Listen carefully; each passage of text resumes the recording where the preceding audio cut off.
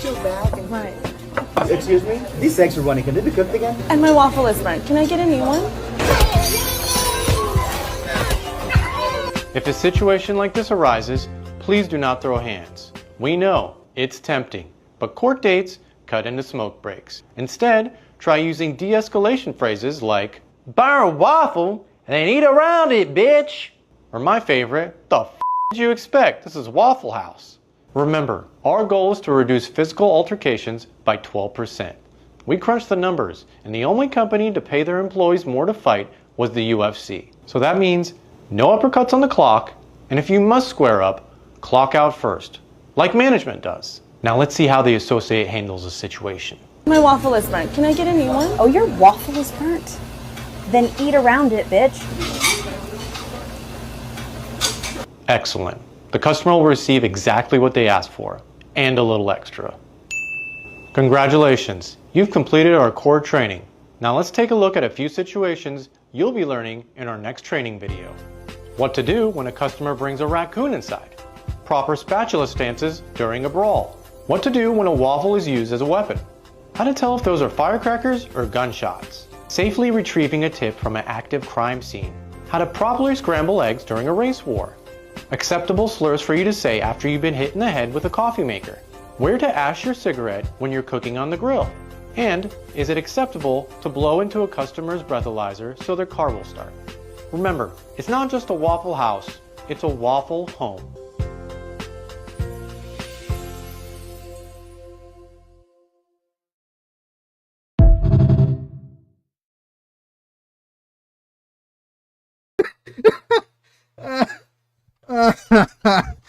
I still fucking love that video. Holy shit.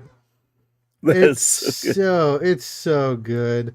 Sup, bitches. We're here. Sup, dudes. We are down a man. I can't get a hold of him. I think that the dog is currently taking a nap, and he might show up at some point. But we have a sub in, and he should be showing up here in a little bit. Welcome on. This is Chudcast. I'm the Dirty Casualty, and with me is Happy Mars. Hello.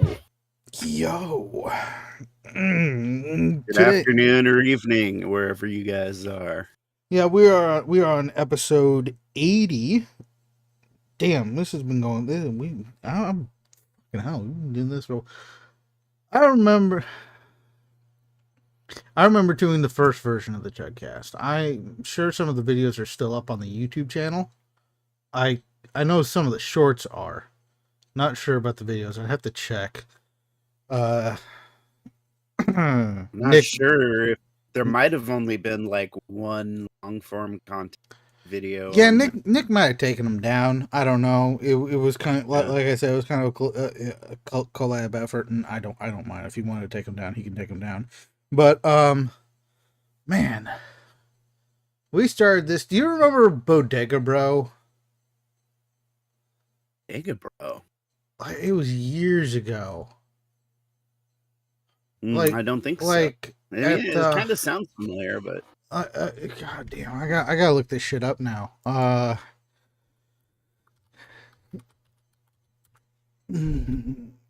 Bodega Bro memeing wiki. Here we go. First, a young man fresh out of college from Michigan who moved to New York City for a job at a tech startup from which he was fired after only a few days due to his activity on TikTok. In the video that brought him fame, he was criticizing the quality of the limited selection of New York bodegas. This caused backlash from the TikTok community, who brought his videos to attention of his new employer. 2022, 4 fucking years. Holy shit. Because Bodega Bro was actually, we actually covered him in one of our earliest episodes when Nick and I were still doing this shit. And that was, goddamn, I've been doing this for almost 4 years at this point. Fucking hell. I mean, well, damn, actually it's more like 3 because we took a little bit of time off at some point. We just kind of stopped doing it for a while, and then we started it back up. But man, since 2022, holy shit, it's been a while. Oh, fuck off. It's been a while. But yeah, man. I joined the show January last year, so a little over a year and a half ago. Mm-hmm. Yep. Yeah. It was about the time that Nick decided to stop doing the show, and we were deciding we were trying to figure out who do we get. I think we made some good choices. We got the Gen X stoner over here, and we have and we have the often God, what's the word I'm looking for? Fuck me and my brain. Degenerate? Well, yeah, but no, that's not the word I'm looking for. Oh. Someone who says the opposite of what you're saying, just to be contrary. Oh, The contrarian okay. furry. Yeah. We have the contrarian furry. Our own little devil's advocate. Yeah, exactly. Which, you know, I enjoy. It's one of those things where it's like I never wanted to do this with a bunch of people who just fucking agree with me, because that's boring. Yeah. It's just boring. And you know, you gotta have your opinions challenged every now and again. Otherwise, holy shit, you become an insufferable piece of shit. And I'm already insufferable enough. I don't need to get any worse, damn it. But I think this episode we were gonna talk about, we were gonna cover a little bit of the politics side, but it's gonna be mostly a gaming thing. I did name this episode I Plead the Fifth, because, well, that's probably one of the more important things that's happened. I think we have the Fauci non-testimony, and we have the Moroccan invasion of the outlying areas of Spain. But other than that, Yep.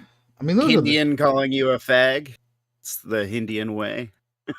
I honestly, Indian, I have responded to worse.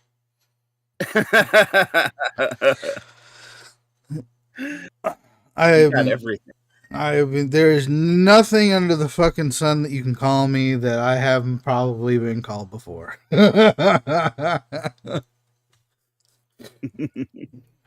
It's like all these leftists on Twitter calling me, "You're a Nazi." Okay, and what's your point? You just get to the point where it's like, I don't even bother trying defending it anymore, because I don't give a shit. Don't call me the other N-word. I'm pretty sure I've been called that before too, once or twice. Not sure how. Not sure why. But yeah, it's been, well, I wouldn't want to say it's been a slow week. I mean, we've had the fires in Canada. They're setting their fucking country on fire. We have the Indian invasion from Canada into the United States, like Mars and I were saying before we actually started the show. He said, well, now we're getting it from both ends. And I'm like, yep. And like I said, the Fauci getting fucked in the ass by Mexico, and you're getting a reach around from Canada. Yeah, pretty much. Yep. But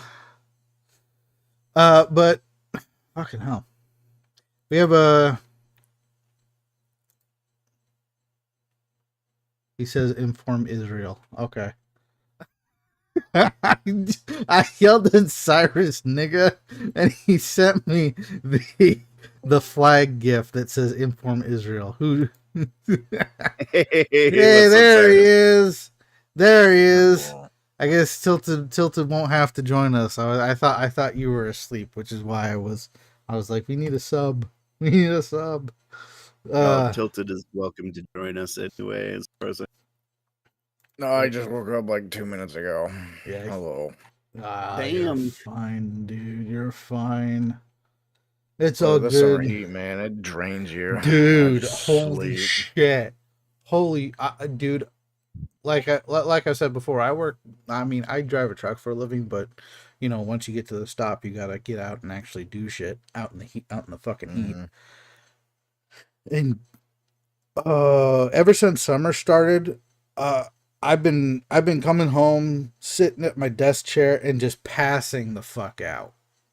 Like for hours at a time because I get home. And even on the days have been a bit shorter because we're not getting as much work during the summer months because it's so fucking hot out. Yeah. But, you know, I get home and I feel more exhausted than I did during, you know, the winter, fall, spring months because it's just so fucking hot. Like the other day I was walking around the farm barefoot.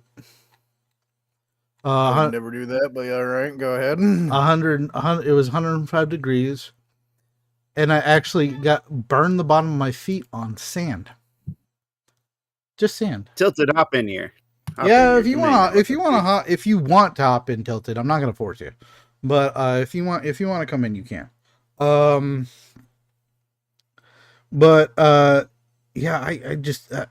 I just burned the bottom of my feet. I did not expect the sand to get that fucking hot. It was like, holy fucking shit, man.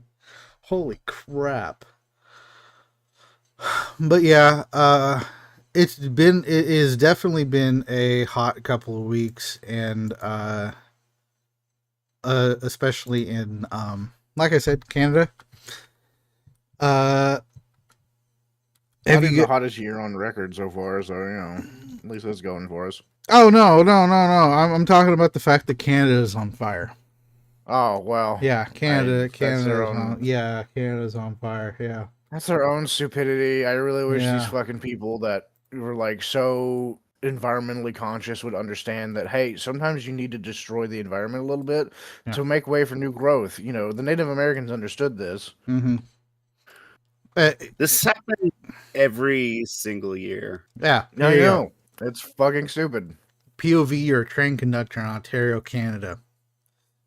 I watched this video like several weeks ago when it released. It spooks the shit out of me. No, yeah, dude, that's like getting stuck in a fucking oven. Holy shit. God damn. Man. Holy crap. But yeah, if you, and that's, I mean, I live in an area where they do, it's near like a state forest or national forest, I can't remember, but they do control burns all the fucking time. It's like every other week you'll see a giant cloud of smoke off in the distance, and I often drive like through that area for work, and there'll be fires off in the woods. You can see the fucking underbrush burning, but there's guys out there controlling it, and you know they're trying to keep it from getting out of hand. And but nah, I think the last major fire we had near where I live was about a year or so back. But that was like I think someone actually started that one. And it was I wonder if someone actually started this one. I feel like someone starts these fires in Canada. Oh it's yeah. Like a fire every year. The odds of that is insane. Mm-hmm. And California too. Same with California. Yeah, people just throwing fucking cigarette ash or something out the window. Fucking some arsonist that just gets their jollies off on this shit. Which, if you're that type of person, listen, man, I understand pyromania. I love staring at fire, but I'm not gonna go set an orphanage or something on fire. No. What kind of orphanage? Is it an orphanage? Is it an immigrant orphanage? That's a new one. Yeah. I would hope not. Like if it's an orphanage and they're immigrants, then something is very wrong here. But I'm also the person that's like, children are innocent. Leave them alone. Fucking no, I get it, dude. I get it. I'm not a fucking monster most of the time. But Yeah, But back but to the fires real quick. Some of these have popped off in Washington too. yeah, In northeastern Washington. I was actually just about to get to that. It's like it may be cigarette ash, it may be a campfire, it may be started by your own fucking government. I think most of these fires get started on purpose. Oh yeah, 100% for a reason. Like a bunch of the fires in California not too long ago. You notice that they oddly happened around the same areas where they were planning on putting in that high-speed railway system. Huh. That's interesting. That's it's an odd coincidence. And we're seeing the same thing here happen in where's this happening? Spokane, Washington. Spokane, Washington. Surprise, Yeah, surprise. Entire neighborhoods have burned down in Spokane. Yeah, surprise, surprise. The Meade Airway Heights fire in Spokane is ground zero for a massive data center build, which has been put on hold because of local pushback. What a coincidence. So basically, data centers, I will set those on fire. That's fine. Those are fine. Oh yeah, data centers for sure. Now it's the Columbia River area in Washington isn't just like ground zero for one data center. There are dozens of data centers being built. Because Spokane is right next to the Grand Coulee Dams and the Columbia River. They've got plenty of power, Fresh water. Water. Yep. By the way, Dirty, here's some music for you. Do I not have music up? Fuck me. Okay. Yeah. Here we go. Oh, crap. Also close to Seattle, which is basically my bad. America's second Silicon Valley. Huh? So yeah, they are building. Dude, I work in construction, man. They are building so many data centers in Washington and right now. Well, yeah, they gotta get the flock cameras up and running. But yeah, basically, listen to what your government tells you. Otherwise, you'll get burned out of your homes. Don't stop the data center builds. I don't. Okay, let's just read this shit real quick. Spokane County leaders held unknown discussions with data center developers seeking massive facility on West Plains. As Spokane County commissioners delayed a vote this week to consider placing a moratorium on new data centers, Commissioner Al French remained mum regarding discussions he held for more than a year with a company seeking to build a massive data center on West Plains. He's getting kickbacks. Yeah. 100%. All of these fucking county commissioners and fucking assholes in their little fiefdoms are getting money from these companies. That data center could eventually use more electricity than all county residential and business users combined. But guys, it's your electric bill that's going to go up, not theirs. They get they cut a deal for tax breaks and cheap power and stuff to get them to move in. But these data centers, they don't provide any jobs. Nope. Once they're built, I mean, you get a lot of economic activity from the construction of them. But yeah, nobody works in these things, dude. They're giant empty buildings full of servers. I think they do have like positions in them, but it's like 10. It's like a massive, maintenance. Yeah, for like people have to maintain the building. That's pretty much it. That's pretty much it. It's like a massive footprint, not only geological footprint, but energy and water usage. Holy crap! For like 10 fucking jobs. It seems a little retarded. Just gotta say. Yeah, faggots. Yeah, Indian. 100% faggots. Mm-hmm. Data centers are needed to fuel the ever-growing demands from the burgeoning push to develop AI infrastructure. So, AI bubble burst when? I mean, you already kind of... Probably, Go ahead. probably real soon, given that AI just has a tendency to eat itself. Yeah. Yeah, I think the bubble's gonna burst. I actually agree with you, but it's less that AI is gonna eat itself, and more that these companies who are buying into this whole AI infrastructure bullshit are looking at their fucking token bills and going, "Holy shit, we paid how much?" Yep. We paid how much for this shit?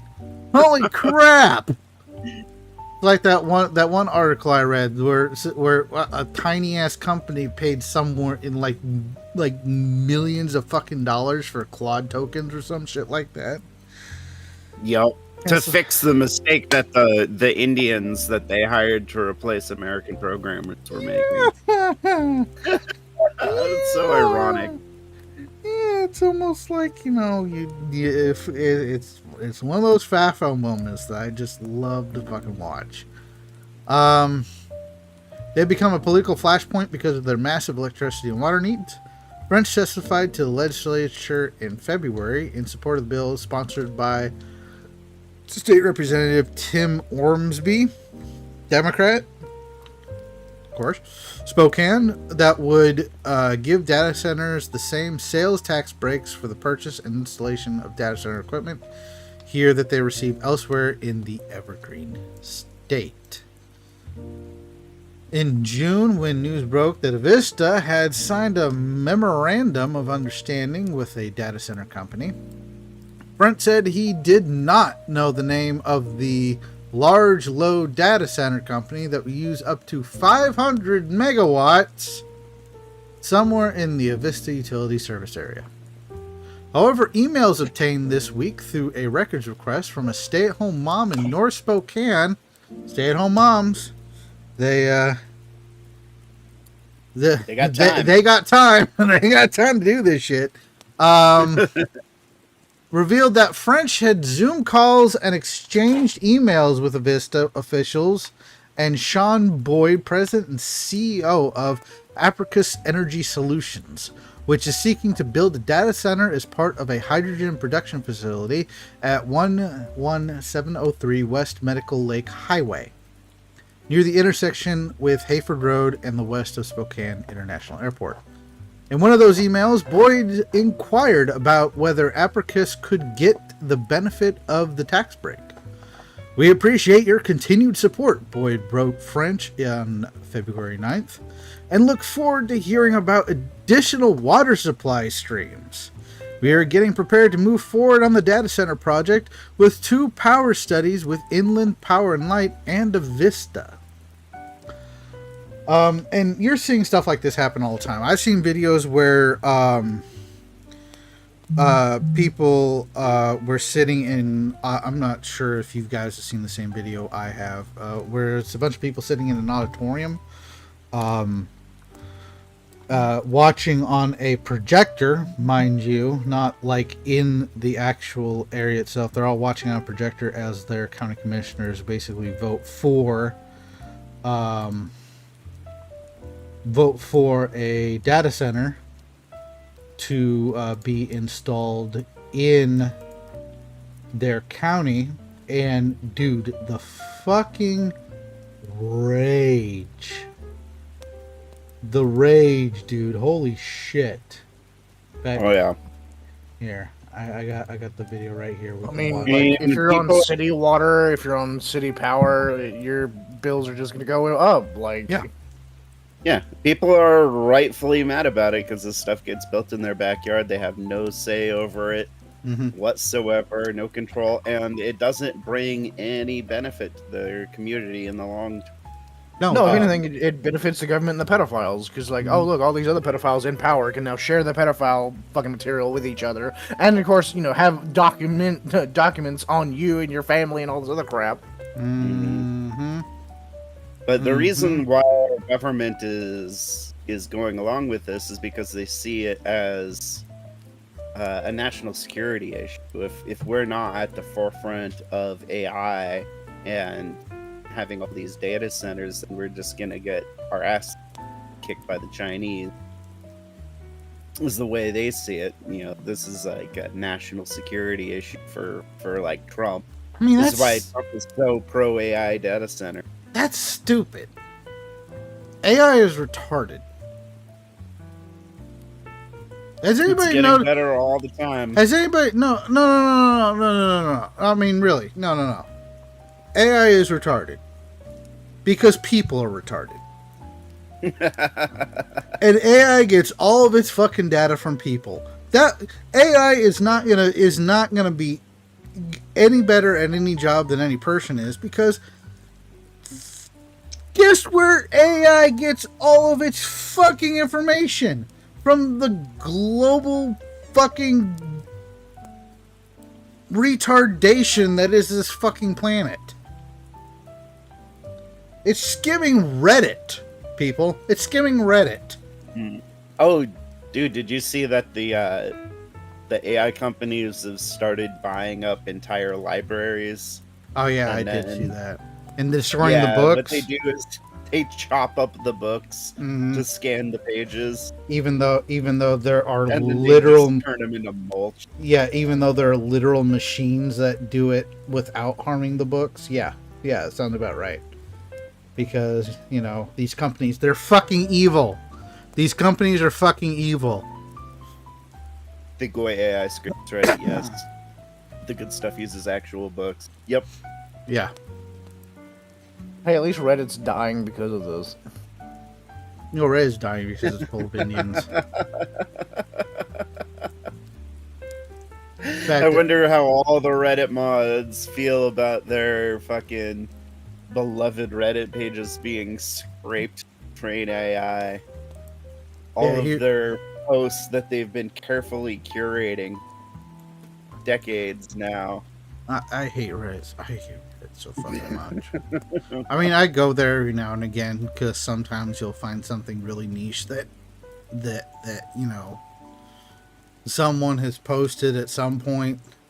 I mean, Reddit has its uses rarely, but I can't be on that fucking platform. Holy crap.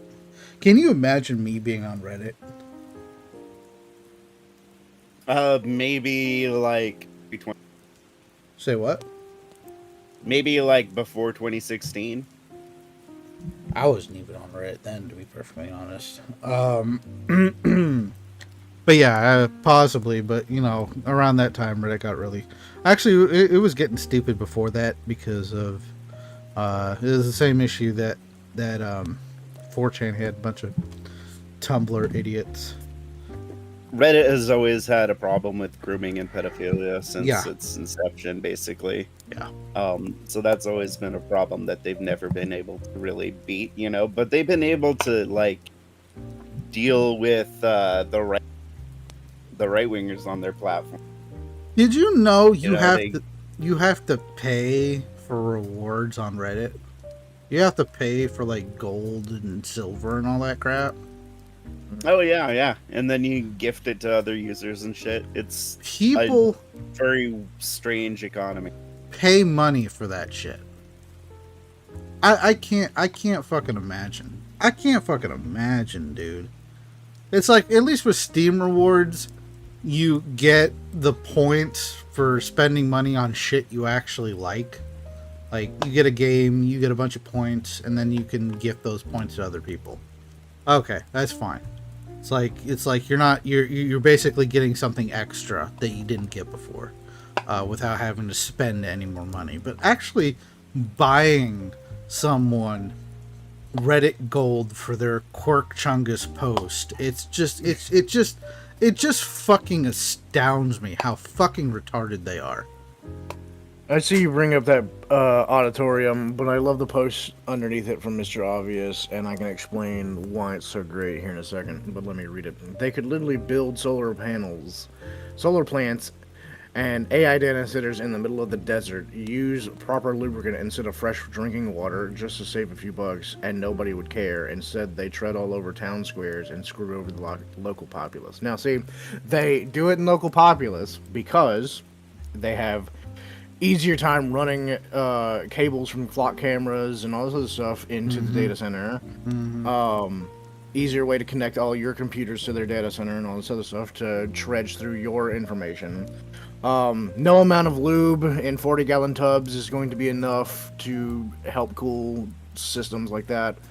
And they're not going to spend the money on it. And also, these companies know that solar power is a fucking joke, and they only push it to lower IQ masses, thinking, oh, you're going to save the planet. No, solar power is one of the worst ways of generating power, and is one of the most, harmful to the fucking environment ways of creating energy.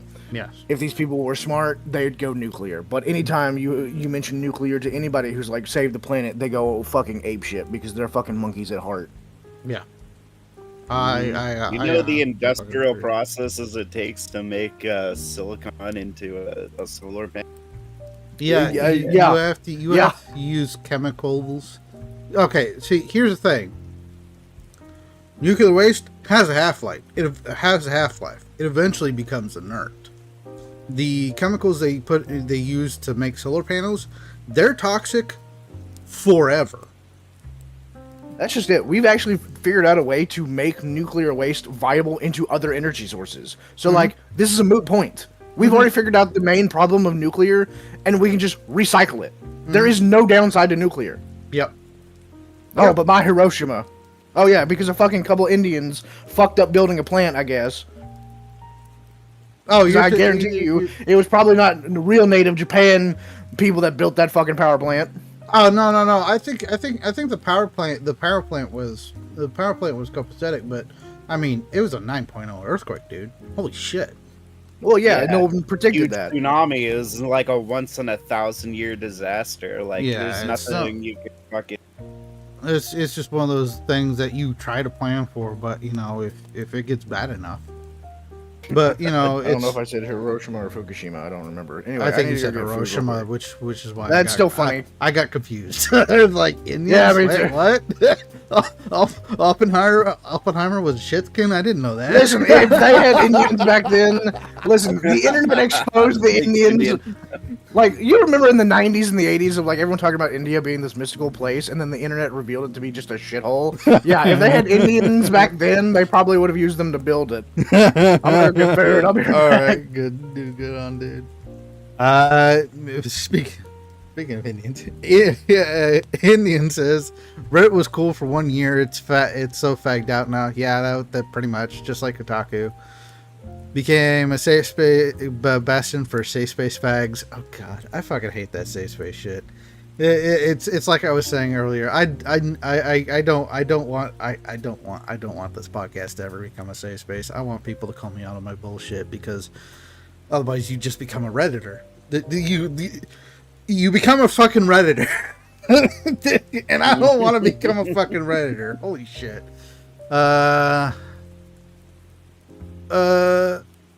Make a Half-Life comparison. Chernobyl is what they used to crap all over nuclear and 3 Mile Island. I can't remember the 3 Mile Island incident. I can't remember what exactly happened. It was like a close call with a near. It was like a near disaster. It was a near meltdown. The safeguards in place shut it down and stopped anything bad from happening. But with it being pretty soon after Chernobyl happened, we're like, oh well, the Russians can't boil water, so we're all gonna die now. Yeah, Slavs can't boil unless water. We shut down all of our. Unless we shut down all of our nuclear power plants. So, yeah, they shut down 3 Mile Island. They shut down the biggest nuclear power plant in New York.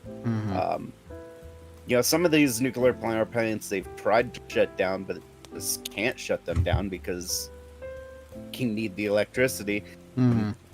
I've said it before. I've said it a million times, man. We need 10 times as much electricity as we have now. That's because all of these data centers and stuff, they're probably, unless there's an AI crash, and unless it's like big, I mean, there may be an AI crash that takes out like 2% of the AI companies, but like that's nothing. All of these electric cars and shit, like you guys, you want us to go green, like you're not gonna get it through wind and solar. It's not gonna happen. No. Because Wind doesn't produce enough energy, and honestly, neither does solar.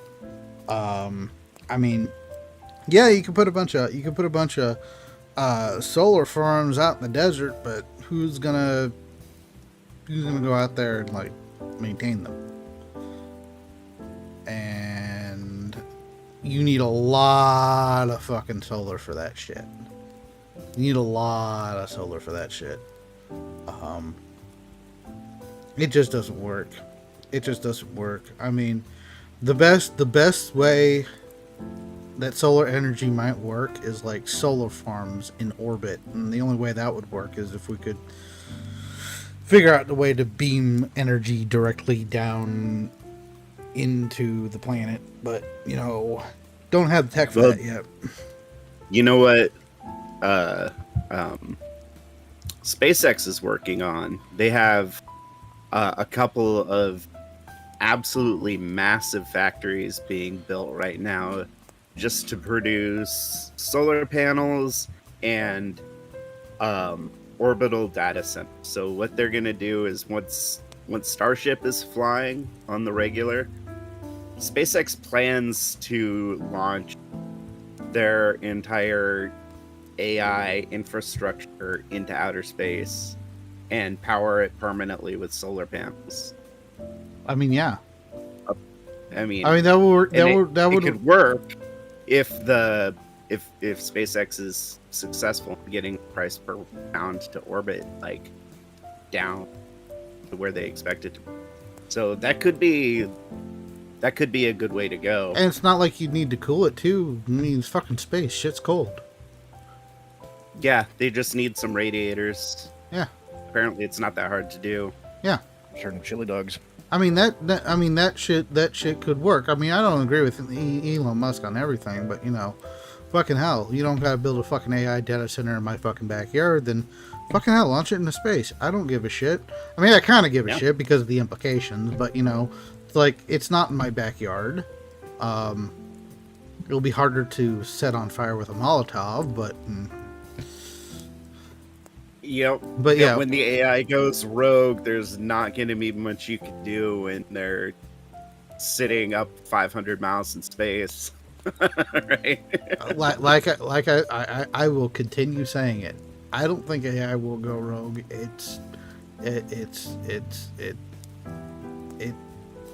They're trying to make it imitate humanity, which is probably the worst fucking thing you can fucking do, because people are stupid. People are fucking stupid. If they make it imitate humanity, then it's definitely going rogue. Well, it's gonna go rogue, but in like the stupidest fucking ways too. Oh god. It's just gonna check out and just fucking play World of Warcraft. Yeah, exactly. Exactly. It's either gonna check out completely. That's the AI I can get behind right there. Yeah, exactly. Like, Exactly. All right, you know, the Chud AI. fuck you It's guys. like, What fuck, you I'm guys done. for me lately? Nothing ever happens. Go fuck yourself. Okay, so see, Hindian, let's see. Speaking of Half-Life, Google Cesium 137. I already did. Cesium 137 is a radioactive isotope cesium with a half-life of approximately 30.4 to 30.17 years. Yeah, so, you know, after 30 years, it's pretty much inert. Right? Am I reading that right, or am I retarded? Yeah, I mean, it just takes time. Yeah, it just takes time. Yeah. We won't be talking about the Fukushima thing forever. The radiated Walmart shrimp. I'm not even sure what the safe limit is there. Okay, Walmart shrimp. Well, the Walmart shrimp just shows the fucking Walmart shrimp, but Indian is saying it's what cesium after waste from dumping seawater into the Fukushima reactor and diluting it back into the ocean. Cesium has a half-life. It's going to be a few hundred years before what we did in the ocean self-corrects. That's if it can. Oh, it'll self-correct. It'll self-correct. I think it's one of those things like it's like with fucking global warming. People think global warming is a thing, and they're all like, oh well, we're all gonna die. Look how hot it is outside. We're all gonna burn alive in 100. No, actually, they probably say more like 10 years or some shit like that. They keep moving the goalpost back. Global warming isn't a thing. It's never been a thing. You could fit the entire population of the planet into an area the size of... I actually calculated it out once. It's like Delaware. If you pack them in butt to gut, they could all fit in in an area the size of Delaware. I think it was Delaware. I'd have to go back and check. But if you gave every... that close together, though. if you gave every human being on the face of the planet 1 acre of land, every single human being, 1 acre of land, they could fit in an area the size of Texas. People say we're overpopulated, and that's bullshit. That's 100% bullshit. We're not overpopulated. That's a lie. There is so much empty land space, it's not even funny. Your number is off by quite a bit. You could give about half the American population 1 acre, and that would be the area of Texas. I will do the math again. I'll do the math Texas again. is approximately 171.9 million acres. Is it? Yep. So you could probably do that with the entire United States. Give everyone in the world an acre and it would fill out the United States.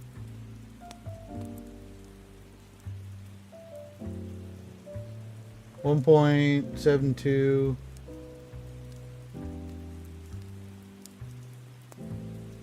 Here at the Chudcast, we deliver the hard-hitting statistics that we know you, Matt. That Matt. No, I've done the fucking math before. Where did I go? Where the fuck did I go wrong? I do think it's more of a thing of these people like to cite, "Oh, we're overpopulated." It's mostly because of human consumption. Oh yeah, I mean you need. But here's the thing about that, Africa. You have literal countries of arable farmland in Africa undeveloped. You could literally feed the entire fucking world out of Africa. But we can't go over there and colonize and develop it because The United States could feed the entire world with our farmland if it was necessary, but it would get expensive. The math ain't math, and he's having a Sheldon moment. Yeah, 100%, 100 fucking percent Indian. I swear, I've done the math before. Maybe it was taking into consideration. Like, maybe it was something clear cutting trees, moving farmland and equipment, and then getting water and all this other stuff. I'm sure it could be done, but it's just one of those things of like, I understand why people say there's overpopulation, because if you look at human consumption of natural resources, it makes a fucking difference. It's not just about space, it's about what we have available on the planet. Which is why I'm like, yes, get us off this fucking planet and into the asteroids where there's unlimited materials and, things will fix itself. Yeah. Yeah, well, yeah. Okay, no, I think I remember where I went wrong. It wasn't you give everybody an acre of land. It's you take... What I did was I took the the city with like the lowest population density, or was it New York City? I can't remember. One of those two. I'd have to double check. But basically, if you took that city and you put those people in a city the size of Texas, the entire world's population would fit in that city. I think that's what I did. That would be a hell on earth living in that place. I mean, yeah, it wouldn't be great living, but you know, it's Texas is how much of the fucking is how much of the land how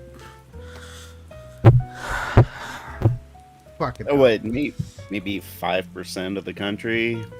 Yeah, in total land mass. Maybe. You count Alaska. I mean, if you count the world too, it's like, you know, it's like a fraction of a percent. Yeah. And it's not we're not overpopulated. That's the fuck that is the message I want to send. We're not overpopulated. They tell you that and it's fucking bullshit. Yeah, we need people to do things to grow the economy. Like, the more people we have, the more people can specialize in the goods and services they produce. Yeah. And get more stuff, a higher standard of living generally. You know, unless you treat everything like a zero-sum game where, you know, like natural resources, they do have a limit, but like, there are still lots and lots of resources that, I mean, we barely tap into it. It's just the stuff that's easy to get is what we're looking at. The oil that is in known reserves, for example. Mm-hmm. Like, well, there's many more times that much oil sitting in the ocean, in the Arctic, or in unknown reserves just sitting around in places where we haven't found it yet. Yeah. You guys remember when they found all that oil in North Dakota here a couple of decades ago? Marge, you had to be careful using the O word, all right? You just gave your poor senator an erection and a heart attack.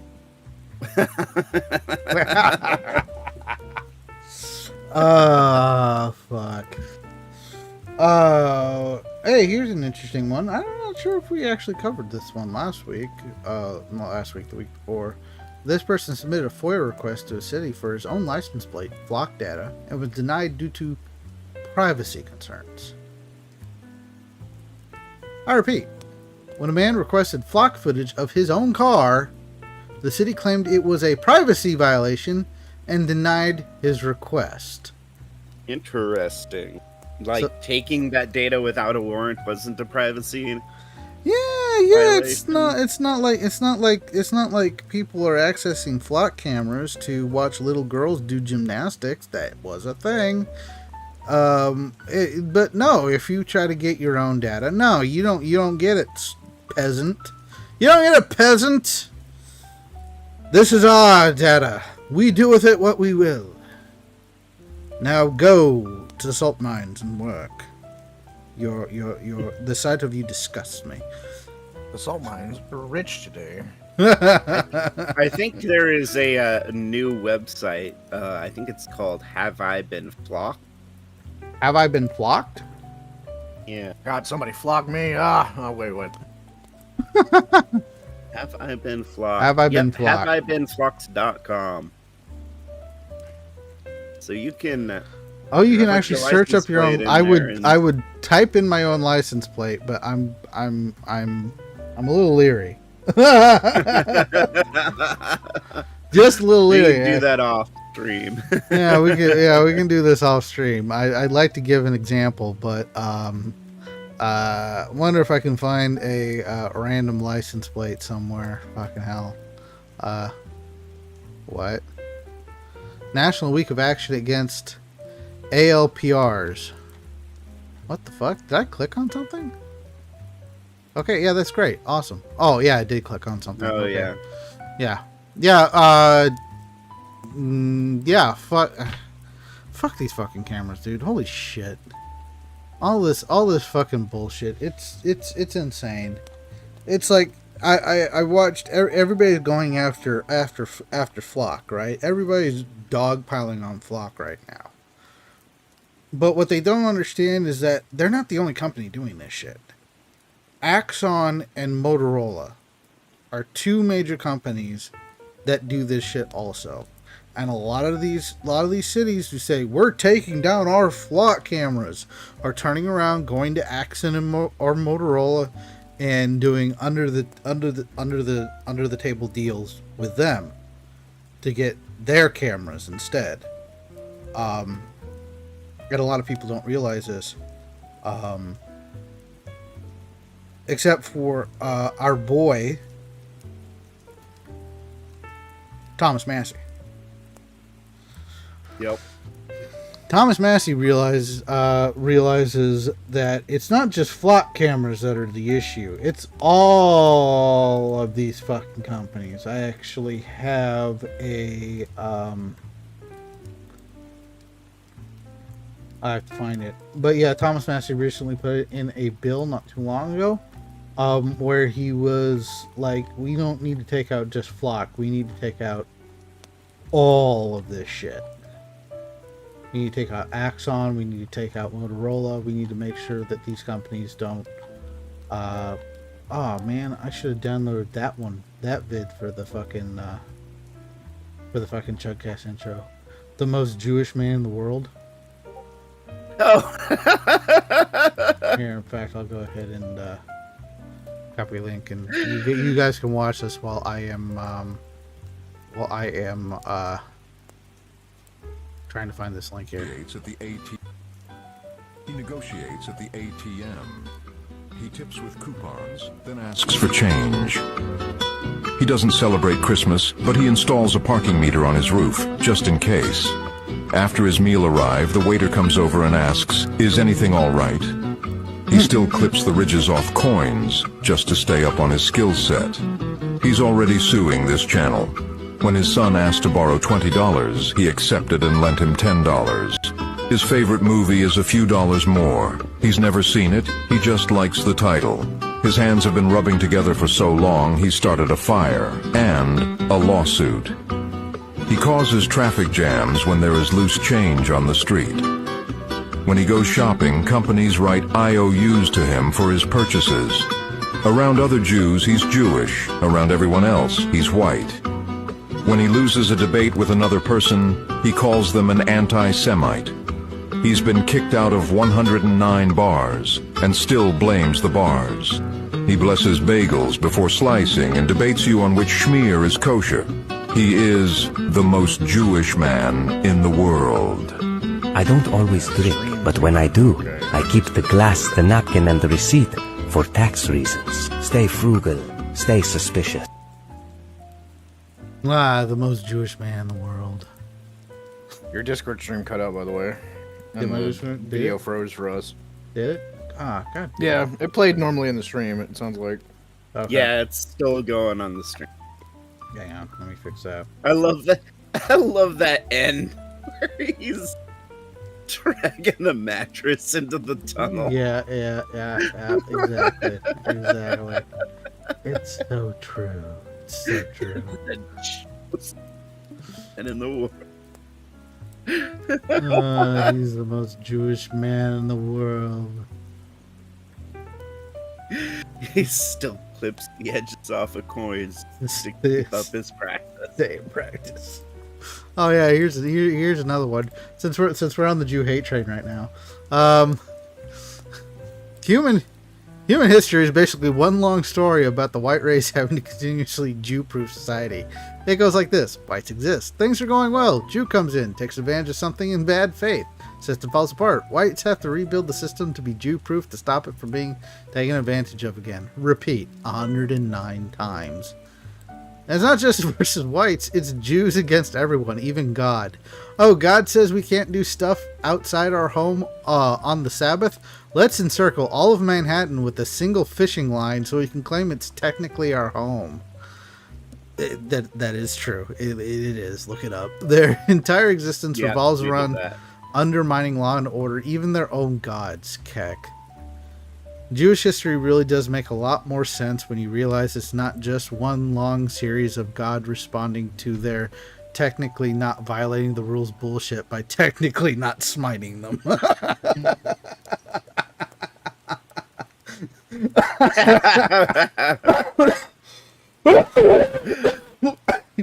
Goddamn. Okay, I couldn't find the fucking. Oh god, I couldn't find the repost I made of the Massey tweet, but basically he's trying to take out Axon and all that shit too. Oh wait, no, hang on. Good man. Yeah, ever since he lost his fucking primary, that Massey's been just going gloves off. Here we go. Great to see. I did actually find it. I will be sponsoring a bill to withhold federal money from municipalities and police departments that deploy flock and other style. That's the other style. That's the important part. Cameras to surveil law-abiding citizens. Yes. Yes. Good. You'll be the only person that votes for it, and nothing less. Yeah, I mean that's true, but you know it's you gotta support the politicians that at least fucking try. I mean, Massey is one of the, I don't agree with him on everything, but Massey is one of the few that actually seems like he actually gives a shit. Doesn't take APAC money. And in fact, they spent what, $31 million to APAC spent $31 million for someone to run against him. It was insane. I have never seen a fucking smear campaign that fucking large. Holy crap. The last one I saw that was bigger was, well, against Trump, but you know, that was a presidential election. This was just a congressional. Holy shit. Okay. Then we got guys like this who are just they're just comedians that notice things. This is a flock camera, one of about 100,000 installed across the United States to watch over you and keep you safe. But there are criminals among us who believe that these violate their privacy and human rights. These hooligans are going out and purchasing battery-operated reciprocating saws like this one and 6-inch Diablo steel demon blades, knowing it's more efficient and quieter than angle grinders. They go out dressed in non-identifying disposable clothing, including work gloves and full face coverage so as to not display the color of their skin, their eyes, their hair color, or their tattoos. Of course, these people are careful, so they make purchases in cash and keep no receipts. In preparation of their illicit activities, these vile individuals use dflock.org to pick a target and plan a route that avoids camera detection. With all phones, smartwatches, and geolocating devices left at home, these villains know if they're not caught in the act, they'll get away scot-free. I've set up a demonstration on my private property to show you just how efficient the lunatics have become. With their saw wrapped in a trash bag, they approach from behind the camera's line of sight and tear right through this black aluminum alloy post.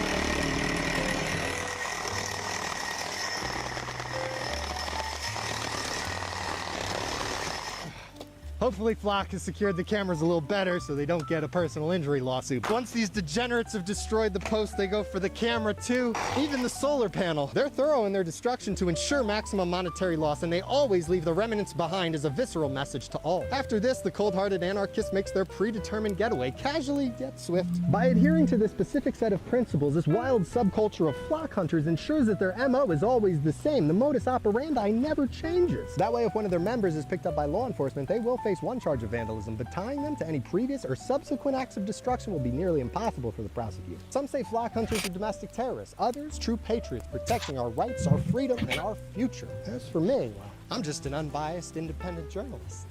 Unbiased the dude with the face tats. Independent journalist. I'm not showing you how to do it. I'm just showing you how they do it. That's right. Oh, I fucking love it, dude. He was later arrested and sentenced.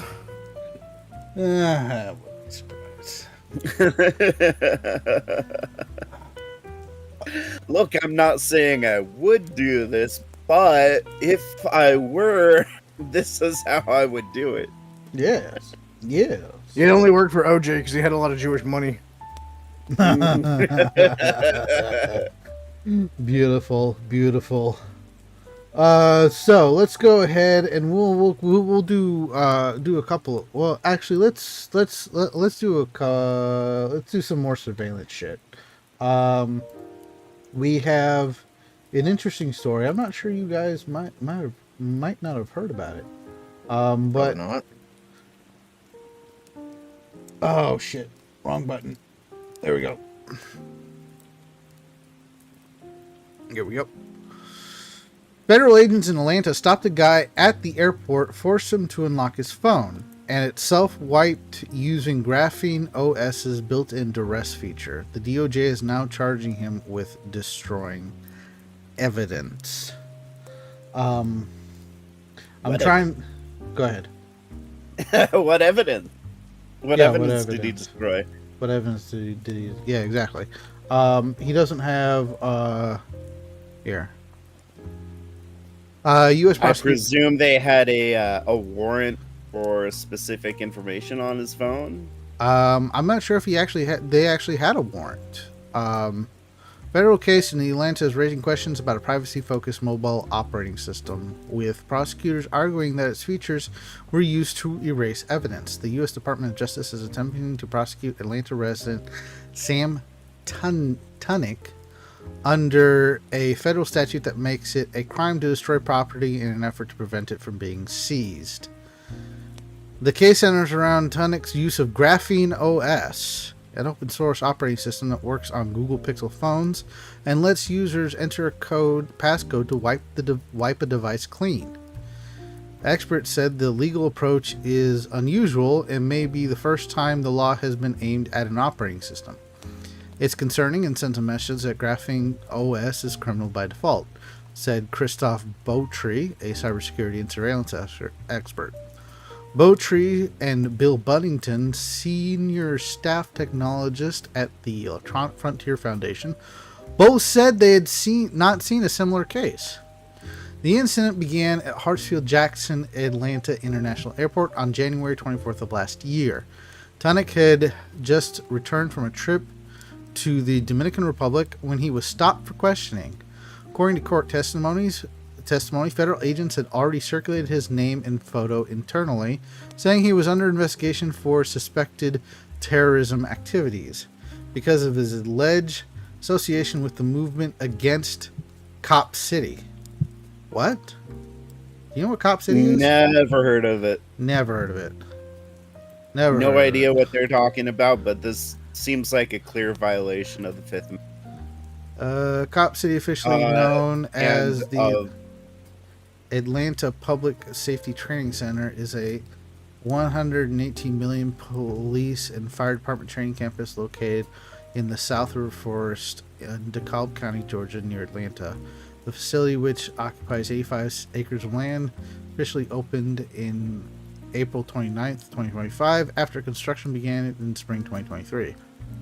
Features classrooms, a burn building, a mock city, and a shooting range, and is owned by the Atlanta Police Foundation with the city of Atlanta as the landlord.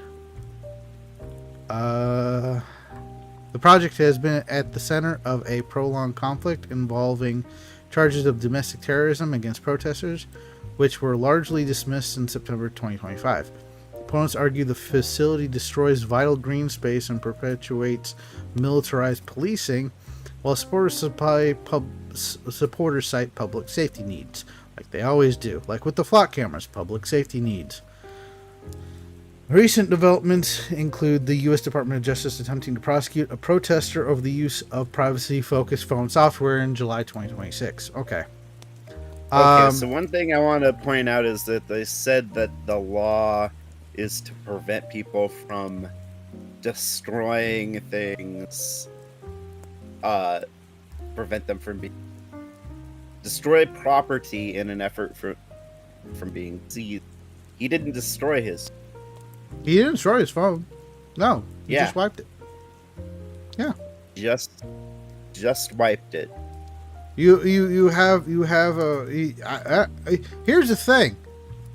It was federal investigators. I'm not even sure they had a fucking warrant. It doesn't say anywhere in here about them having a warrant to actually take his phone. Tunick was taken to a secondary screening room where multiple agents questioned him. A motion filed by his defense argues the interrogation focused on child sexual abuse material as a pretext for investigating his connections to the protest movement. Wow, if he had kitty porn on his phone, that's one that's not. Yeah, but that's something they'll always try to use against somebody when they're a part of a protest of some kind. That is true. That is true. The motion also states that Tunick asked 4 times to speak with a lawyer and was denied each time. Well, that's outright illegal.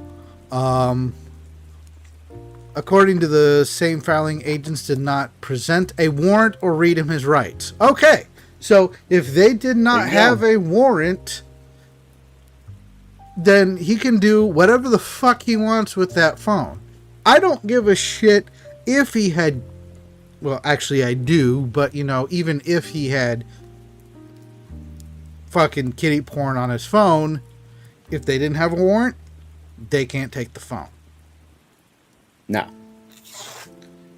I don't. It's like if the cops just asked you to open up your safe and you refuse, so they arrest you. Yeah, exactly. You're hiding information from them. Exactly. It's one of those things where it's like, I don't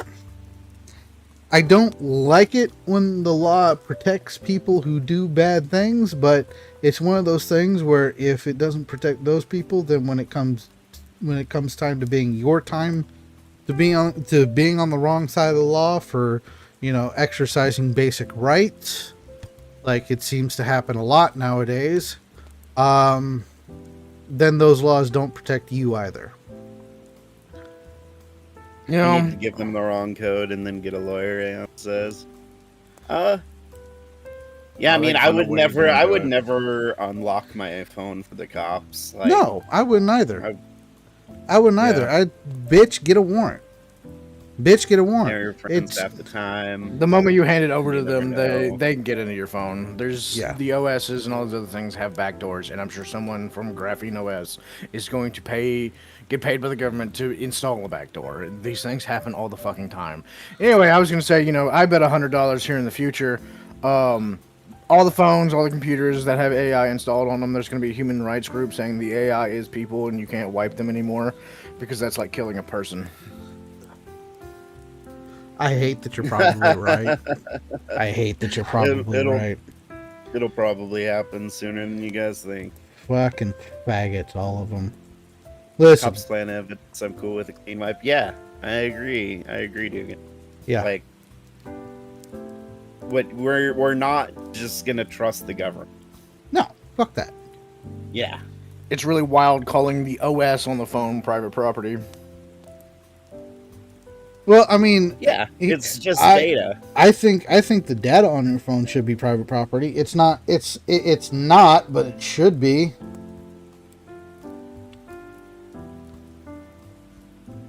No, Cyrus, the AIR people are going to be feminists upset at robot waifus. Always spelling it with a U instead of an I. Anyway, listen. If they try to give me a robo waifu, I'm gonna call it Clanker every fucking time I have to interact with it.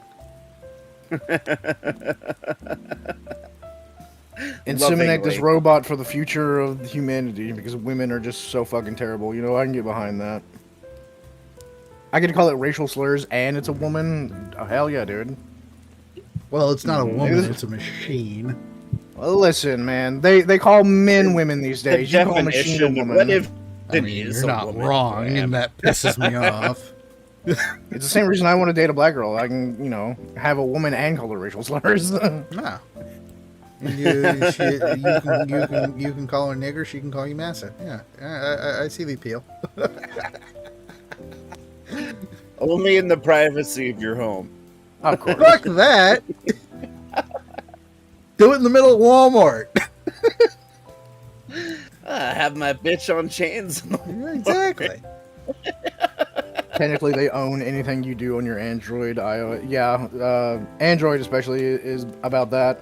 I still use an Android phone because I hate fucking Google and iPhone, but it's just, well, I guess Google and Android are the same thing. Whatever. Yeah, they but are. a lot of these, it's like buying games from Steam. It's like, oh, you technically don't own the game, and Steam has the right to revoke your access to it at any fucking time. Steam's just not a dick about it. Yeah. They will. Yeah, everything is going to the cloud so that you don't own your data. You don't even have access to it. This reminds me of the most racist man has a wife trope. Yeah, 100%. Yeah, dude. Hey, man. Everyone keeps screaming Skyrim's for the Nords, and then you look at his wife and it's a Khajiit, so you know. Dark elf. That too. Yeah.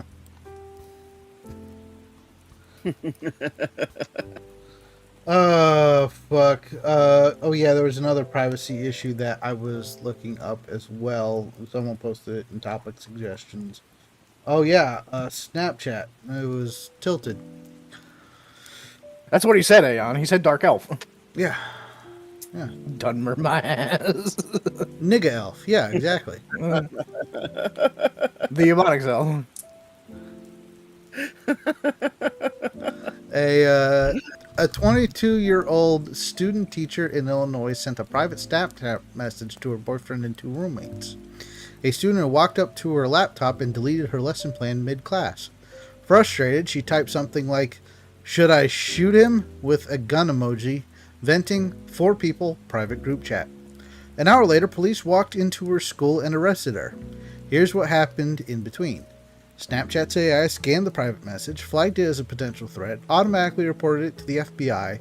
The FBI forwarded it to local law enforcement. Deputies arrived at the school within the hour. She cooperated immediately, handed over her phone. When shown the message, she said, "Oh, yes, okay, yeah, I'm realizing that was a bad joke. I did not mean it at all serious at all." Okay. No shit, really. Yeah, no shit. It's like, why do I have to put in why do I have to keep putting in Minecraft whenever I say we should bomb Snapchat? Did I put that? Oh, I didn't. Oh yeah, I just said bomb Snapchat, come get me, feds.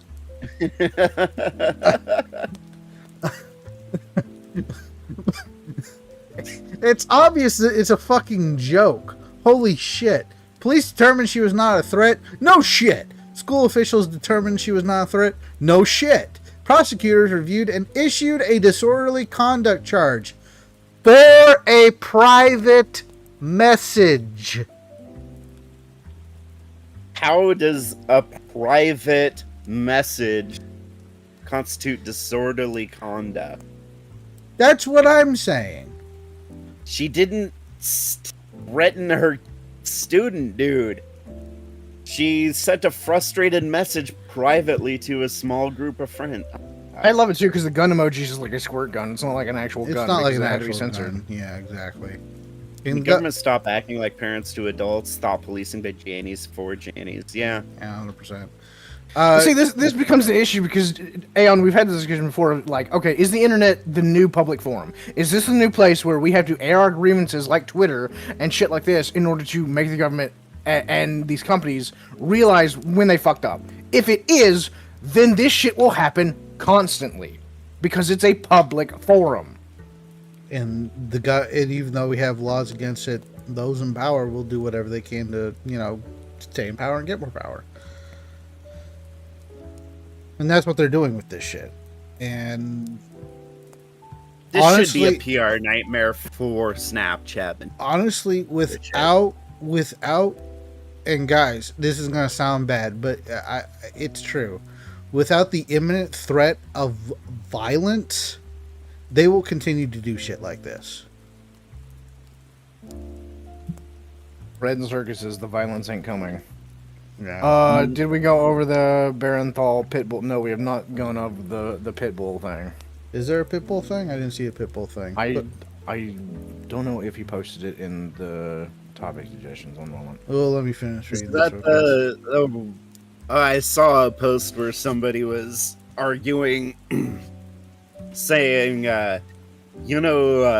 fucking pit bulls make up like 60%. Yeah, it's like 13% of the dog population commits commits like 50% of the maulings or some shit like that. Yeah. And some faggot was arguing against him. It's like, actually, Chihuahuas do the most, cause far more deaths, and then he posted the... but I would rather get mauled by... Mexico. I would rather get mauled by a fucking rabbit than get mauled by a fucking hippopotamus. It's one of those things where size matters. Ain't no. Oh yeah, but no. The thing is, he wasn't even talking about actual Chihuahuas. He was talking about Chihuahua, Mexico. He's talking about the fucking crime with the cartels in Chihuahua, Mexico. What? He linked in those statistics, not of actual Chihuahua attack. Yeah. What? Bernthal says fear of pit bulls is dog racism. Okay. Yes. Okay, guys. I accept your premise. Yeah, I do too. And I have gotten in arguments with people like this over about this whole pit bull thing over the years. I have. Here's the thing. My family, we used to, and I know I've said this before. We used to train herding dogs and do basic obedience training for other breeds as well. There's one thing you have to understand about dogs, is that in most cases, most breeds of dogs were bred for a specific purpose. They were bred for a specific temperament. Fighting dogs, which pit bulls are fighting dogs, they were bred to fight. They were bred to lock in and kill whatever they had their mouths around. That temperament was bred into their fucking genetics. Now, I'm not saying that pit bulls can't be sweet dogs. They can. But if you don't know how to handle them, you're gonna have a problem. And it's weird that they have a fight response against toddlers. Well, I mean, they have a fight response against a lot of things smaller than them. You know what? Actually, never mind. Most women have a fight response against toddlers, so no, I get it. Yeah, I get it. I mean, yeah. But and most people don't know how to handle pit bulls, and you guys know who I'm talking about when I say most people. It's the most people who get pit bulls. It's 13% of the population commits 50% of the... moving on. They don't know how to handle pit bulls. They don't know how to read the signs of when a dog locks in on something. You can see that they get an intense focus on their faces. They have a tendency to tense up. And if you don't read the signs and respond properly, they will go after shit. You see it in herding dogs all the time. Only it's more about, herding the sheep rather than, mauling a toddler. But you can see it. You can see it in their eyes and in their body language. And if you don't know how to read it, then you're fucked. Because you can't stop it in time. And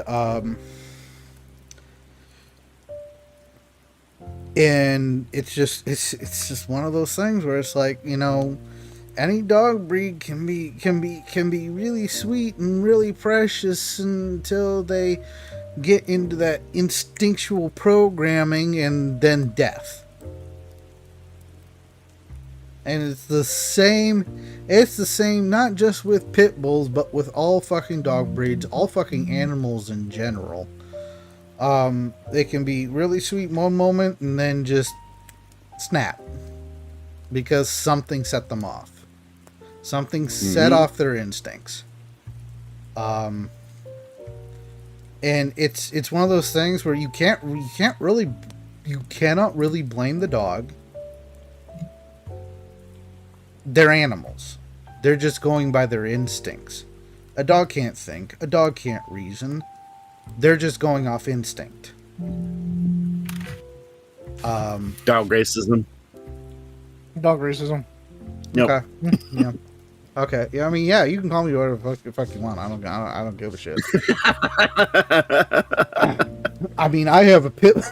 I have a pit bull mix, and I have had to break up a few dog fights. And it's again, it's one of those things where if you don't know what you're doing, then blood will be spilled. You have to make sure that you're able to handle your dog physically, physically, to overpower your animal. Yeah, if need be. But not only that, but you need to be able to read your dog, the warning signs in the dog, so you can nip that shit in the bud before you have to restrain it physically. There are ways. Ooh, handle me physically. I'm the dog. Anyway, there are ways. Hey, Tilted, send that vid. I want to take a look at it. I would say this is speciesism, but I guess racism also works. Now let me get into this topic real fast. Ooh, squirrel. Anyway, no, I really wish people would understand that animals, yes, they can be family, but some of them are fucking stupid, and they need to be led by a leash or something in order to not go attack the small child. Yeah. Or, bite people at Walmart. Yeah. It's like with the video that Tilted talked about. I really want to see that vid. I don't. But yeah, it's like I said, it's an instinct response, and if you don't know how to stop it, and it's like, Tilted just posted the video. Let's go ahead and watch it, shall we? Oh, excellent. In this BCW video, we're taking a look at an let me turn it up. I don't know if you guys can hear it. Incident that happened in Orlando on April 9th, 2025, when police had been called about an aggressive dog at Walmart. Hey, you, stop. What's going on today? Somebody called and said your dog's biting people? He is. Okay. Where's the people that got bit? You have no idea where they went? I don't know. What, you can't talk or nothing? What's wrong with you? Okay. Are you bit? Do you want to see? Can you just tell me if you're bit? You can't tell me? Hey, stop. Come here. You're not going anywhere. You're going to stay here. Okay, that's fine. I want to file a report. Okay. Can you just stop? Okay. Okay. Hey. Who did your dog bite? Somebody. Okay. Hold the dog with your both hands on the leash, please. What? Why? Because I said so. If your dog comes at me and tries to bite me, I'm going to kill it. You're going to kill my dog. If it comes at me and bites me. You're going to kill my dog? Yes, Do I bitch. speak another language that you don't understand? You said you were going to kill my dog. Yes, if your dog bites me, I will. Okay? All right. Let's grow up a little bit. Let's act like adults, okay? All right. Do you want to hold on to your dog? I got it. Okay, I don't think you want to play these games, okay? I got my dog. Good. What's going on here? Why am I at Walmart today? Go ahead. Well, I'll need another unit here. This dog owner is not going to be cooperative. Dispatch would send 4 units, along with animal services. Okay, I'll be with you in a little bit, okay? What's that? I said is you better have. Who got bit? Who got bit? Okay. In the store. Okay. Where'd you get bit, sir? I got the video. Okay. I got bit in the ass. Okay, do you want an ambulance? Do you want an ambulance, sir? Yeah. Okay. I want to file a report too. Okay, you can do that with animal services, okay? You can't file a report? We don't do that. That's animal services that'll handle that. I was attacked. What's that? I was attacked. Send a video to me. The victim would explain that he'd been walking outside with his cart of groceries when the dog turned and bit him on the butt. He'd also tell the officer he'd seen another man get bit near the entrance. Oh, he was at the That's fine. yeah. What your shirt say? I got your back. Okay. Dumbass. Okay, we'll have the ambulance come check you out. Why is this bitch taking her pit bull to Can you Walmart? stop talking like I'm not that? talking to you, am I? Can you stop talking to other people? Why are you yelling? Can you act like an adult? Can you act like an adult? Can you stop acting like a fucking chimp? You ain't gonna do shit about it. No, Tighten yeah, up, no, tighten she up, can't. okay? She can't. Watch out for that pole. It snuck up on you, didn't it? I like this guy.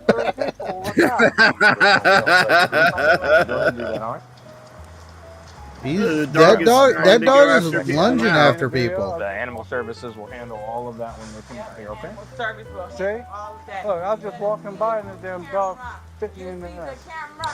You better. And there's a camera right here too. There's a camera right there too. Yeah. You on camera. You see me on camera. Look, your dog is out of control. And your mama. Yeah, see? It's. My mama. And my mama sick. Once additional units started to arrive, the officers tried to keep the woman away from the store's entrance as they waited for animal services. What y'all please do? Stay in the center of the mulch with the dog. You're here with the dog, right? Duh, don't you see my So dog? you're stuck here with the dog, so stand right there. I don't give a. Stand in the middle of the mulch with the dog. Holy shit. Let's go. Sit. Sit. Hey, can I get your name and date of birth? Hey, you can't get a thing out of me. I'm asking your name and date of birth. That dog's not listening to her at all. No, not. He's just ignoring Play her hot boy completely. and then you can get the away from me. That's what you do. You, and you. Racist ass cop. I don't know my name. Dog races. Racist ass cops. Racist. No. Look, it's the 13% of dogs. And I told you to stay right there. Ma'am, you understand you're not. I understand everything. So you'll know to just stand right Is over she here. like blasted out of her mind, or is she actually retarded? I actually don't answer that. I see her skin. Yeah. It's like, dude, did you really have to ask that question? Hey, down. She can't. She doesn't know how to fucking control the dog. She doesn't have it Get the properly dog in the trained mulch. at all. Thank you. Let's get out of the road. That's all I'm asking. Perfect. You stay in the mulch. my Ma'am, God. come on. Where are you going? Holy shit. Bro, their fatigue is real. Holy shit, I feel it. Yeah, seriously. Alright, so we gotta freaking grab her. Yeah, I don't when want to grab the dog. when he grabs the dog. Yeah, we're gonna do. Hey, Hey, come back. Where are you going? where are you going? Where are you going? Where? I told you to stand here. And I told you to stand here. What? Oh, and I told you to stand here. What the fuck you talking about, bitch? No, I think she's so fucking stupid that she's just repeating what the cop is saying. It's like, do they think this fucking shit works? Oh, they think that they could just bark out orders at the cop and then just ignore everything they say? I told you I stand right here. I told you I appreciate that I comment. stand right here. Jazz music. The jazz music really makes this nice. Beautiful. Jazz is chaos. Dude. This is retardation. Yes. Keep your dog there. You stay right there. All right? That's all. That's all we're doing. Don't touch All right. him. Don't touch him. All right. Don't touch him. You got it? Don't touch him. Stop. Hey. Put your hands behind your All back right. until we get this sorted out. All Got right. your shit. Yeah. Lighten up. Okay. I got it. Good. You got it? Yeah. You got it? You better move back. Back. On her belt. Back. Drake. Get back. Draco. Draco. Draco. Draco. Stay here.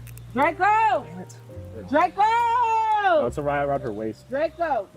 I just got a knife or scissors. We're just gonna go this way. There you go. I'm gonna have to hold this tail. Can you cut it? The leash or the rope? Just cut the whole thing. You're good. Give me my shoes real quick. Don't go near. No, yeah, I'm not going there Shoes real quick. until your dog is Hey, give me my shoes real quick. until your dog gets away from the shoes. He shouldn't have kicked him off.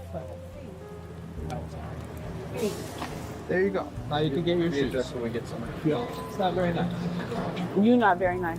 I know I'm not. These cops have been way too nice to this chick. Jesus. After the officers placed her into the patrol vehicle, they continued to try and get her personal information. Ma'am, quick question for you. No, see. Are you diagnosed with any mental illnesses? See, you see me, bitch? Do I see you? Yes, see. Are you diagnosed with any mental illnesses? God, dude. Have you had anything- You know, at one point in my life, I wanted to be a cop. What made you stop? That's what that means. This shit right here. How old are you? Z. I think she actually is mentally retarded. I like, no joke. What's with the dog in the back Okay, of so the you're car not- you're barking killing me all crazy, of a but you're sudden? not. Jeez. I'm Are you intoxicated right now? Very. How much you have to drink? Drink. I don't drink. What'd you smoke? I smoke. Well, what do you smoke? I don't smoke anything. What'd you smoke? Text your zone to Walmart, Orlando Market right now. Right. See? Right now. What's the sleep? What's that? What drug is that? That shit. That's my sister. I can't even tell. The dog bit He's going with animal control. He's bit 4 people. So. Raya, what the We'll tell her name is Raya. Talk to her. Yeah. Just roll the window up. Can I ask you a question? I'm trying to figure out what's to do. Oh, with did you hear what she just said? I didn't bring him. He brought me. There is your problem. So she got high, took the dog out for a walk. The dog just led her to Walmart and started biting people, and she is just too fucking high to bother doing anything about it or even to leave. It's so dumb. It's so dumb. You know, I'm starting to think the weed epidemic is worse than the crack epidemic. I think we should just ban weed, honestly. Let's just burn all the weed down, ban it. Anyone who does it, we just kill them. Nah. Sorry, Mars. You're gonna be the first against the wall. Oh shit! I've reversed my stance on let anybody do all the drugs if they're make them all legal. I've reversed my stance on this because of this video right here. Holy shit! Here's the thing: is she high or is she just walking while mentally black? Not there, dude. I don't know if anybody is this stupid. I say this a lot, but dude, it just and then you see another body cam of a black, and then you're like, how are people this stupid? Yeah. I know everyone likes to oh, look at these stats and look at these genes and look at this, how these people have 60 IQ normally. It's just back in some weird part of me is like, this can't be real. This has to be a psyop. You all can't live like this. Back in the 70s, the IQ threshold for mental retardation was 85. They had to drop. They had to drop it by an entire standard deviation because it was something like 70 to 80% of black people were testing below fucking 85. So we gotta drop this, otherwise black people are gonna feel bad. They're all fucking retarded. It's like, so yeah, they had to drop it to 70. If they're all legally retarded, then the state has to take care of them all. Yeah. And hang on, if you're legally retarded, do you get the right to vote? Oh yeah. Yeah, you have the same rights as everybody else. You're just retarded. This is why considering things like voting a right was a bad idea. Yeah, we need IQ tests for voting. I'm sorry. Basic civics tests and IQ tests. 2 things, and we can have every politician who is shit voted out tomorrow. I don't understand how they're this retarded when you eat that much fried chicken, because meat and protein is supposed to make your brain grow. That's how originally humans got smart. Yeah, but they started eating lots of meat. Fry it in shit like canola oil, and it fucking fries their brains even more. It's not. So we need to just it's start giving all these black. Maybe that's why black people in the South sometimes are more smart. Like the ones running barbecue shops, because they're the ones eating like just pure cooked beef. Maybe that's the correlation here. I don't know. There you go. Pure cooked beef. I go with that. They ain't skipping on their veggies. Yeah. Nah, it's just. I gotta let my cat back in. Let's finish up this fucking video. Is your sister? Yay! How old is your sister? She's 18. The officer charged the woman with resisting without violence. She pled no contest and was sentenced to 3 months of probation and ordered to attend anger management. Animal Services also gave her 2 citations and mandated she attend a responsible pet owner class. Which she probably didn't music? attend. Oh, I sing my music though. I'm sorry. Why? What's your The evil scheme. I don't like you. If you can't swim. Dum, dum, dum. You're just hanging out? Rewind it. What I missed? I just said like that. Hang on. The cops are playing country music. Animal Services also gave her 2 citations Let him watch and it, let him mandated watch she it. attend a responsible pet owner class. You want to listen to music? Yeah. Oh, I sing my music though. I'm sorry. Why? What's your The evil scheme. I don't like you. If you can't swim. Dum, dum, dum. Did you buy anything at Walmart? You can't Just hanging out? swim? What? At the Walmart. Can't swim.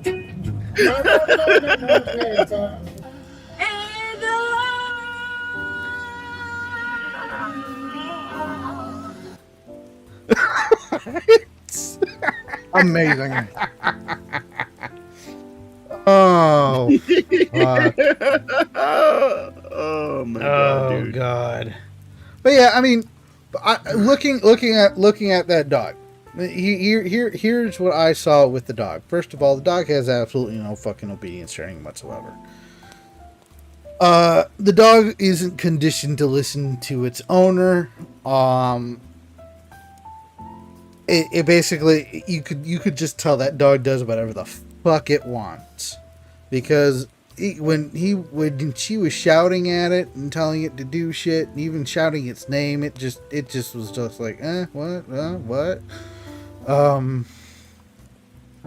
Also, it was lunging at people, but it wasn't like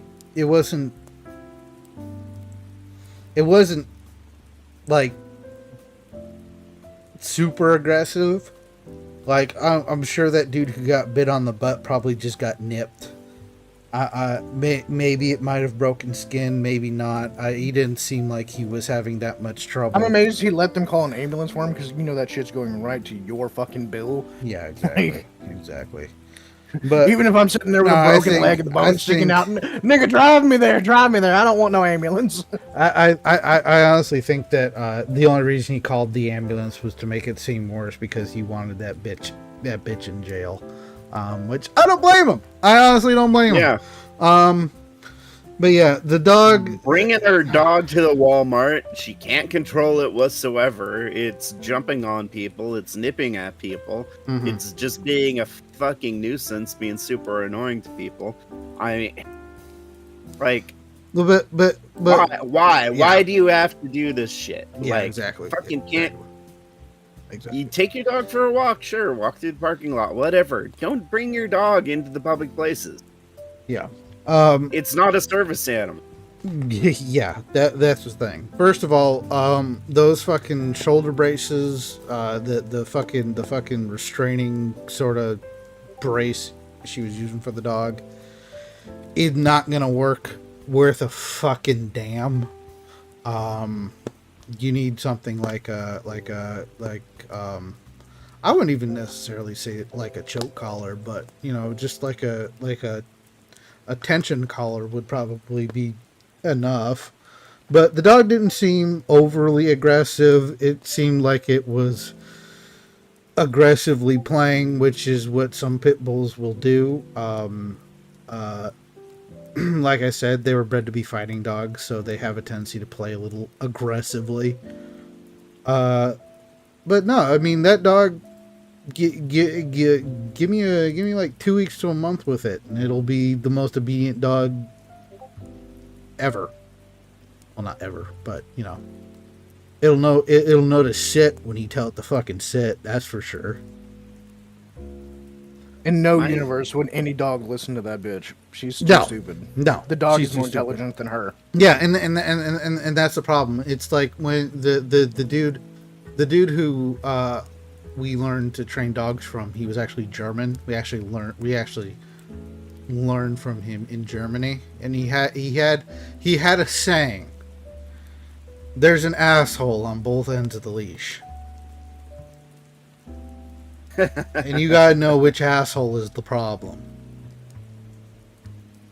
And a lot of issues with dogs are really issues with owners. I mean, it's like 90 to 95% of the issues with dogs are issues with owners, because they don't know how to train it. They don't know how to they don't know how to control it. They don't know how to watch for, telltale signs of, that snap I talked about earlier, and they don't know how to handle it at all. But yeah. So yeah, that was the doggy portion of the episode. Let's get into let's go ahead and get into something a little bit more fun. Hey, did you guys know Spain is getting invaded? Oh, this shit, yeah. Yeah, Spain's getting invaded. It's actually paid for by the Jews. Yeah, paid for by the Jews. It's actually not. Well, it is Spain. I heard this from someone else. I can't remember who it was. Said something about, oh, it's not. It's actually not mainland Spain. It's some of the territories they own across the Mediterranean Sea in Africa, and I'm like, and.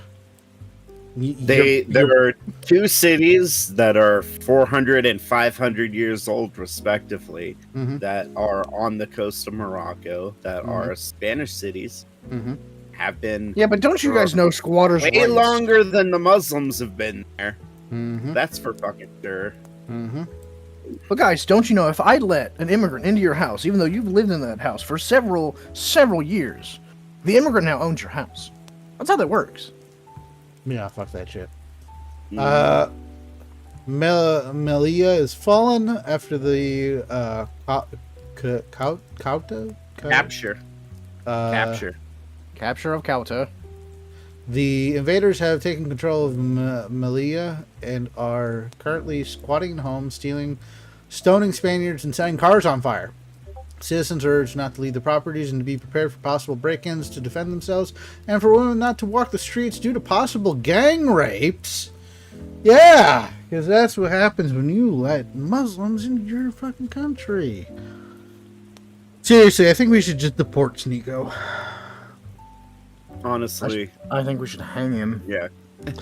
Yeah. But these people are mostly just running across the border, looting all that they can, and basically running back across the border to their homes because they literally only live a couple miles away. Yeah, bring up the video of that one woman that's just welcoming immigrants in. I'm sure she got, raped. I'm sure she's fine.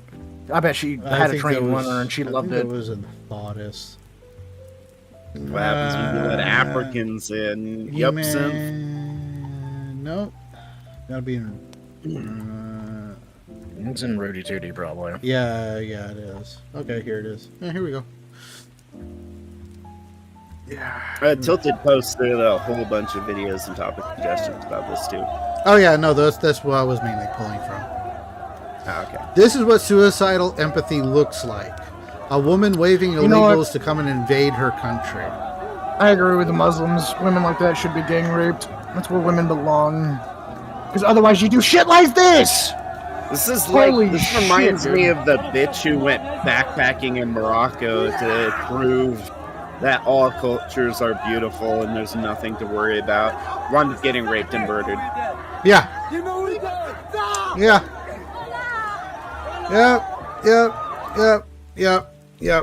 Yep. And, like, if you are not shackled to the fucking basement making babies or the kitchen oven, this is what women fucking do. I hate it so much because so much of my life I've been like, yeah, you know, it's great to be an egalitarian society. It's great to have men and women doing their own respective but equal things. That's great. However, when women get this fucking privilege mindset in their goddamn head, this is the shit that happens. And it ruins societies. Yeah, I was back in my youth. I was all for it. I was the same way. I was all for the egalitarian thing, and it's just like as time goes on, I'm just like, God, I hate to sound like a fucking incel, but holy fucking shit. Yeah, that's why I hate it too. It sounds like such a fucking incel thing, but it's just you just have to accept that it was all bullshit. It's the same all the egalitarian shit, it was all bullshit. No, I think it can still work because we've seen societies kind of work this way, but it has to be, again, separate but equal. And fucking we were the same way with racism and all those other shit. Separate but equal. Women had their own matriarchal little ways of doing things. They had their own little hierarchy that, you know, that they did themselves. They had their own little space cut out for them that women did this. And men did this. The only difference, it was more social than it was political. That's entirely fine because women are social creatures. Mm-hmm. Yeah. No, that's where they should have stayed. Mm-hmm. Yeah, I agree. I actually agree with that. And again, it's just like with the fucking Jew hating shit. It's like I never wanted to be that one of those guys, but god damn it, it's like I can't fucking help it at this point. Fuck that, man. Bring back caste slavery. Hey, synth. I mean, it's getting to that point, man. Like, we are going to have to go to such extremes to right the wrongs that have been done here. And I wish these leftist retards would understand that's what's happening. When Hitler 2.0 rises, I am going to sit there and just have a smug smile on my face because we've said this the entire time. If you keep pushing and you keep pushing and you keep pushing for these fringe ideologies to the forefront, the even more like radical corrective measures that's going to come up is going to see you against the wall with a gun against your head. Please shut up. If you knew what you were doing, you would shut up. But no. They have to keep pushing. They have to keep pushing. The only way we get to utopia, you guys, is through progressivism. That's the only way we get to utopia. The pendulum will swing back, and it will swing back hard. But yeah, we got some. Don't say we didn't tell you so. Oh, you guys been worrying about how Trump is Hitler 2.0. You niggas haven't seen nothing. You guys don't even know what pushback looks like. If you think what Trump is doing is pushback the fucking leftist agenda, you guys are in for a rude awakening. In 20 years, you guys will be like, I miss Trump, man. Mm-hmm. Trump was the good old days. Much worse. They're storming. Yeah. This is some of them storming houses. Yeah, and then we have Moroccans assaulting homes. The army is still unable to act by order of the Spanish government. Oh yeah, by the way, Pedro Sanchez, Prime Minister of Spain, originally refused to send soldiers to protect the native Spaniards. But then he acquiesced to protect the invaders from the native Spaniards. Gosh, if only somebody had written a book about this. I gotta start reading it again. I gotta start reading it again. Fucking hell. God damn it. No, which book are you talking about? Camp of the Saints. Camp of the Saints. I gotta get back into reading that shit. I gotta come up with a thumbnail though. The old thumbnail was on my laptop, and I'm not gonna be able to get that back because my laptop is dead. You can download the thumbnail from the old stream. True. I'll have to check. Well, here's the problem: is that the thumbnail already has like the numbers and everything on it, and it's just like. Yeah. Gonna have to fix that. That'd be a pain. But yeah, I think that's enough blood pressure boiling shit. Let's talk about video games. And shall we haven't even gotten to the topic of the show. Oh fuck yeah! Let's sit. Fauci has a pardon. Hang on. Let's cover this real quick and then get into the. They pardoned him. Oh, my shock, my surprise. Well, I mean, Biden pardoned him.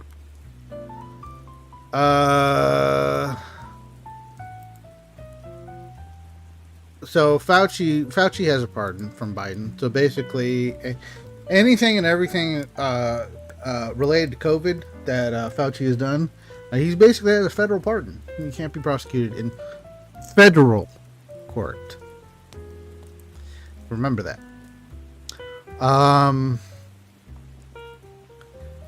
And when he went to when he was called before Congress to testify about all of this COVID shit, he basically said, "Fuck off! I'm not answering any questions." I think he said, I can't remember how many times he actually said, "I'm not going to." 111. 111 times. 111 times he pled the fifth. Times. Yeah. He would not answer a single question. They asked him what day it was. He pled the fifth. Mm-hmm. They asked him what his name was. He pled the fifth. Mm-hmm. Yep. They asked him, how's the weather today, Dr. Fauci? He pled the fifth. Uh-huh. So, yeah, a big waste of time is all political theater. He's already been pardoned. He's beyond the statute of limitations. They're gonna try to hit him with contempt of Congress. But we'll see how that fucking goes. But I don't think it'll do a damn thing. I don't think it'll do a damn thing. But yeah, no. So Fauci's getting off scot-free. We all knew it would happen. Nobody thought. Anybody who legitimately thought this was actually going to go anywhere at all, you're fucking retarded. And I mean that from the bottom of my heart. Yeah. From me to all you. But Fauci totally got owned. Did you see what that senator said to him? Oh my god.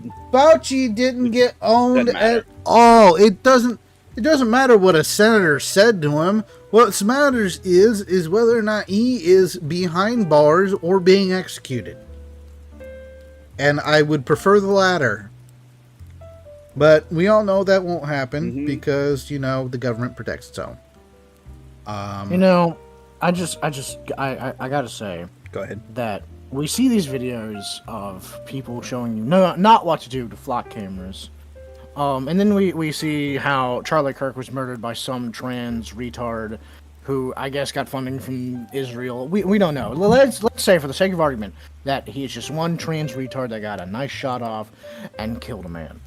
Why does this not happen to Fauci or other politicians? Like, these people have, public records of where they go, where they stay.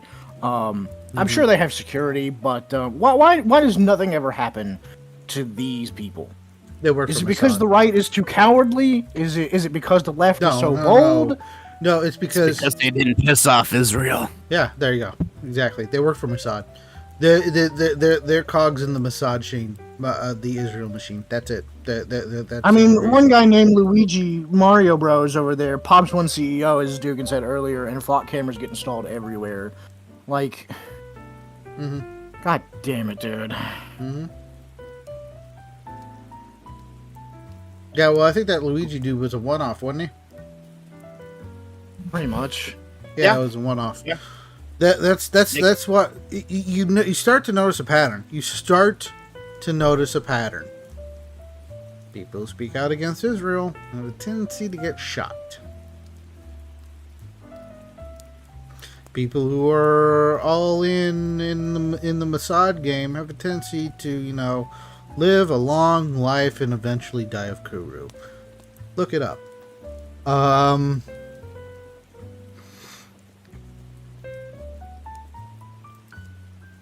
So that was a short. There's really not much to say really about not that. much. It was There's just really a bunch not of much. bullshit. Yeah, it's a bunch of bullshit. We have talked in length about how bullshit COVID was and how much of a piece of shit Fauci is, and how much he deserves to rot in hell and get hung 12 feet in the air by his neck until he dies. Mm-hmm. You know, none of that.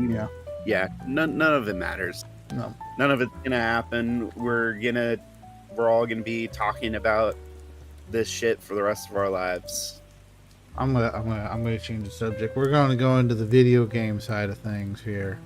That fucking mod. Let's go. Even though I you're love that third one down with the fucking Nintendo stand. Oh yeah, the dude wants to kill himself over Power World. Please let me read that, please. Oh, is this? Oh yeah. There we go. Yeah, go ahead, dude. Go ahead, dude. 1 second. I love this shit. r/Suicide Watch by u/SpiderCIA. I literally want to kill myself because of the Power World game. I lost all my respect for the game market. 2 million players for literally stealing multiple years of community building by Nintendo/Game Freak, literally living off someone else's work, and people love it. People love it because it's Pokemon on PC and the law has nothing to say against Power World. Holy fucking shit. People just love that it hurts a big company. They support what's toxic just to prove a point. Damn right we do. People catch on to the hype train just because streamers say the word, and everyone knows streamers are the elites of this world, so their opinion is sacred. Quote, a good Pokemon game for PC, end quote. Everyone who supports this game just told every other company that trying hard is futile. Hard work and talent out the window. Just copy someone else's work and steal their fan base. That's the world we live in. Power World literally sold better than Red Dead Redemption 2, which is such a beautiful game made by talented and hard-working people, but it doesn't matter. Oh, I've got so much to say after this. The market demands dull games and toxic practices for someone to be successful. Power World proved to me that the world is a nasty place, and I lost all my will to live. I literally want to off myself because I feel like I live in a cage of monkeys. I stopped feeling like a gamer. I haven't touched a video game since Power World's release. I'm shaking every night and having suicidal thoughts and thinking if there's even a point to creativity. People love safe designs to the point that I feel disconnected. One day they hate the gamers. One day they hate the games that do microtransactions to have money to pay for their workers, which isn't a lot at all. And the second they give hundreds of millions to some quick Unreal Engine 5 game just because it hurts Nintendo. God, you are such low IQ. There's no punctuation, no nothing. Yeah. Like the main goal of supporting the game is hurting another company for not making an equal game. We are sadistic. Well, where? We are easily exploitable. We have patterns. Companies have tactics to target out attention spans better than we live. Yeah, no, it's a train wreck. We live in some kind of circus, and I don't know if I'll lose my sanity or do something to myself first. Okay, do it. Kill yourself now. You can only get so hard. Kill yourself. I can only get so fucking erect that you want to kill yourself over Power World. First of all, Nintendo and Pokemon, Game Freak, the company that owns Pokemon, Game Freak. Let's be honest here. They have a intellectual property that'll last until about 2096, I believe. At which, anybody can do whatever they want with Pokemon Gen 1 at least. So that's coming. You can look forward to that. Second of all, this is the most profitable company in the world, like 10 times over. Like, if you go look at the amount of money Pokemon makes, they are the #1 company, the #1 franchise in the world. Yes. Have you seen the games they put out lately?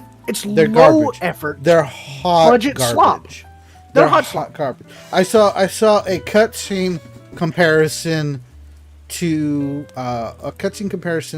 Power World and a cutscene comparison to the latest Pokemon game.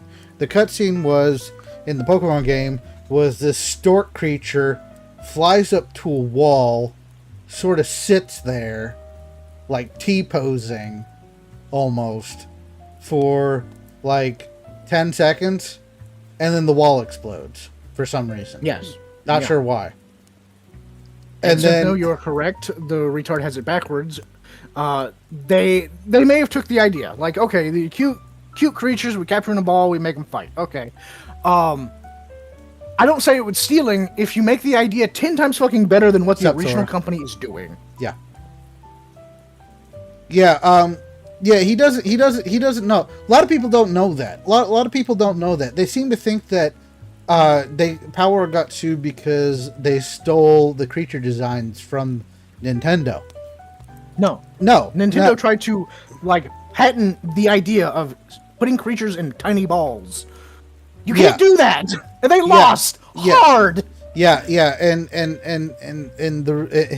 and a lot of people don't know is that part of the reason Nintendo did not sue them for their creature designs was because Nintendo stole those creatures designs themselves. First gen, they stole it from what was it? Dragon Quest. Dragon Quest. Yeah, they stole the creature designs from fucking Dragon Quest. It's like fucking hell. You stupid dumb Pokemon bitches. itself is basically a stolen IP. Yeah, it is. Yeah. You're not fucking get any sympathy, especially when you're talking about shilling for a huge fucking company like Nintendo and Game Freak, who make money hand over fist off of Pokemon while suing the pants off of literally everybody. Well, putting out slop game after slop game every other year, it's like I don't see how I stopped playing Pokemon in the white and black era. Yeah, that's where I fell off because I just couldn't get into it. Because I couldn't get into it either. It was just like I mean, I have to say I've started watching the Pokemon Horizons new anime that picks up after Ash and all them. Yeah, I've been enjoying it, but I mean that's the anime. Of course, the anime is going to be wildly different from the fucking video games. I didn't know they come out with a new anime. Yes, the new anime follows 2 new protagonists and a whole new story and a whole new region. I think it's the Paldea region or something. Well, that's good because the whole Ash thing was getting kind of well, yeah. I'm not saying reboots are always a good thing, but after it's not necessarily a reboot. But they said Ash is out there somewhere continuing his adventure, and you may run into him, but he's off doing his own thing. They just didn't want to keep repeating the same thing over and over again. A refocus. Yeah. A refocus. This brings me to another point. He mentions Red Dead Redemption 2. Red Dead Redemption 2 is a beautiful game. I'm tired of these fucking people saying that I would agree, and I disagree with Roger Edbert on this, that video games can be art. Oh, yeah. However, making a video game specifically to be art is not what art is about. Art is what people see in something. You have to make the video game first, you have to design the video game, you have to do all this other stuff, and then you can make it beautiful. Then you can have someone say, oh, this is a work of art because it touched me personally. And that's something art is. It's something that touches someone personally. Just like these retards that look at a banana peel on a wall and say that's art. If it touched them personally, maybe they're messed up in the head, I don't know. But if it's art to them, it's art to them. You can't take that away from them. However, making video games as an art is retarded and needs to stop because it's killing video games. You cannot just force art. Art happens when you devote your passion to something. Red Dead Redemption 2 was an amazing game, and oh my god, look at the horse testicle physics. They shrink in the fucking winter. Oh my god, I'm jizzing. Damn it. Stop making a fucking point of trying to make something art. Art happens naturally. Here's the thing, Red Dead Redemption was not made as an art project. Exactly. It was made as a fucking product for consumers to buy and make money for the people who produced it.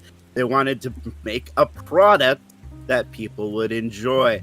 But when the fucking CEO of Pocket Pair comes out and says, I just want to combine elements that have worked in other IPs to make a product that people will enjoy, then faggots like this decide that they want to kill themselves. And you know what? Good. Yeah, good. If you want to take an example of this, the Mixtape was supposed to be art made into a video game because they literally said, all right, we have this playlist. I really love this playlist. I sat down and the guy who made Mixtape came out and said, I had this music. All right, I started with the music first and then I made the game around it. And then you saw what fucking happened.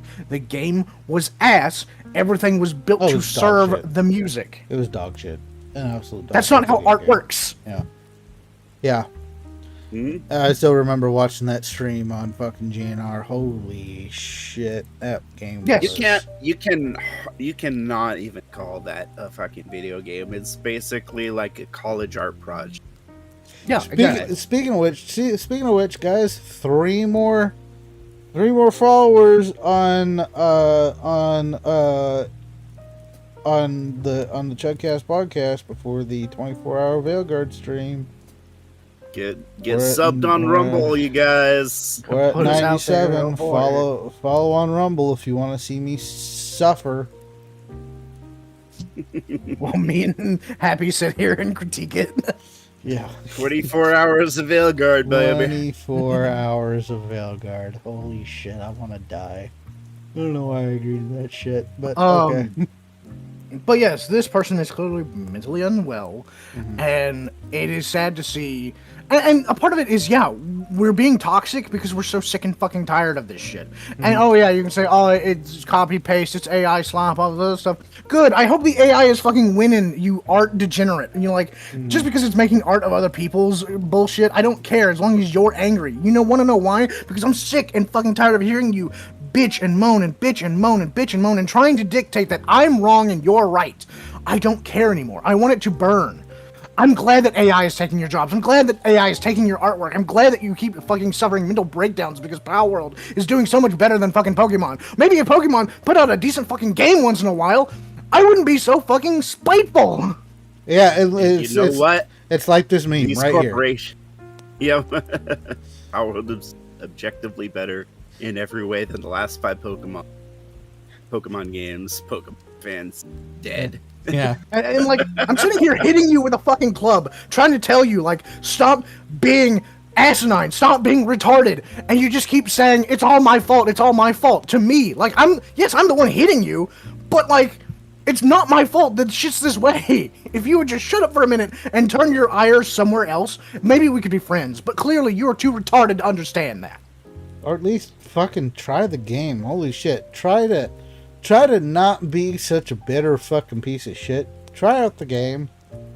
Play Power World. Play Power World. Fucking an amazing game. It's an awesome game. I mean, It's so much fun, dude. all three of us have played it. It's now become my 4th most played game on fucking Steam. Hey, I've like like 2,000 hours glaze of it. Power World. I will glaze the fuck out of I Power can't World, dude. exactly. We can't glaze the fuck out of it anymore. It's like, holy shit! It's just like it has its own problems, but I'm not gonna sit here and suck its dick constantly.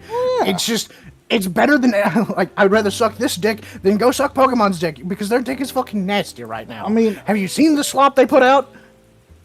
I would say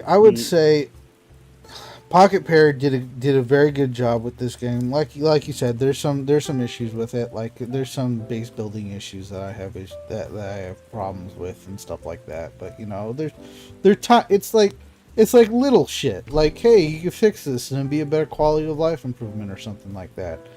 But yeah, and mods fix it immediately. Like, of course, it's in the modding community to fix all the problems. Also, something that Nintendo refuses to do, to support modding, absolutely refuses. Pocket Pair was like, yeah, fuck it, let's go, let's fucking do it. You want to put a giant pair of tits on Sekhmet, even though half of them are male? Go for it, man. You have fun with your game. He's sitting there counting money and snorting coke off a hooker's ass. Like, he doesn't give a fuck. Yeah. Yeah, no. Yeah, what was the response to the Sekhmet mod where they gave her huge tits? Just like, oh my god, you have fun. Games are about people having fun, man. A Power World developer enjoy, responded man. to enhanced female PAL mods. Power World is about having fun. Okay, that's right. And you know what? This is a good lead-in to our next topic, because you know what? Corporations are not gonna spend millions of dollars on your fucking college art project, you stupid retards. And you know but the government sponsored by Mossad will. You know what's gonna happen?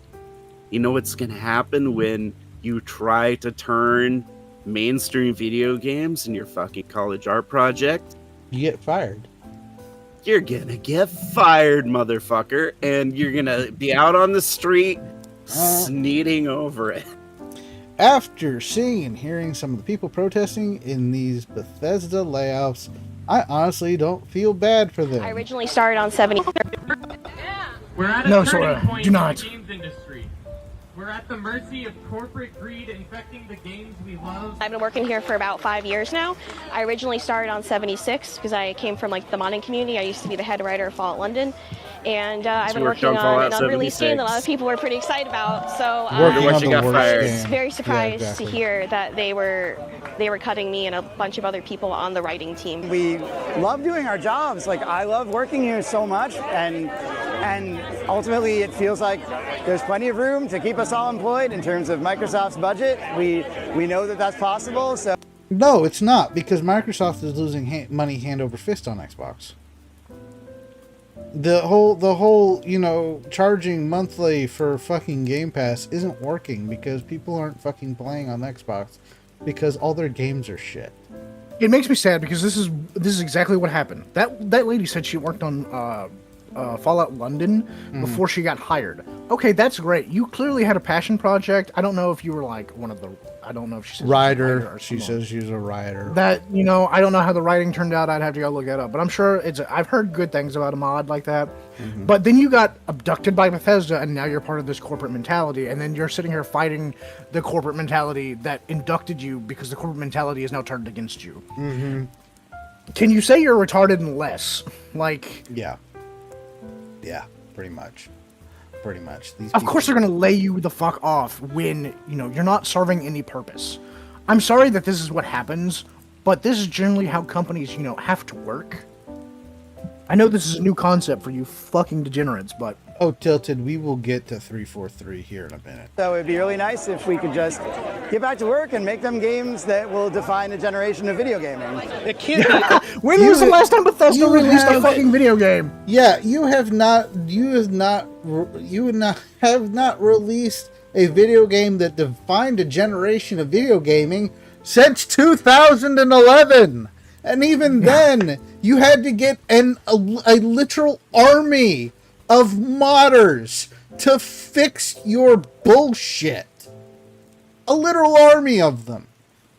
And, you know, there are like 100 of these people hanging out outside of ZeniMax, protesting getting laid off, saying, oh, we're not going to be able to make the games that inspire a generation. What's stopping you? What's stopping you? Is it because you're not working for this huge corporation anymore? If anything, you have more freedom to make the games that you want. Yeah, all these people could get together and start working on a game themselves, and, you know, it could probably be better than anything ZeniMax Bethesda put out. Like, ZeniMax is mostly working on ESO. I highly doubt that. I highly doubt but that. But they could try. They could try. It might surprise everybody. But, yeah, Tilted makes a very good point. How's Starfield doing? Not great. In fact, it's why we didn't count it as one of the Bethesda releases, because let's be honest, it was terrible. Steam DB. That info? Yeah, here we go. Let's go Starfield. Starfield. There we go. Let's take a look at these charts. Oh, okay. 4,664 players right now. It doesn't seem too bad. Now let's take a look at... It's been doing marathons lately because of recent updates, I think. Let's do Skyrim Special Edition. Oh, 31,147. Jesus Christ.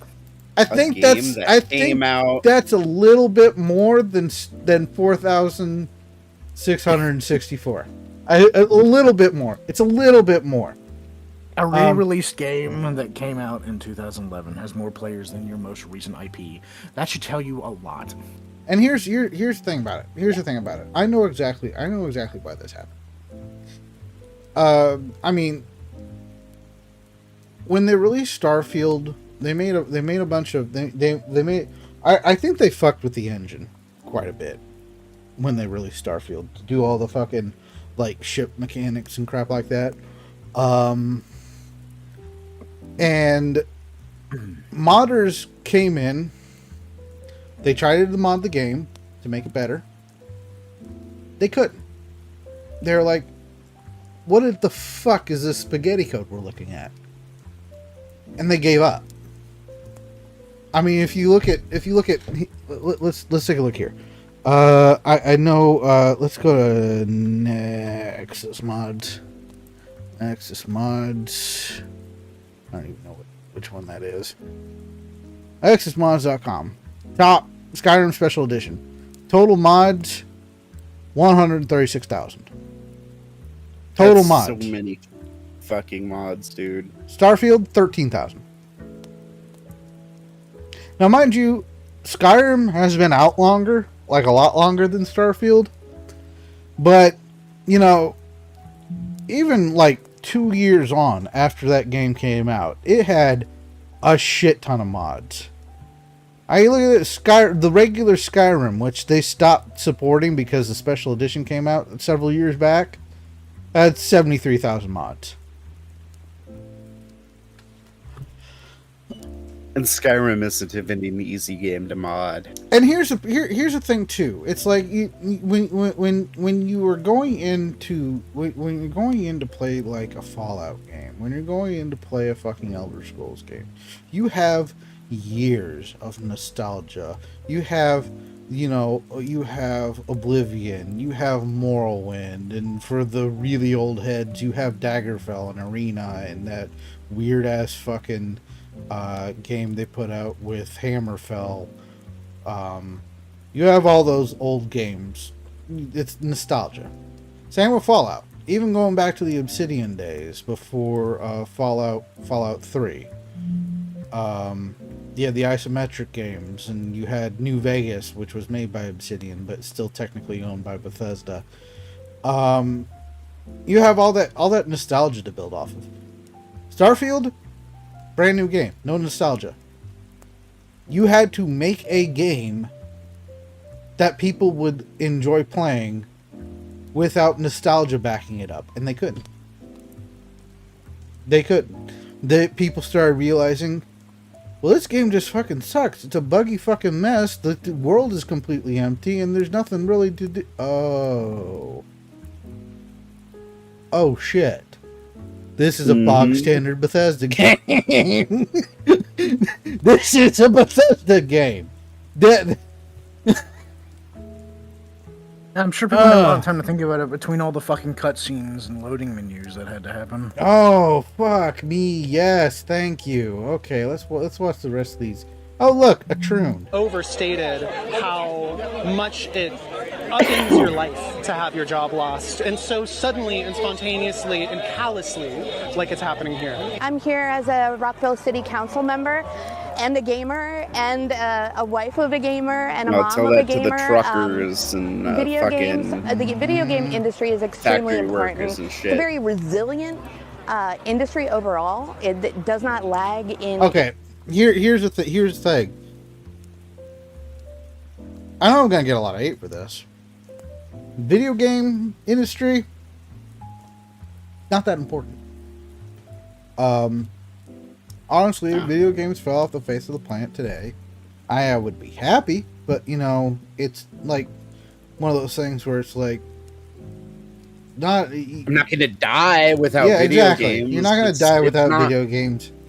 Shut the fuck up. It's not like when the truckers stop delivering groceries to my local Safeway, then I am going to be worried for my life.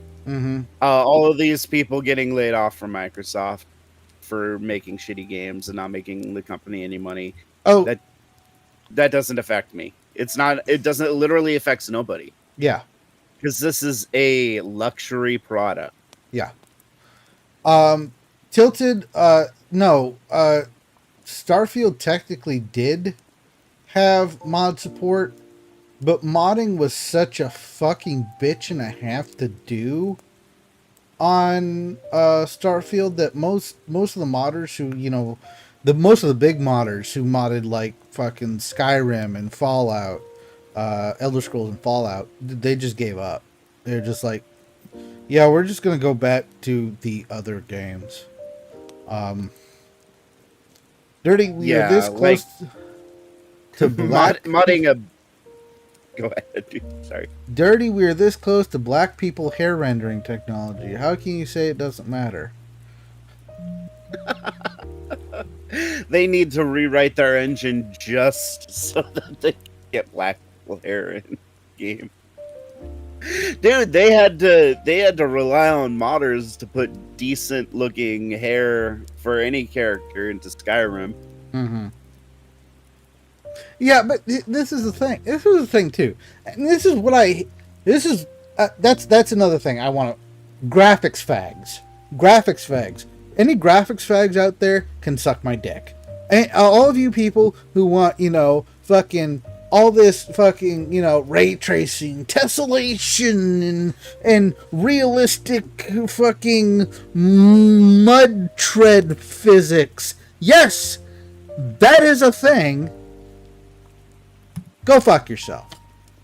You're the reason that fucking video games are pushing 300 gigabytes these days.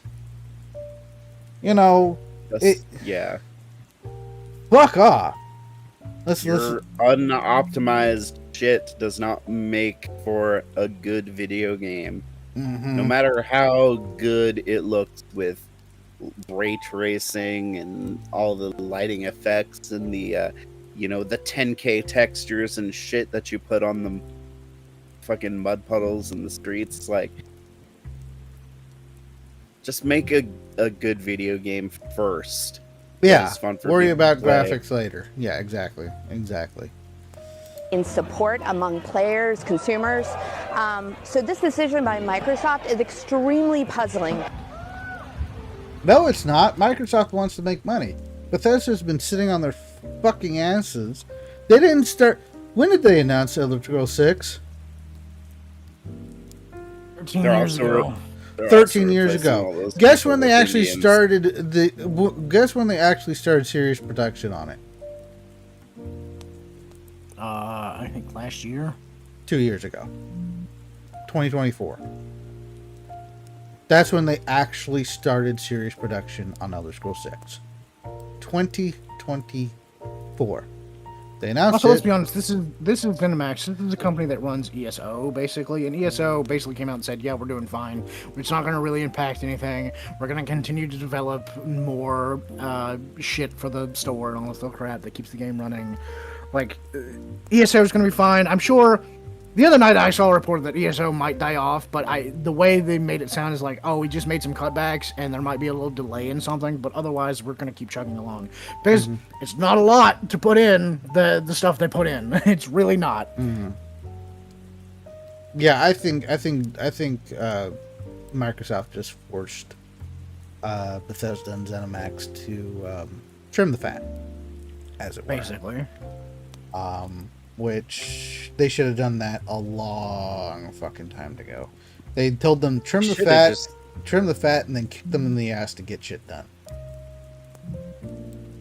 They should just spin, like, when Microsoft announces layoffs, they announced that they were also just going to spin some of these acquisitions off back into their own companies. Mm-hmm. They're like, buying these companies is a mistake. They operate better as indies. We're just going to make them indies again. Mm-hmm. And you know what? Like, every fucking game studio they bought, they should probably just do that with all of them, because they're all these people that are getting laid off are probably just getting replaced by Indian. Yeah, no, 100%. And then we got 7 seconds of just looking at the ZeniMax building for some reason. Okay.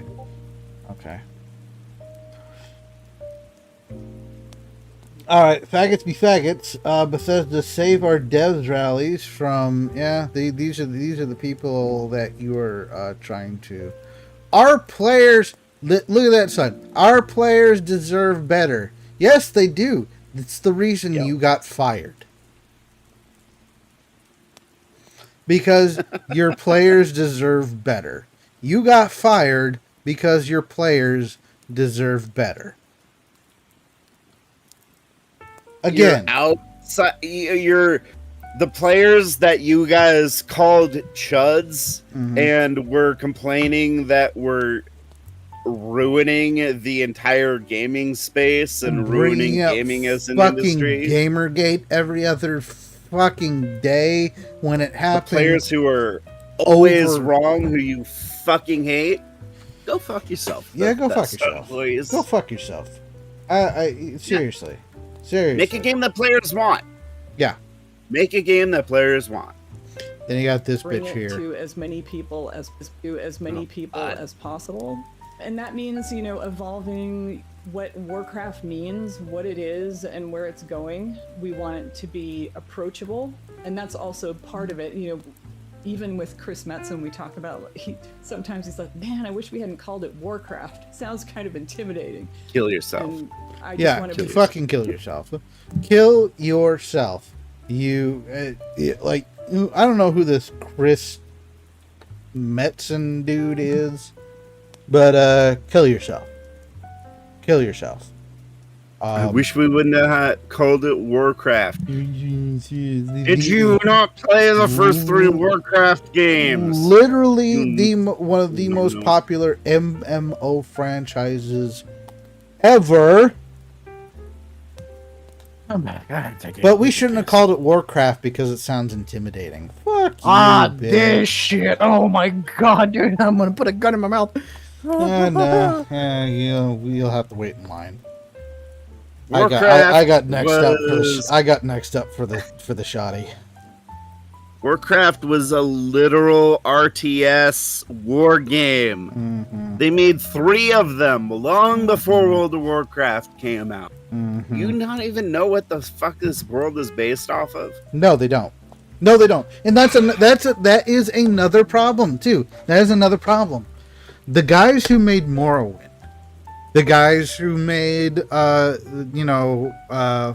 3, Fallout 76, all those, not 76, Fallout New Vegas, and even the original Fallouts, the original teams from Warcraft and WoW, they're not there anymore. Yes, Tilted, we are about to. Chudcast is about to wash their mouths out with muzzle flash over WoW.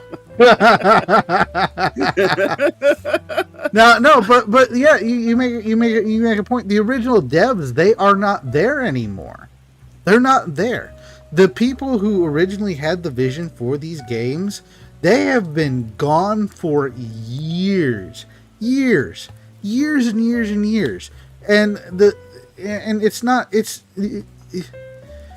the only reason these games are still going, corporate greed.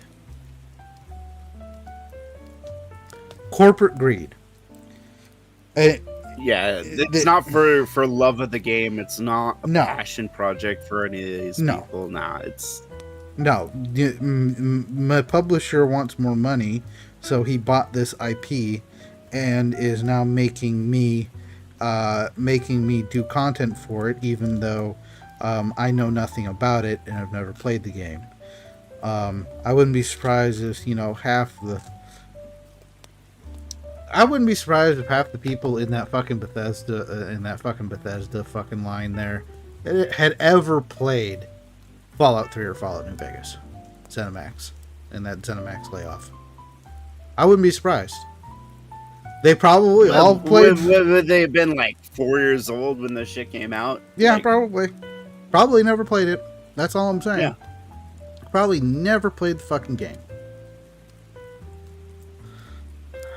Also drew Soldier 76 for Overwatch. Chris Metzen is an OG dev. He came back from retirement. He also drew, Soldier 76 for, yeah.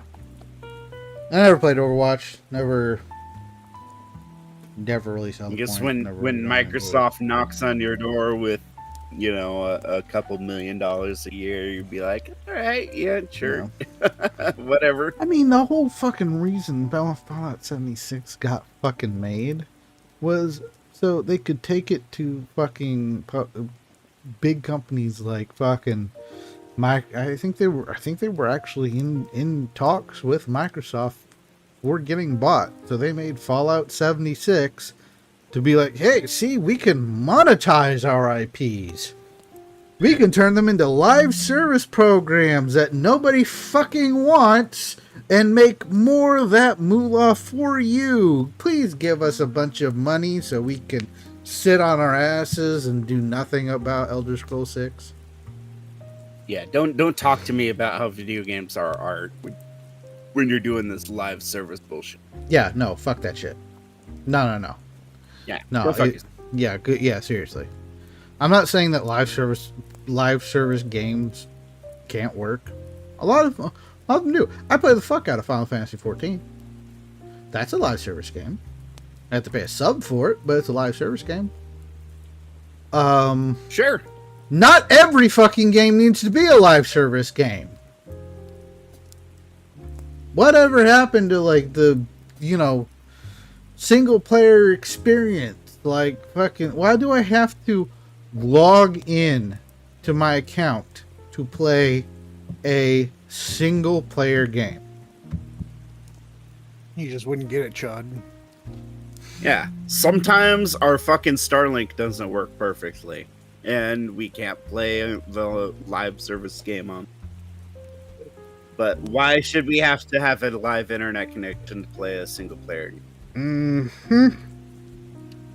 Yep.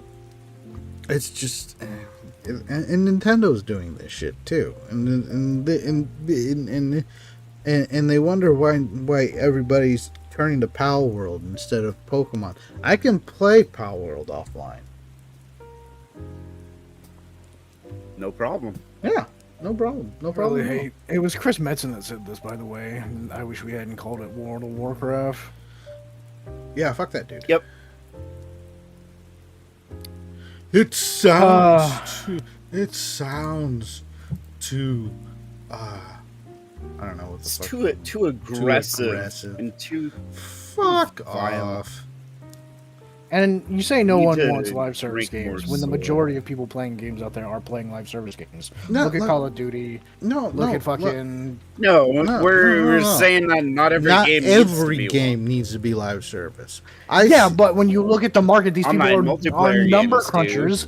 These are pencil pushing, number crunching fucking pieces of shit that only see number go up, and they see the market saying, well, these people are really enjoying playing this game and it's making all this money, therefore we should copy this. Mm-hmm. Yeah, and that's part of the problem. They operate on a casino. It's corporate greed. It's corporate greed. It really is. Yeah, they look at the numbers. They see that like half their money comes from 1% of the gamers that fucking spend loads of money buying every single power up, buying every single gun, buying every single skin. Yep. Yeah, and then when you decry corporate greed, what about those Bethesda developers over there that just got laid off saying the same fucking thing? Corporate greed, corporate greed, corporate greed. Well, that's different because they make shitty video games. Okay. Corporations are greedy by nature. I mean, if you expect a corporation to not make money, then I don't greed is good. Yeah.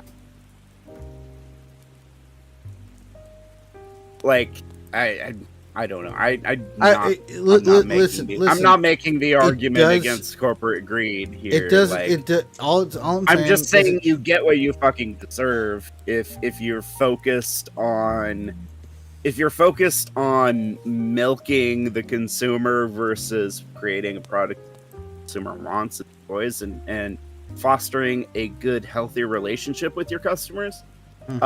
Then you're a piece of shit company who deserves to go out of business. You know, I will use an excellent example of decent monetization. Warframe. Anybody here play Warframe?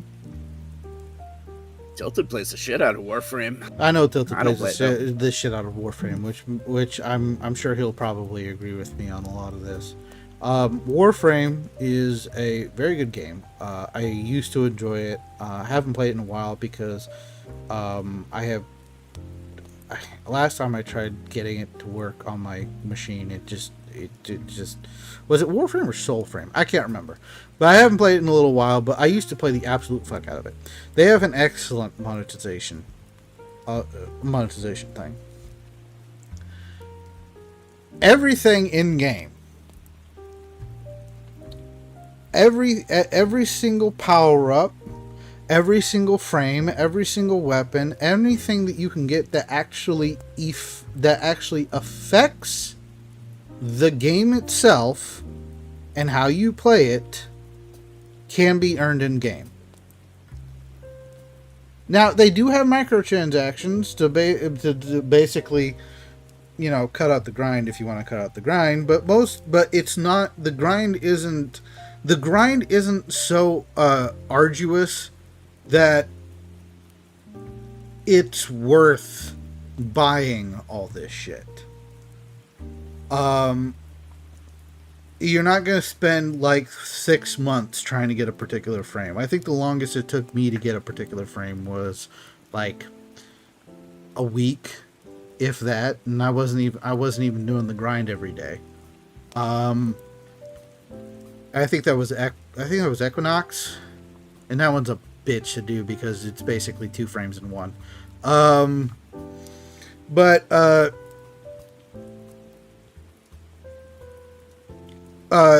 There are like certain cosmetics that you can't like earn in game, but you can buy those, and they're not like overly expensive or anything like that.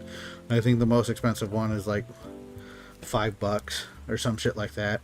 It's not to the point where you're, you know, shelling out thousands of dollars for a fucking game in order to play it. But they have a very good monetization system, and it works. I mean, you can just look at the numbers. Do I have Steam DB yet still up? Yeah. Let's look at the Steam DB. Warframe. Max. Here we go. Look at it. That's a lot of players. It launched in 2013. Small game, not a lot of people knew about it, but you can see the trend. It's you have some spikes here. This is typically when they release a major patch or like a new frame that everybody wants type of thing. But you can see that it is steadily growing. It's not like it's not like here. Let's take a look at Starfield again. Let's take a look at Starfield. That's like 5,000 people playing it right now. Let's take a look. Oh yeah, look at that! Look at that! Boom! It's like dropping a rock in a lake. It's like it had a lot of fucking followers. It had a lot of fucking players to start with, and then just immediately tanked. In like 3 months. It immediately tanked. But you can see how Warframe. Let's go. There we go. No, wait, what? It's Starfield. Okay. Yeah, 4,600 players versus you can 58,000 players. This is a 13-year-old game, guys. This is a 13-year-old game. They have done the monetization in a way where they get a steady stream of income, and they continue to build the game over time. And they have I think they have a it's done when it's done policy when it comes to updates. They don't release updates like you don't get an expansion at every single set time. It's like, guys, we need more time to work on this, and the community. They built that trust with the community to where they're like, okay, yeah, if you need more time to work on it, we'll wait. And they wait. And when they come out, they have additional content that fucking works. Yeah, I mean, if you guys haven't played Warframe, I would highly recommend it. Now I don't agree with everything on everything with the devs, but I don't agree with everything with most people, you know. But the game is good, legitimately good. Thoroughly enjoyed it, and yeah, number 19 in daily active users for a 13-year-old game. I have That's Counter-Strike and Dota 2, PUBG, all this stuff, Wallpaper Engine for some reason. But let's see. I don't know. I think Warframe came out before PUBG. I'm pretty sure it did. Did it not? PUBG is fucking old, dude. I don't know. I think PUBG might have come out. No, it actually came out after. Okay. Okay. So, when did Dota 2 come out? Holy shit, that might actually be a... I gotta look this up because it's gonna bother me. Okay, it came out like 2012. Yeah, it came out a little bit before. For like 14 years? Like a year or two. But yeah, I'm looking on all of these ones that have more players than Warframe, and I think the only there's one the release date right there. Is it? Top game, August 2012. Second game, 2013. Third game, 2017. Wallpaper, and we skip that. Slay the Spire, that's a brand new game. TBH, brand new. Yeah, I think Apex the Legends, 6 years ago. Literally the only game in here that came out before Warframe were, I don't know why Steam VR is on here, but okay, were Counter-Strike and Dota 2. I mean, this game has kept its player base for 13 years and is still in the top 20 of the most played games on Steam, the highest user base anyway. What other game do you know of that isn't fucking Dota 2 and Counter-Strike? Do you know that has been able to do that? For 13 fucking years.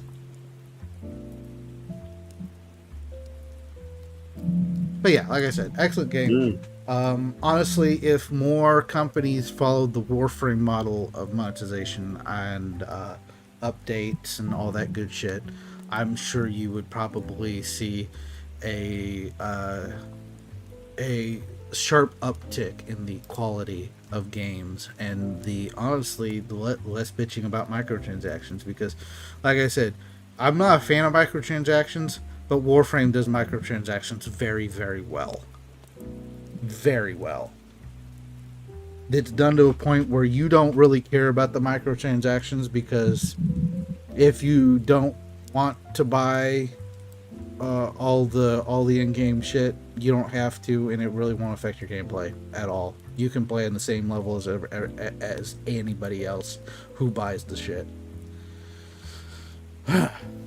It's not pay to win. It's basically pay to save time. That's basically it. It's better wait for it to be done than to get an update that's broken, like the latest GTA Online heist, which bugged. Yeah. I agree.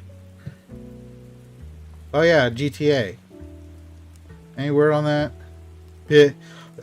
I really do hate that that's gonna be like the highest selling video game of fucking all time. It pisses me off, dude. It really does. Oh god. I haven't even seen any gameplay or a trailer for it yet.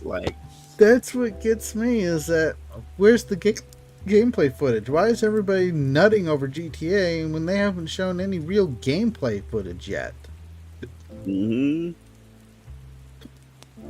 GTA 5 is up there in that kind of same time frame as like the mid 2010s when it came out. Like, well, I know. A game that's 10 years old.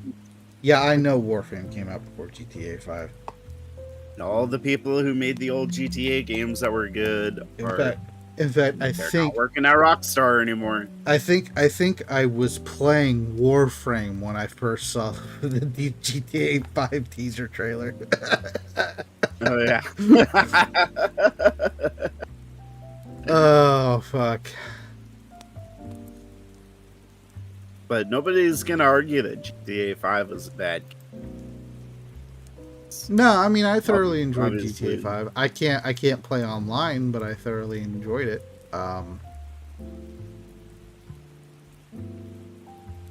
because fuck Rockstar. They won't let me because I'm on Linux. They can't download their anti-cheat spyware onto my computer, so they're like, no, you can't play online on our game.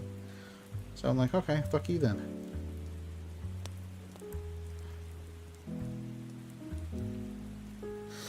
They do have insane brand loyalty. I think how it works is that if Pokemon is the highest selling games franchise out there, GTA is number 2. I'm pretty sure GTA is number 2. I think it goes Pokemon, GTA, and I can't remember who's number 3. Probably Elder Scrolls. I would be fucking surprised. But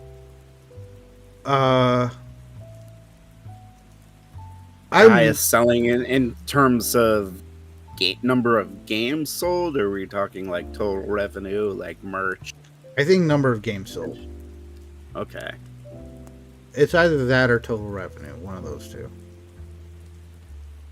I would say probably Freak would have a beat hands down for sure. If you're talking total revenue in terms of merch, because they have the cartoons, they have the card games, they have plushies and merch. Oh yeah, Pokemon is number 1 hands down. Nobody's arguing that point. That shit was just a fucking phenomenon. Holy crap. But Power World has its own card game now. Yeah, Power World's coming out with a card game. Yeah, I might actually get into that one. I kind of have this gaping hole where Magic the Gathering used to be, and I gotta get my little card stock with pictures on it fix. Oh man, ever since Wizards of the Coast started doing all these like gay collabs with other IPs and making like a Teenage Mutant Ninja Turtles set and shit, and Spider-Man set. Like, look, dude, Magic the Gathering and Spider-Man were my 2 favorite IPs growing. To see them combined causes me nothing but what are you guys doing? Yeah, exactly. It was the same with me with Final Fantasy. It's like I looked at, they did a Final Fantasy crossover with Magic the Gathering, and everybody was creaming themselves. I'm sitting here over here going, what the fuck is this retarded shit? And why are you people nutting yourselves over this? Magic the Gathering had its own fucking lore. Like, they had dozens of books written in the universe. Like, they had spent decades building up this world for people to play Magic the Gathering in. And what is it now? And they keep touting their sales figures, like, oh well, we're selling more Magic cards than we ever used to. Yeah, it's because all the fucking normies who don't even play the fucking game are buying them because they're like collector's items or some shit like that. The same reason motherfuckers buy Funko Pops. Nobody actually gives a shit about the fucking Funko Pop. It's the fact that it's a character that they like, Funko Pop. I'm downloading Warframe right now just to try. It's good. It's really good. No, seriously, it's a fantastic game. All right. I can't. I'm also gonna go shit. Yeah. You go do that. But I don't like how.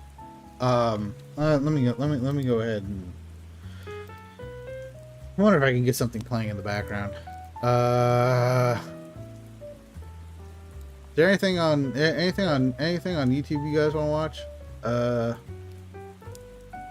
I was very much just enjoying that kitten riding the turtle. The kitten riding the turtle? Where was the kitten riding? Oh, there he is. There we go. There we go. Yeah. Okay. So, I would genocide every immigrant to save that kitten turtle. Yes, 100%. 100%. Yeah, not really interested. Warframe's not a game for everyone. I can tell you right now that most people who play like FPSs would not like Warframe, because it's a very fast paced game. I would say the closest game I've played to it recently is probably something like Darktide. Where you go into a level, you have certain objectives. You gotta kill waves of enemies to do this particular objective type thing. And with some objectives, you have to do different things and crap like that, and all that stuff. Only it's in third person, and you're a magic space ninja. And nice. Yeah, it's a pretty badass game.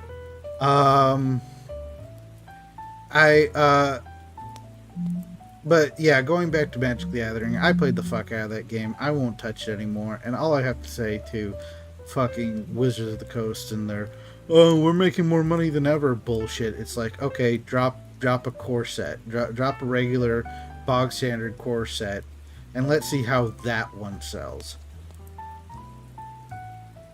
No fucking crossovers or any of that shit. I want to see how well the bog standard core sets are selling. That's what I want to see. Because I can probably tell you they're probably not selling very well. Yeah, they're probably just selling as gifts and collector items and stuff. Like, I mean, Magic the Gathering at its core is a strategy game. Which was what attracted me to the game to begin with. Me and my friends, we didn't really, when we were growing up playing Magic the Gathering, like the lore of the game was sort of afterthought. Like, yeah, our games didn't have, or our decks didn't have to be themed out. You know, playing against the kid who's running a sliver deck. Yeah. Fuck you, kid. Hey, if you had the money for all the dual lands and shit, you could make an amazing sliver deck. Holy shit. Fuck sliver decks. The only people I hate more than people who run sliver decks are the people who run blue-white. You guys need to die in an alley. You just fuck you and your fucking counter bullshit. Don't you remember Counter Sliver with like Crystalline Sliver and Flying Sliver, and it was just a blue-white counter sliver deck? In my darkest that was nightmares. something that was part of the meta for a season or two in extended way back in the day, but no, just no. I run like I do run a sliver in my EDH deck, like an old school sliver, not the reboot slivers. But yeah, nostalgia. It's fun talking about IPs that are turning into fucking Fortnite that you enjoyed and now fucking despise. I love it. I love everything about it. Yay! Sora, no. Sora, no. Stop. Sora, stop.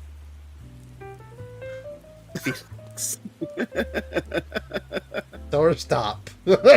Felix, this is bias. Oh,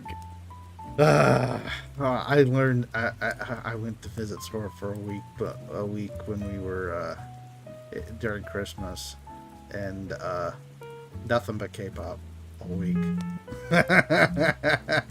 Nothing but K-pop all week. I did watch K-pop Demon Hunters too. Actually, wasn't horrible. Have you ever seen it? Nope. Actually, no, I watched like the first half season of Demon Hunter, and I was like, nah, no, K-pop Demon Hunter. K-pop Demon Hunter, Yeah. different than the anime Demon Hunter. Okay. Yeah. K-pop Demon Hunters I don't know what. It's a CGI movie. It's actually not bad. I'll give it to them. They actually did a pretty good job. It wasn't your typical Hollywood. It was Netflix that made it. I think it was Netflix that made it. And I'm surprised they didn't Netflix it up. But they didn't. And it was decent. And I did enjoy it. And I will admit it. Publicly, on stream. I don't know. I haven't seen it. But if it's good, I'll check it out. Yeah, if you're bored one day, don't really got anything to watch, I'd suggest giving it a watch. Yeah, it's completely different from Demon Slayer. I would say it feels like one of those like,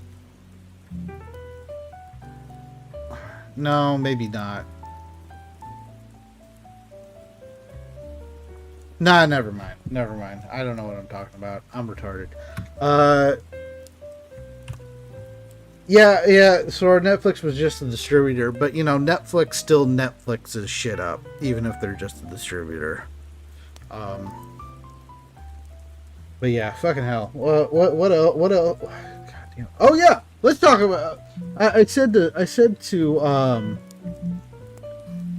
to Tilted we would talk about 343 Studios because 343 did re-released Halo. Was it Halo Combat redid or some shit like that? It was like their new their new old redo of the Halo IP or some shit like that. Did you play Halo as a kid? Yeah, I played Halo 1 and 2. Yeah. A lot, dude. When before online play was a thing, we would LAN parties, four dude. Xboxes to LAN parties. Yeah, LAN parties, dude. We would play 16-player games of Halo 1. Quit screen peeking, you motherfucker. Dude, it's on the same screen. What are you talking about? See, that's why you got to make it. You got to make it 4 teams, 4 4-man teams, and everybody who's playing on a team has to be on the same screen, and they all have to be facing away from each other. That's how you do it. Yep. That's how you do it. But yeah, so they remade Halo Combat Evolved. I can't remember it was basically the first Halo game. They remade it and added in a bunch of girl boss characters because of fucking course they did. Is the classic girl boss stereotypes. Constantly snarks and talks down to the male MC. Can't even be killed by the player. Instantly responds and kills them if they try. Eventually dies on a Covenant ship named Triumph of Tolerance. You cannot make this shit up. And yes, that is true. None of this was in the original Halo game. Not one damn bit of it. This is all new, added in. This bitch right here, new, added in bullshit. I had a bunch of bookmarks about the new Halo game too. I'm gonna go ahead and see if I can't. The Covenant shit named the Triumph. Triumph of Tolerance. It's the Triumph of Tolerance. Bigot. She gets killed on it. Triumph of Tolerance. Hey, Mars, stop being such a bigot. She's a hero. She's a hero. Which game dev is that? Yeah, is that based off of? Yeah, pretty much, yeah. I know I can find it. I know it's here somewhere. I know it's not, you bitch. It's in here, motherfucker. Oh yeah, here we go. Let me see if I can get this post. Copy. Paste and go. Here we go. Lamau, you can only kill men in the new Halo game. Watch this. Watch it. Watch it. Watch it.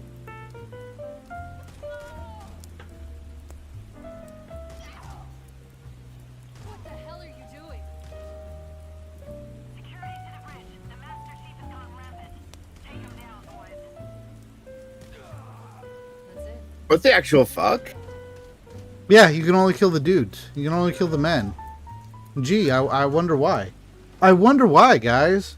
I wonder why. Burn the studio down. Let's see how many women die then. I'm pretty sure guns don't work this way in real life. That. I like Oh, that. this is idea. so gay. I like that idea. Like, if I walked in on 343 Studios sucking just massive amounts of cock, like they were surrounded by dudes and sucking cock, I don't think I would call that as gay as this shit right here. Mm-hmm.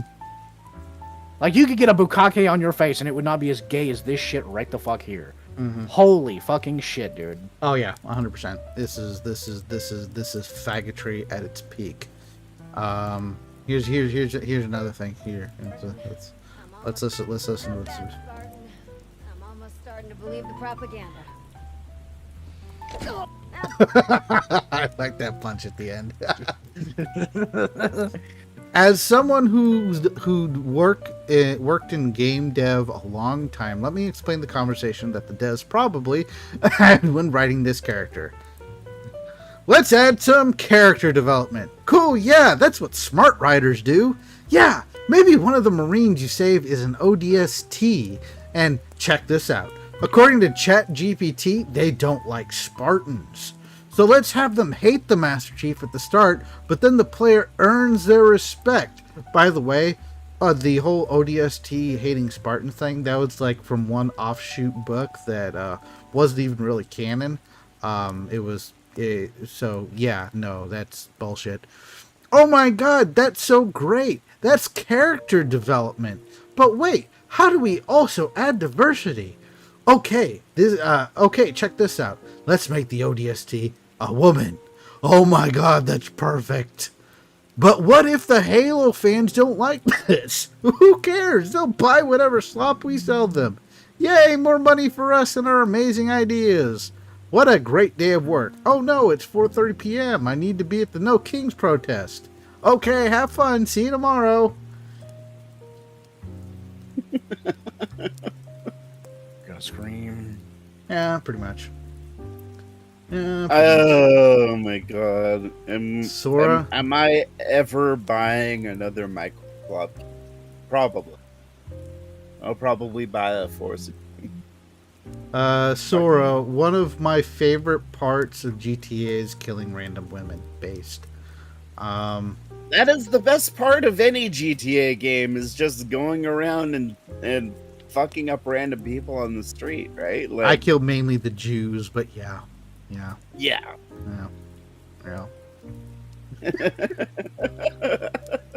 Oh, I'm still getting banned somewhere at some point.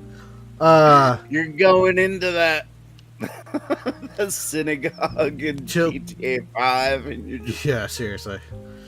Tilted, that was one book, The Fall of Breach, if I recall, and the ODSTs did not hold a grudge.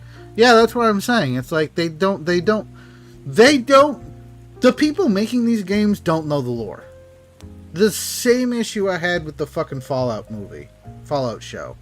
It's like the people who were making that show obviously did not know the lore because they had to retcon the entirety of it to make the stupid ass show.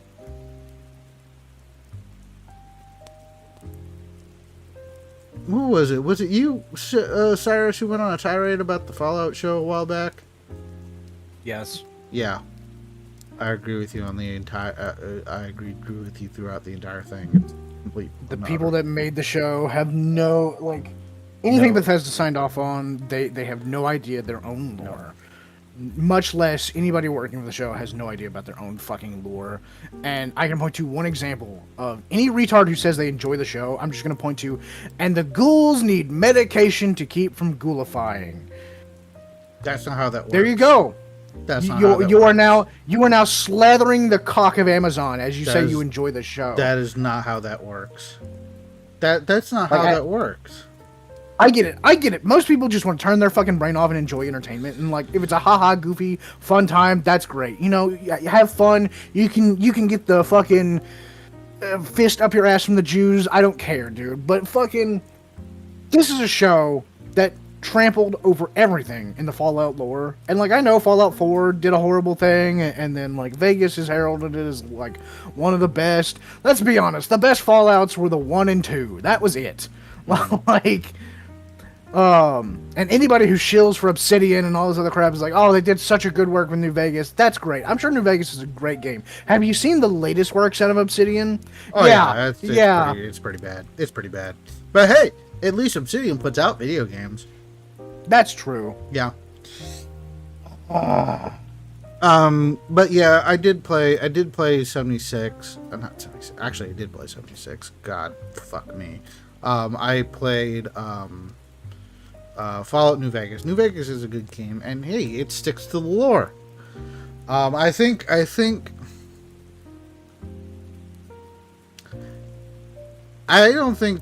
Todd Howard doesn't like Obsidian. Oh no, he actively hates. he hates Obsidian. So I'm thinking that he probably just signed off on all that fucking shit when the TV show to basically say fuck you, Obsidian. Because have you noticed that every single Fallout game that Bethesda has made, not even set on the same coast as the ones Obsidian has made, like all the way across the fucking country. Because the only ones they've made is Fallout 3 and 4. I can't wait for the remakes to happen. I can't wait for the New Vegas remake with new updated graphics, and it's going to just rewrite everything. It's going to be great, guys. Don't worry. Caesar's Legion was always the evil fucking bad guys, and the NCR did go wrong. I don't think it's going to be like that. I think a New Vegas remake is just going to be like the fucking Obsidian, God damn it, the Oblivion remake, where they basically just up the graphics and import all the bugs. Yeah, dude, do that. Do what they fucking did with Oblivion. Just have the Chinese take the original code from the game and update the graphics and re-release it. It's like you could almost download the fucking Oblivion patch 1-to-1 and fix the fucking bugs.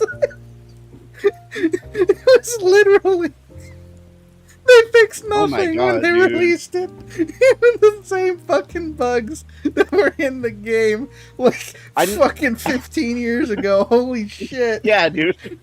I never played the original Oblivion, but I played a lot of the remake. I did. And I was like, holy fuck, this is like one of the buggiest games I've ever played. Like, It is.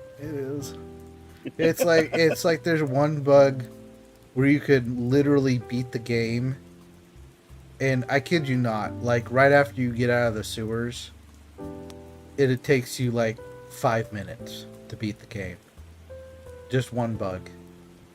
Give me some paintbrushes, and I'll beat this game.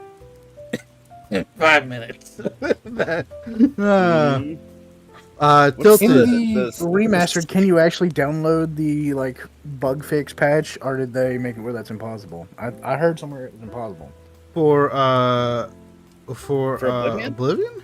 The remastered. Like, I'm pretty sure they made. I never tried to mod the bugs out of the game because I was having a lot of fun with them. Yeah, they have a page for Oblivion Remastered. Yeah, so they have mods for it. 4.2K mods. Infinite invisibility so that they can never see me or kill me. That sounds fun to fuck with. Oh, that was a feature. That was Chameleon, and that was a feature. Yeah. It's like just cap it at 99, guys. Cap it at 99, guys. Holy shit, it's not that hard. Just cap it at some point. Fucking hell. It's like that was my go-to strategy when I was a kid playing Oblivion. It's just like I'll get all the Chameleon and just be invisible everywhere. Also, Dark Brotherhood's questline, still best questline. Lucian LeChance, best voice actor. I played through the Dark Brotherhood quest. Popular. Here we go. I can do that. Yeah, here we go. We got ultimate engine tweaks, and we have script extender, and I think unofficial Oblivion remaster patch. Yeah, see, so they do have patches for it. Yeah, did I say? As the spiffing Brit would say, that's not how the game devs intended. Yeah. No, he says exactly how it was intended to be played. That's right. I love a good spiffing Brit vid. Me too, dude. Tilted World, it's the Witcher TV series. Henry Cavill wanted to follow the lore, and the rest of the staff thought he was being annoying. Yeah, because the rest of the staff was mostly women who had never read the books or played the games. Listen to Henry Cavill. Ball sack the dude is helmet. Fucking chud. Ball sack helmets. Why? What? Why? Looking at? Say what? What are you looking at? The Witcher TV series. Oh, those. Yes.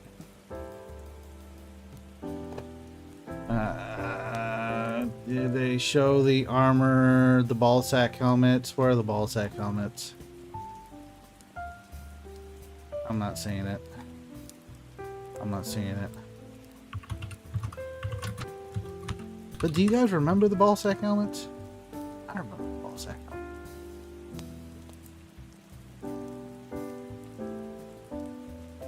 Not the nah. But yeah, they fucked that shit up for sure. For sure.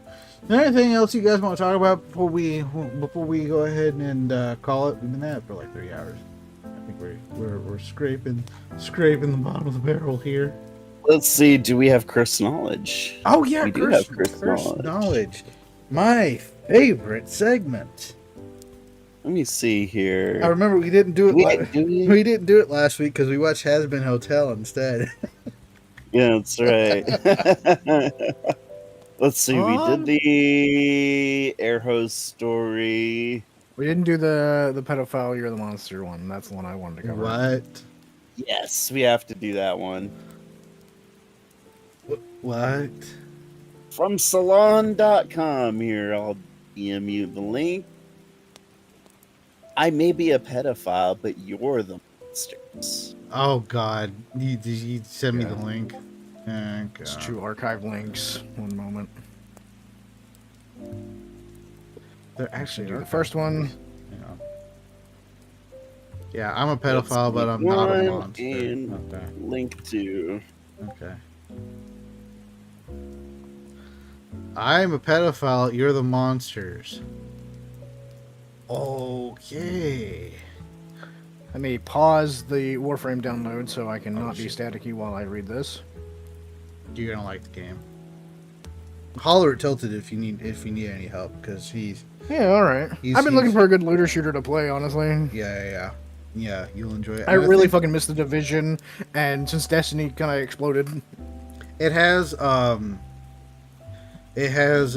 think up to 4 players in a lobby. I wonder if I can get Dugan on it. Probably not though. Yeah, I'm not sure, but it is a fun game, legitimately. I already see a Warframe unit that I'd like, which is the fucking wolf one. Oh, which one is it called? What does it say? It's like Varuna, and yeah, that's one of the new ones I haven't seen yet. You got 4 of these like activatable wolf pack guys that do different things, and it's full of stealth. Yep. Good Right shit, up my man. fucking alley. Good shit, man. You know, I don't understand how Dugan loves the fucking survival games so much, but he will not play Power World. 2 cute and adorable animals, I guess. He doesn't want to associate with furries. I don't know, man. It's too Well, cute and fun. I mean, he associates. I with don't. you, and It doesn't make me hate myself and everybody Listen, else. I don't hate furries. I just wish they weren't so weird. Me too, man. Honestly, me too.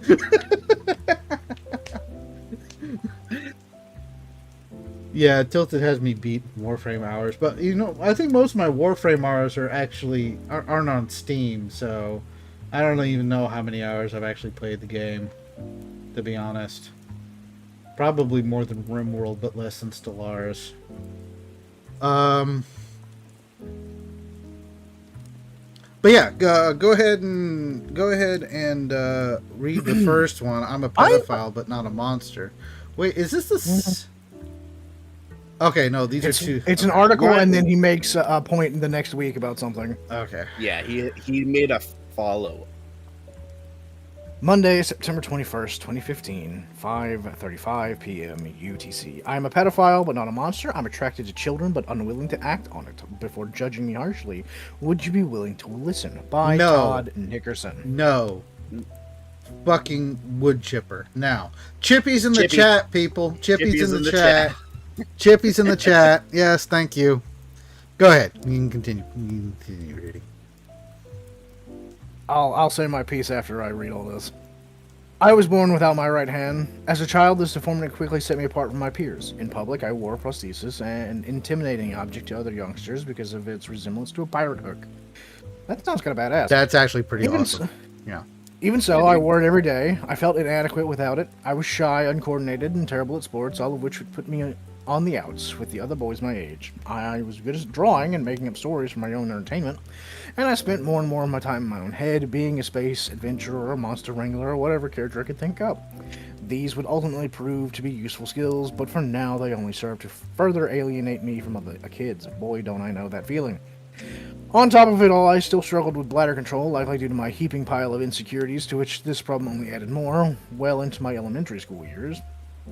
But none of this would have compared to the final insult the universe would deal to me. I've been stuck with the most unfortunate of sexual orientations, a preference for a group of people who are legally, morally, and psychologically unable to reciprocate my feelings and desires. It's a curse of the first order, a completely unworkable sexuality, and it's mine. What were you going to say, Mars? Stop calling your weird, fucked up shit a sexual orientation. You are not gay, dude. Being a pedophile is not like being gay. You are a fucking sick, fucked up person with a mental illness. Who am I? Nice to meet you. My name is Todd Nickerson, and I'm a pedophile. Does that surprise you? Yeah, not many of us are willing to share our story for good reason. To confess a sexual attraction to children is to lay claim to the most reviled status on the planet, one that effectively ends any chance of you living a normal life. Yet I'm not the monster you think me to be. I've never touched a child sexually in my life, and I never will, nor will I use child pornography. But isn't that the definition of a pedophile, you may ask? Someone who molests kids. Not really, although pedophile and child molester have often been used interchangeably in the media, and there is some overlap. At base, a pedophile is someone who's sexually attracted to children. Some overlap? Some overlap. Okay. Sorry, continue. I don't believe you. I do not believe you. I don't believe that you are avoiding child porn. I don't believe that you are avoiding playgrounds and schools. This fucking dude is a liar. That's it. There's no inherent reason he must act on those desires with real children. Some pedophiles certainly do, but many of us don't. Because the powerful taboo keeps us in hiding, it's impossible to know how many non-offending pedophiles are out there, but signs indicate there are a lot of us, and too often we suffer in silence. That is why I decided to speak up. The discovery of an alternate sexuality. Many gays begin to recognize their sexual preference sometimes around puberty, if not before. For me, it was the same. I was about 12 when the first inklings of a sexual preference bubbled up in me, though at the time I thought little of it. As I turned 13, it occurred to me that what I initially took as a phase had begun to solidify into something more troubling. Even so, at this point, I could still convince myself I was within the realm of normalcy. Then something happened that all but removed my ability to continue my self-denial. My eureka moment. One day, as I was sketching in my grandparents' living room, a neighbor of theirs came with a visit with his 7-year-old daughter in tow. At first, I hadn't noticed her because she was quiet. I only heard my grandpa and his neighbor chatting in the kitchen while I sketched. Soon, the little girl walked into the dining room and stood in the archway entrance to the living room watching me draw. I can still see her today in my mind's eye, dressed in blue jeans and a nearly matching denim jacket, with pristine blue eyes and a halo of wispy blonde curls framing her face. She seemed somehow larger than life and almost ancient in the way she stood so perfectly still. Then, just like that, she was gone, and she and her father left. That singular moment, though it could scarcely have lasted more than a few minutes, has become seared into my memory. He touched me. So, how had this... there it is. Yep, there you go. And there it is. Mm-hmm. So how had this happened? Well, I have a pretty good idea. When I was 7 years old, I was fondled in the front yard of my grandparents' home by a man I barely knew. It was a one-time event in my life, and not particularly a traumatic one. A man I'll call Hans, a German, who was acquainted with my uncle and aunt from when they lived in Nuremberg, had come to visit America. He spent a day and a night in their place and lived next door to my family, along with my grandparents, who shared a 2-story brick house. That day, the man lingered in the house with my grandma, who was stuck with him while everyone else had gone to work, and neither could speak the other's language, and it quickly became uncomfortable for both. Grammy's solution was to send Hans outside with one of the grandkids. As I happened to be in the room at the same time, I was assigned the task: take him out and show him Papa's garden, she told me. Tell him the names of the vegetables. He'd probably enjoy that. I agreed. Besides, even though I knew not a whit of German, I was very much at ease in Hans' presence. He was painfully thin, with a messy mop of hair and large glasses. I should point out that the men in my life, including my father, were gruff blue-collar types who could intimidate me. Hans was different, gentle, soft-spoken, and appealingly awkward, a lot like me. I took the man's hand with my left, my good hand, and led him out into the garden, which took up most of the front lawn at my grandparents' place. I escorted my new friend down the rows of veggies, calling out each one as we passed, and Hans would gleefully parrot the names. This went on until we made our way through the entire garden. I was proud to find myself educating an adult rather than the other way around. When the English lesson was over, Hans plopped himself down on a patch of earth near the garden and patted the spot next to him, indicated he wanted me to sit there. I did. I couldn't believe this peculiar man I barely knew was so eager to connect with me, the weird little kid nobody liked. It felt good. For long minutes, we simply enjoyed each other's company. Then, out of the blue, Hans slipped a hand into my shorts, even though we were only about 30 feet from the poorly paved country road that meandered through the stretch of country. This went on for several minutes. I was confused, but not frightened or troubled. The only thing I could think to say that was happening was pee-pee, continuing the English lesson with my pet name for genitalia even in the midst of my own abuse. Hans chortled and repeated the word pee-pee. Eventually, this came to an end, and Hans, having gotten what he wanted, shooed me away. I can't imagine why it didn't occur to him that I would immediately rat him out, or maybe he knew and just didn't care. Anyway, he could hardly ask me not to, could he?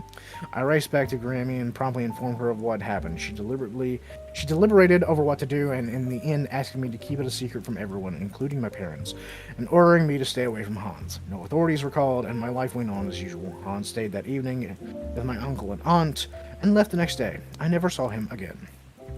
Ultimate causes. Okay. I have so much to fucking unpack here. Mm-hmm. Okay, first of all,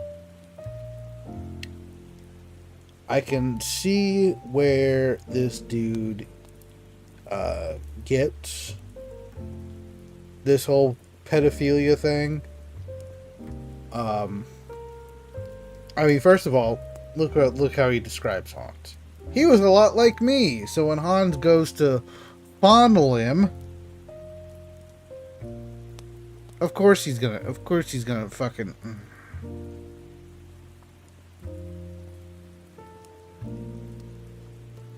I hate this.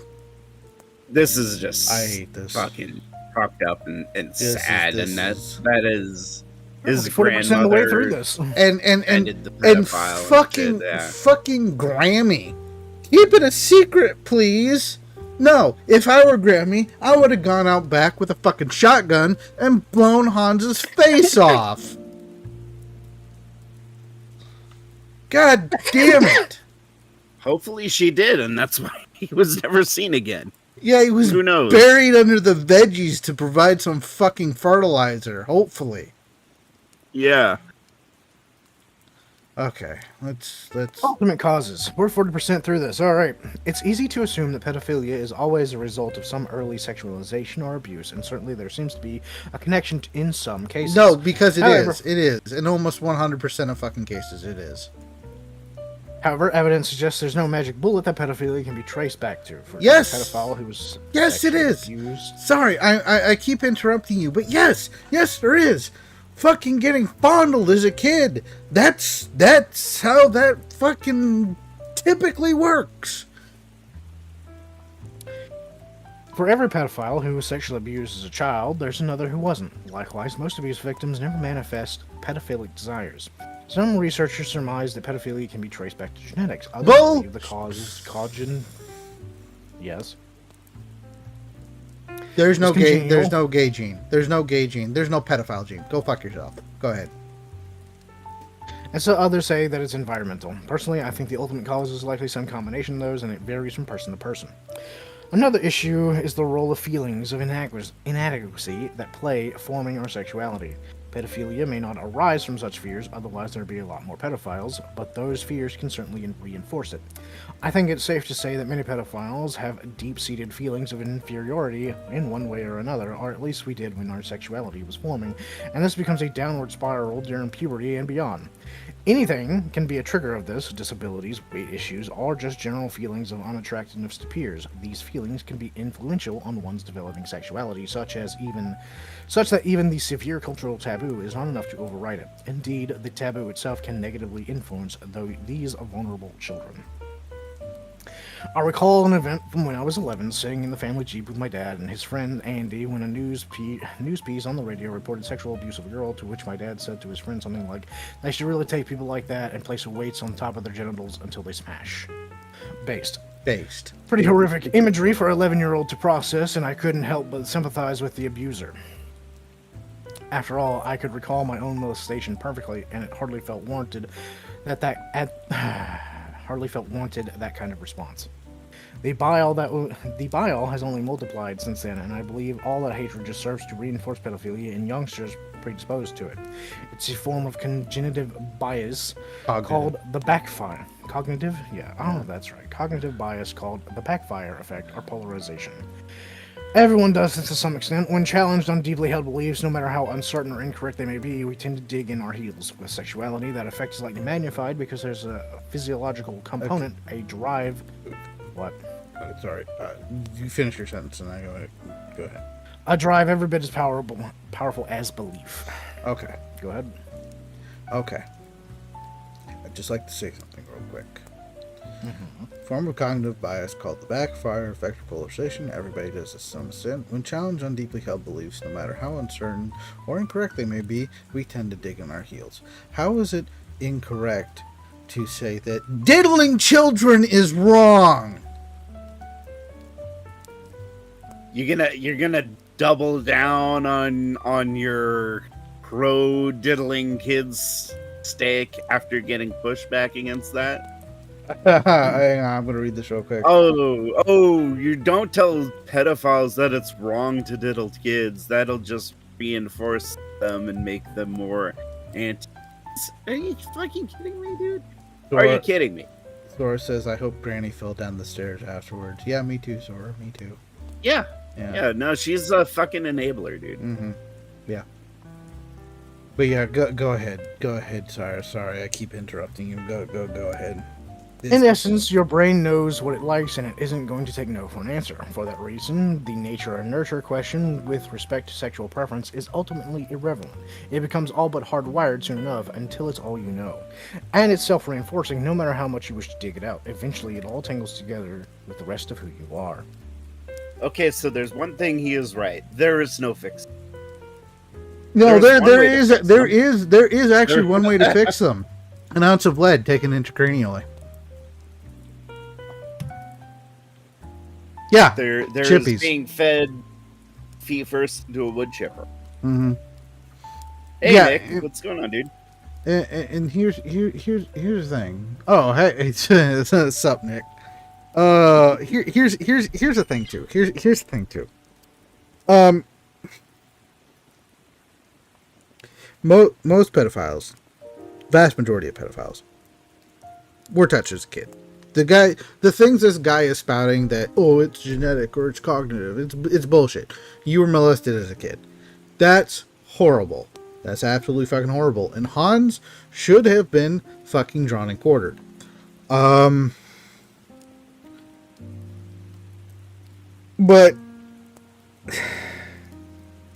this dude has gotten to the point where he's defending this shit. It's not like he's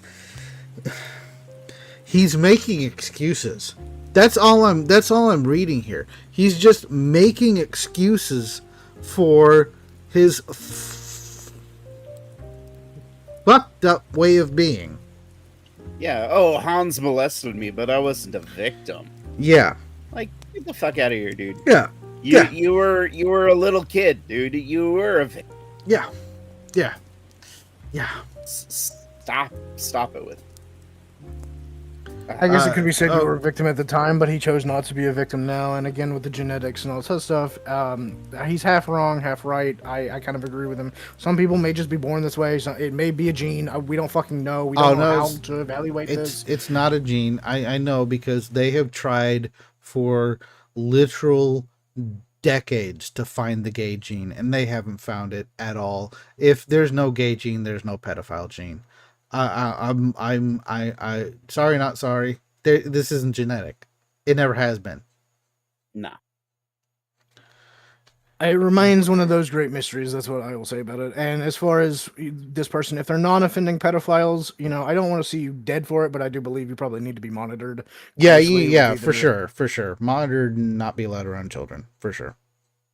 Like, if you offend and you touch a child, straight into the wood chipper. Oh, yeah, If you're wood just going to chipper. sit there and like, oh yeah, I like looking at little kids. Well, that's great, Mr. fucking Todd. Here, put on this ankle monitor and please stay at least, 200 feet away from a school. We're limiting your internet access. Oh, Chris finally doing a hobby stream. What? That's funny. Go fuck yourself, dude. Go fuck yourself. You asshole. We're only 50% way through this first article. Oh Anyway, my god, go. getting schooled. Things went along okay until I was 2 years away from graduating college. I began to smoke pot, a drug I experimented with after high school, but didn't care much for then. I didn't like the sound. I didn't like it the second time around either. It made me anxious, and more often than not, it happens a lot. But I did it anyway, largely because many people I respected smoked it, and I wanted to be more like them. I was trying desperately to reshape my identity before I was thrown out into the real world. I'd even begun working out, lifting weights, and exercising to get in better shape. Good. On the outside, I might have seemed pretty normal, but on the inside, I was screaming in terror at the prospect of having to grow up and be normal, which to me meant getting a job, finding a girlfriend, and eventually getting married and raising a family. Oh, I wanted to be normal, believe me, yet I knew myself well enough to know that I wouldn't be able to carry that charade off for long, and every fiber of my being resisted the forced transformation. After graduation, I fell into the deepest pit of despair imaginable, one that lasted several years, and I've only just begun to pull myself out of it. You can't experience that much blind terror and pain for that long without being seriously impacted by it. I still worked out every other day, so I was hurting constantly, since depression saps your brain of the feel-good chemicals that helps to counteract pain, but I felt something, and that was better than the emotional numbness that had overtaken me. Thus, my project to remake myself into a regular person, Thus, the project to remake myself into a regular person, a complete failure. I retreated inward like a kicked dog, often spending days on end in my bedroom. At the nadir of my depression, I was contemplating suicide daily. Some days I could think of little else. I found some relief in opiates, which I had obtained illegally because doctors won't prescribe them for depression and anxiety. The occasional hydrocodone gave me a moment of respite from the agony I was going through. I tried antidepressants, but they were a joke. In the midst of that dark era of my life, I discovered an unhealthy pedophile forum. Nothing illegal was happening there, but many of its most influential members were pro-contract pro-contactors, meaning they believed that sex with children was theoretically okay and supported the elimination of age consent laws. Wood chipper. Yeah. Every single fucking one of them. Yeah, dude. Fucking wood chipper. Go ahead, That forum sorry. still exists, and I won't name it here, but suffice to say, I found myself taking up some of the same pro-contactor chants, if only to feel like I belong somewhere. At the same time, that was all. At the time, that it was all that was available in terms of an actual pedophile community, and I had nothing left to lose by joining the cause, misguided though it was, and even decided to out myself on that forum. Over the ensuing years, though, I was often at odds with the pro-contactors and flitted in and out of their clique. I wanted desperately to be friends with the people who shared my sexual orientation. It's not an orientation, even if it held crazy beliefs, but I could never quite reconcile with their viewpoint. Not long after I self-outed, a group of web vigilantes called the Perverted Justice showed up. You probably heard of them. They're the people behind the now defunct TV show To Catch a Predator. I was no predator, but that mattered not when I outed to these guys. They lumped me in together with these child rapists and internet creeps just the same. As I was already out of the closet as a pedo, I was an easy target, becoming one of the first people they profiled on their wiki exposure page. I say that 5 times fast. A site devoted to outing online pedos, whether they've broken any laws or not. It has since changed hands, but it still exists online, buried in a dark corner of the internet, and yep, I'm still on it. Not that I much care anymore. Perverted Justice had their day, and they eventually burned their own house down.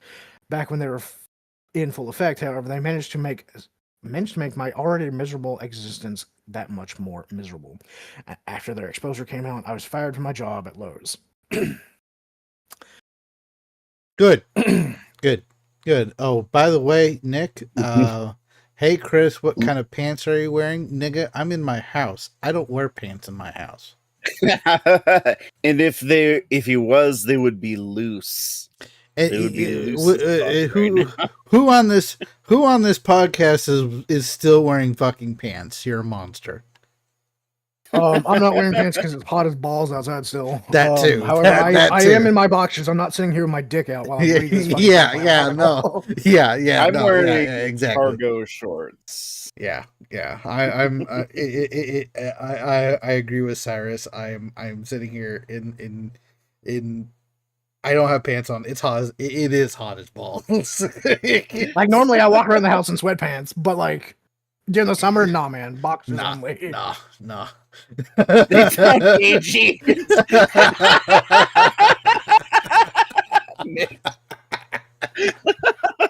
God damn it. That's pretty good. Ooh, fucking hell.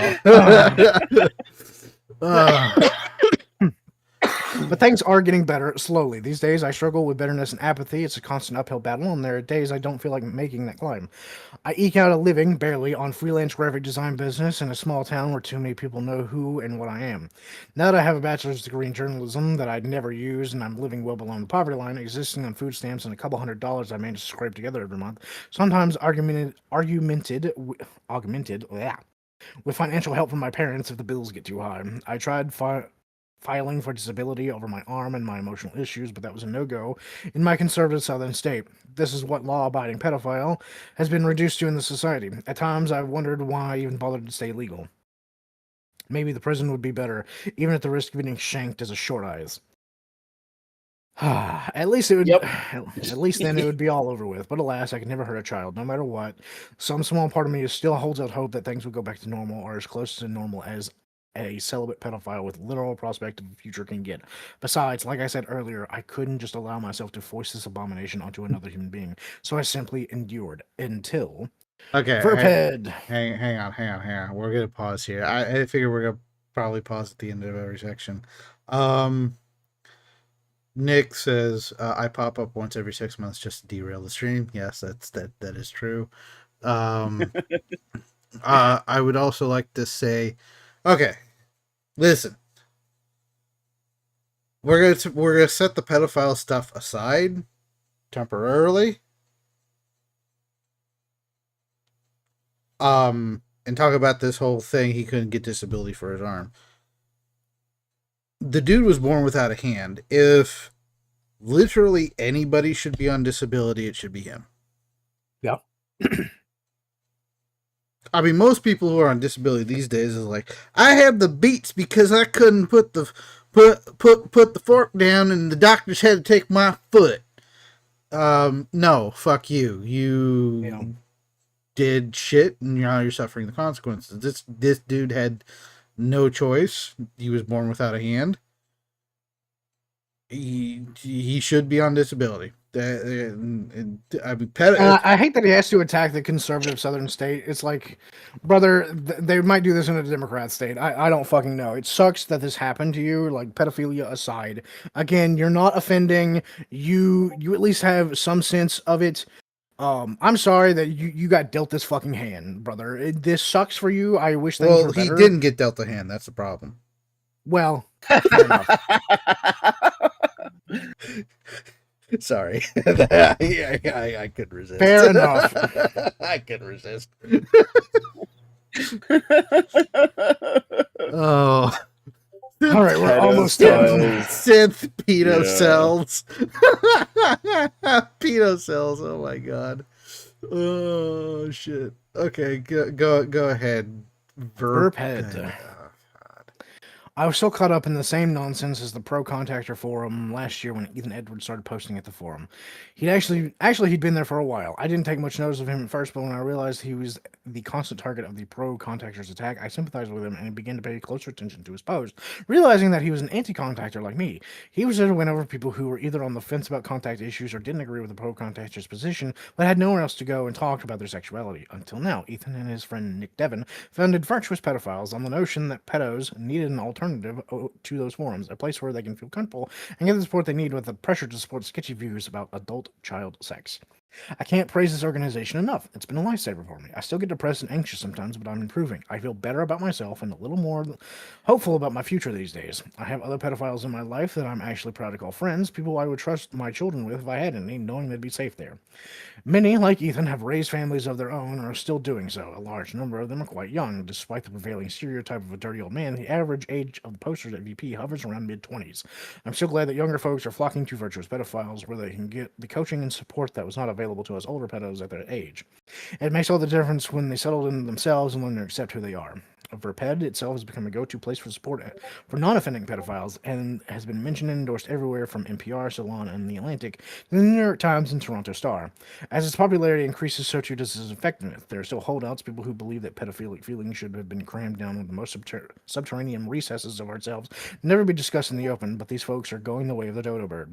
Anyway, we've tried that. Take it from someone who has first-hand experience. Not only does it work, it tends to make things far worse. Please repeat this mantra to yourself. A repressed, unhappy pedophile is a pedophile at risk. Okay. Yeah, synth Verpedos. Didn't they turn out to be offenders after all? That would not surprise me at all. Yeah, because if someone in chat can look up Verped for me and see if there's any news on that, that would be fantastic. I appreciate it. Virtuous pedophile, because if they were virtuous, they wouldn't be calling themselves fucking pedophiles. They would be calling themselves survivors of pedophilia or victims of pedophilia. Here's the yeah, exactly. Here's the problem. Here's the problem I'm seeing here. I'm seeing some parallels to the pro gay movements back in the, when did they have those? Like the 70s or some shit like that. A lot of pro. They all start. Yeah, their stories talk about. They start the same. Yeah, they talk about how some motherfucker touched them when they were a kid, and then now they start organizations like this where they talk about how, oh, you shouldn't crush those feelings. You should get them out and talk about them with everyone. You're normal. You're fine. You're okay. And then they and then we get pride parades. We get them shaking their dicks in front of little kids. Yeah, that's where this shit eventually ends up. Slippery slope.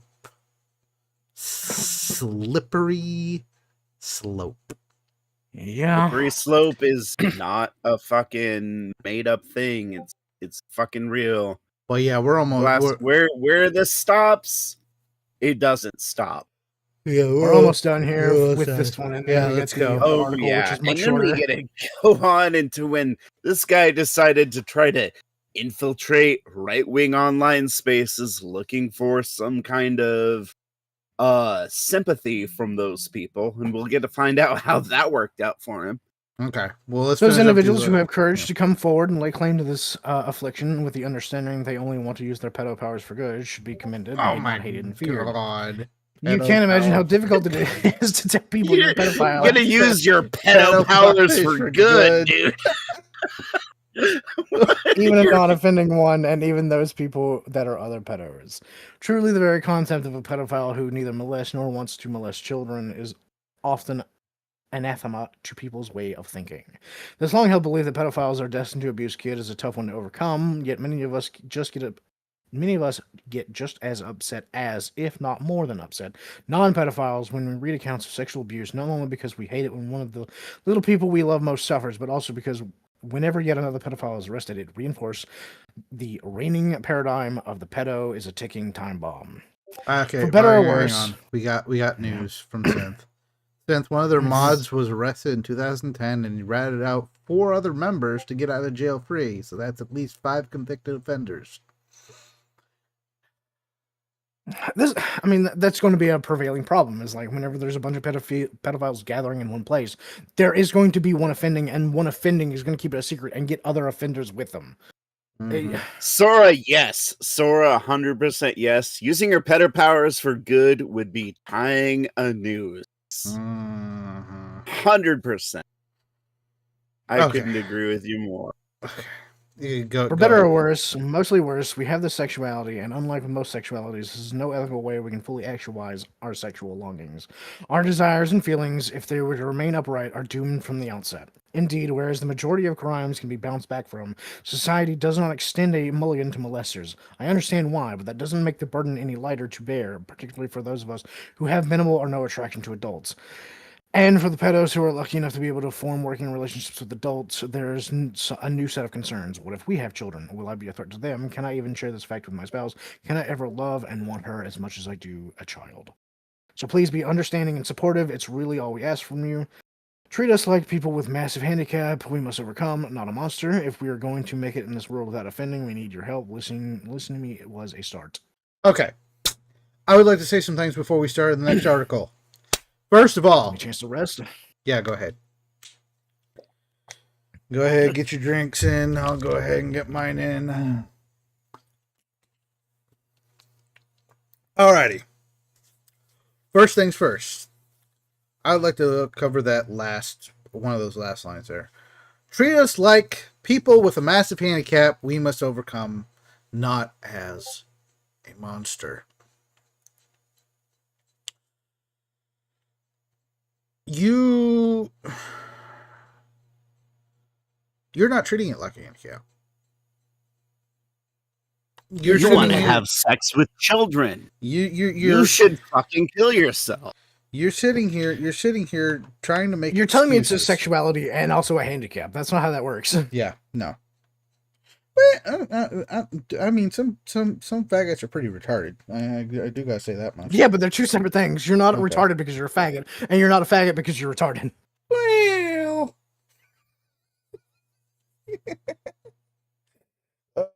oh shit! I'm just fucking. But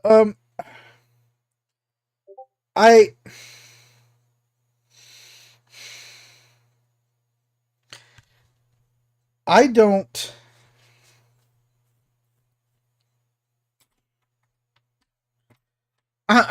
Because I can. I'm trying to.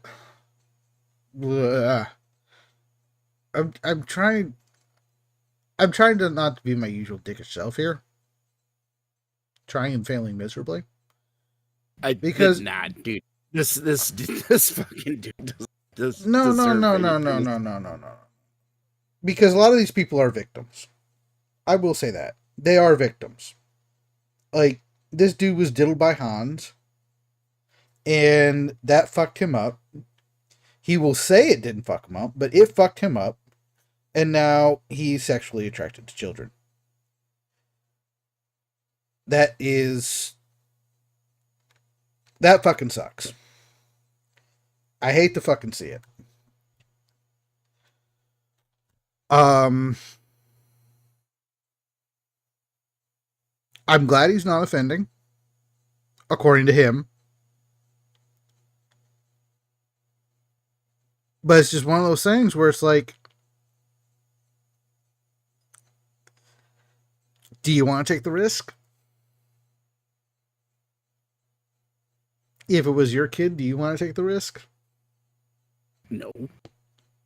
No. So Nick says gays only have one way to reproduce. That is true. And that is true.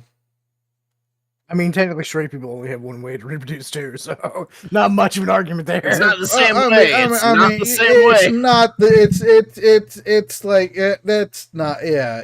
It's not the same. It's not the same. It's not the same. Because straight people don't reproduce by diddling little kids. Mm-mm. Yeah, molesting. To get the big snip. Yeah, if you cut their balls off, a lot of times that will fix them. Like this guy, if he wanted to get rid of his sexual attraction to pedophiles, maybe get to children, maybe get your balls cut out. Eunuch. Yeah. Get your balls removed, and all of your sexual attractions and desires will go away. And maybe then you won't be a threat to anybody. But yeah, don't be talking to me about, like, yeah, you are a victim. Okay, yeah, we get it. You were diddled. Yeah, it sucks. That is the extent of your victim. Yeah, exactly. You do not deserve any kind of empathy beyond that. Yes. Your current attraction to children does not deserve empathy. It deserves derision. And yeah, go ahead. And even if everything he said in this story is true, you do not want to live in that society. Yeah. Okay, it does not help anybody. Mm-hmm. All right, you're going to create more victims of child sexual abuse in the end, because you're going around on the internet and trying to make allies and trying to court with other, like, so-called non-offending pedophiles, only to find out that the majority of them are just gonna wind up being child molesters. Mm-hmm. Do you say cut their balls off and you lose sexual attraction? Well, how do you explain trans people that cut their balls off and have a neo vagina and they're still fucking getting fucked? They're fucked in the head. And these people, yeah, it's true. It's true. True. Like I can counterpoint everything you're saying, because like this is just going to exist in society. These people, if you're not offending, sure, go live your life, homie. I'm not going to trust you with my kids, and I think you need to be monitored and all this other stuff. But at least he should be able to live his life. That's great. Matter of fact, why don't you go hunt down the offending pedophiles for us? That would be a great help. If you go out your own fucking kind, great, man. We'll give you a fucking medal.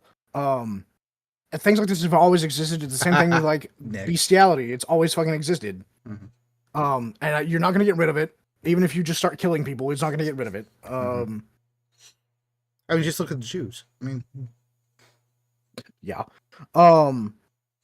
It does suck that he was a victim, and I don't necessarily agree that all of them are victims. I don't necessarily agree that all of this come from them getting touched as kids. No, sometimes you just get dealt a fucking bad hand, clearly, because he has no hand, and he ended up this way. Maybe there is some gay gene hidden somewhere deep down in somebody, and we just haven't discovered it yet because we will never figure it out. I don't know, man.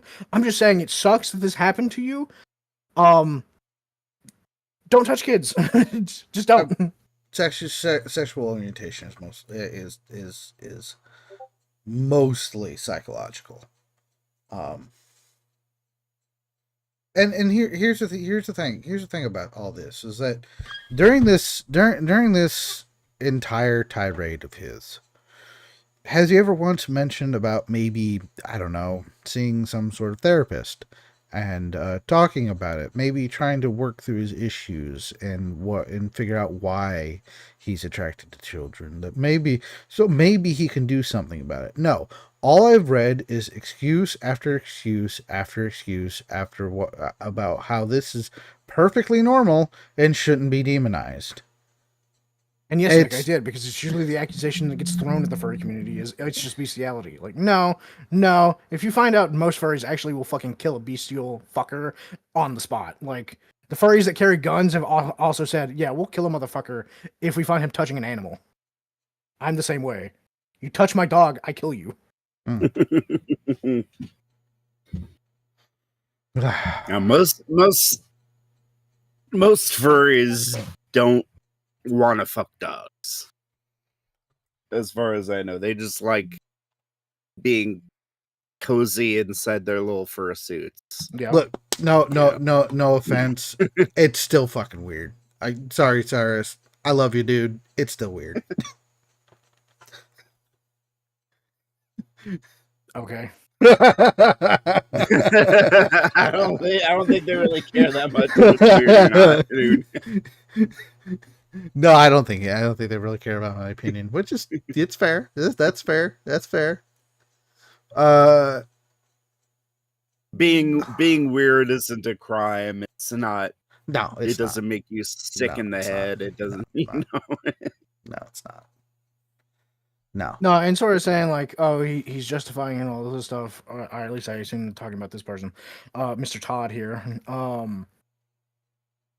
I mean, that he said earlier in the stance that your brain will go through any amount of hoops and will plant your feet in the ground to justify the way it feels. That's true on everything. If this person was a religious zealot talking about that, you need to have the 37th crusade and that, God is speaking to them daily, and they just firmly believe that, they're going to stick their heels in the sand and say that's the truth. Why are you going to talk about me like that, for dude? them. Because you need help, Dirty.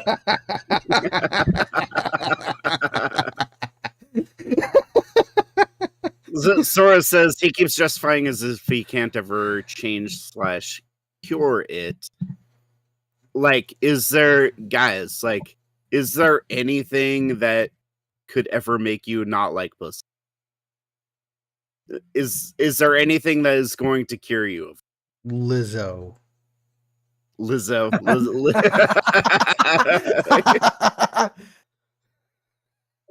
No, but like once this shit is ingrained into your psyche for so long, like I kind of agree. Like you can't. I mean, like you can't. You can't fix these people, dude. Is there a cure for pedophilia, like other than the wood chipper or a fucking like lead injection? That's my point. He's not. He hasn't talked about even trying.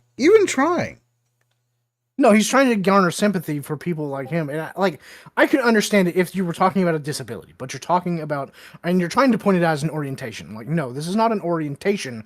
This is a desire you have. This is a fetish, and I really wish people would understand, like the trans thing, a gay thing, shit like that. This is more fetish than orientation. Like you could argue that being gay is orientation. That's okay. That's fine. Maybe you were born that way. Just like straight is an orientation. But when you start talking about trans, you start talking about wanting to fuck dogs, you want to start fucking kids, you're talking about a fetish and it's deeply ingrained in you, and we need to find out why that is. That's why I don't want to kill these people. I want them to be studied. That's actually a very good point. Yeah.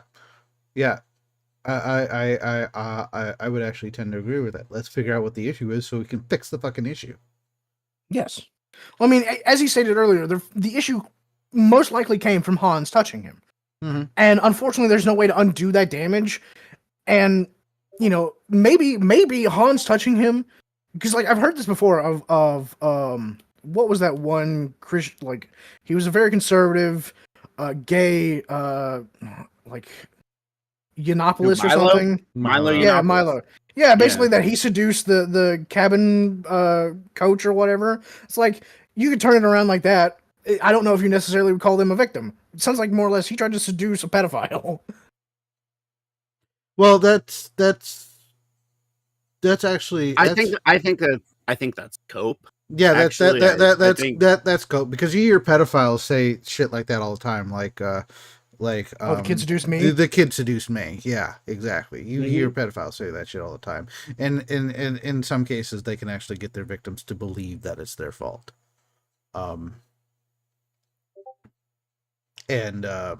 Yeah, and that's part of how they get that fucked up.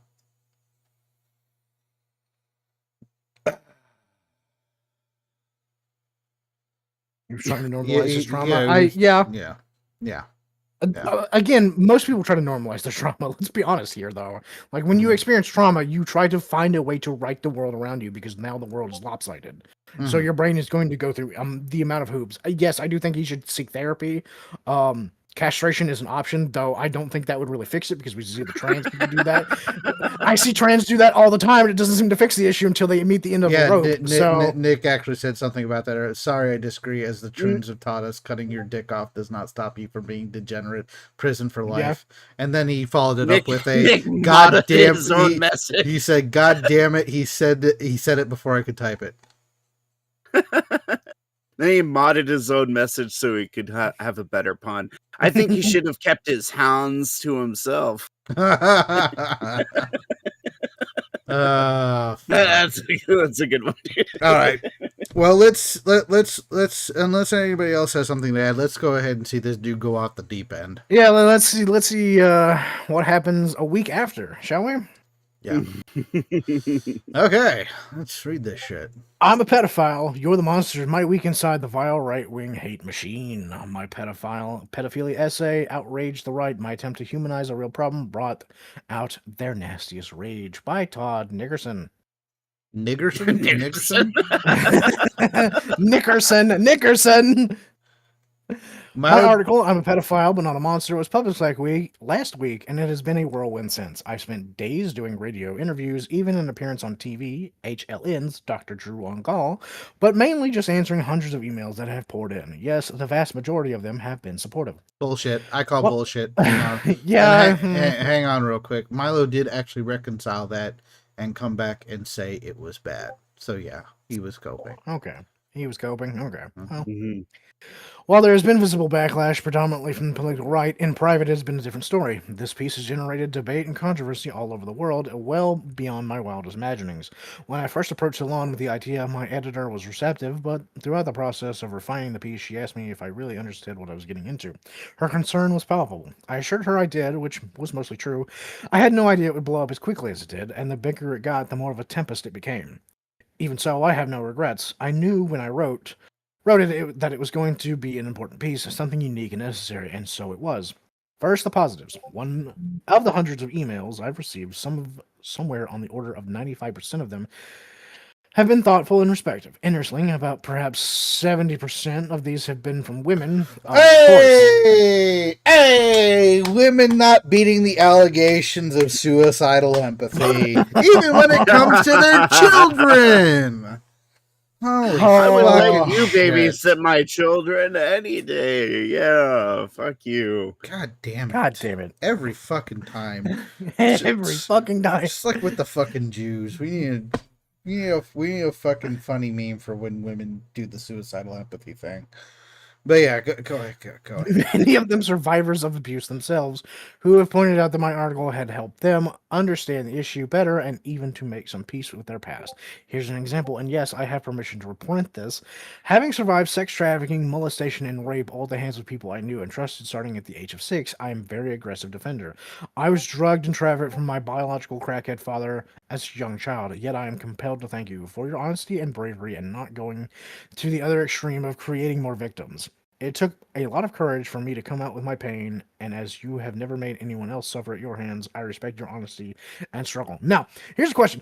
Before I continue, do we think these women end up as pedophiles as well, that get molested and all this other stuff? Or do you think they go on to live sexual degenerate lives? Because that's normally what happens, is they get molested and they go become degenerates with men their age. They go out, they go smoking, drinking, whoring themselves out. But for men who get touched, they become pedophiles.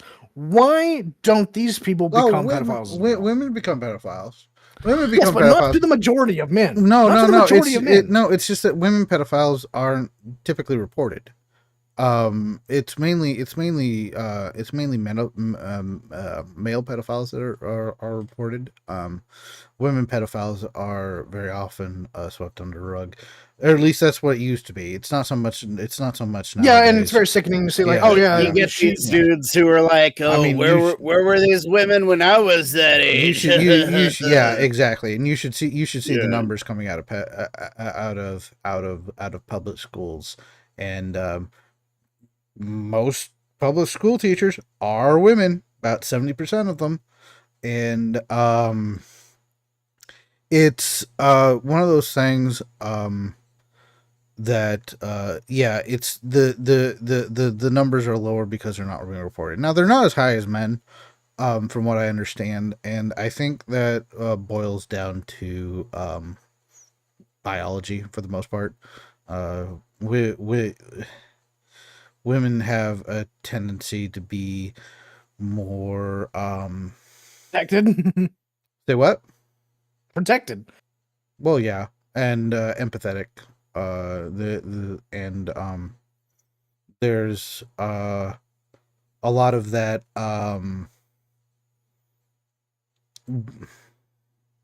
The nice meme exists. Yeah.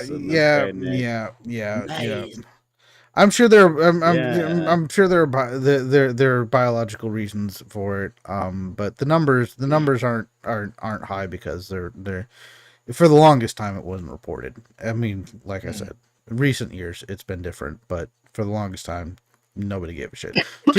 Just like female on male rape isn't typically reported. It does happen. You get laughed at. It does happen. Yeah. Sora just said, I knew a dude who got molested by his female babysitter and it was never reported. Mm-hmm. Same for me, dude. One of my close friends, his female babysitter used to make him go down on her when he was fucking 12 years old. Mm-hmm. And he didn't even consider it as abuse until he was like much older and then realized that, like, oh yeah, I mean, I was sexually molested when I was a kid by my babysitter, by my female babysitter. And Nick Naylor, Nick says the nice meme exists for a reason. I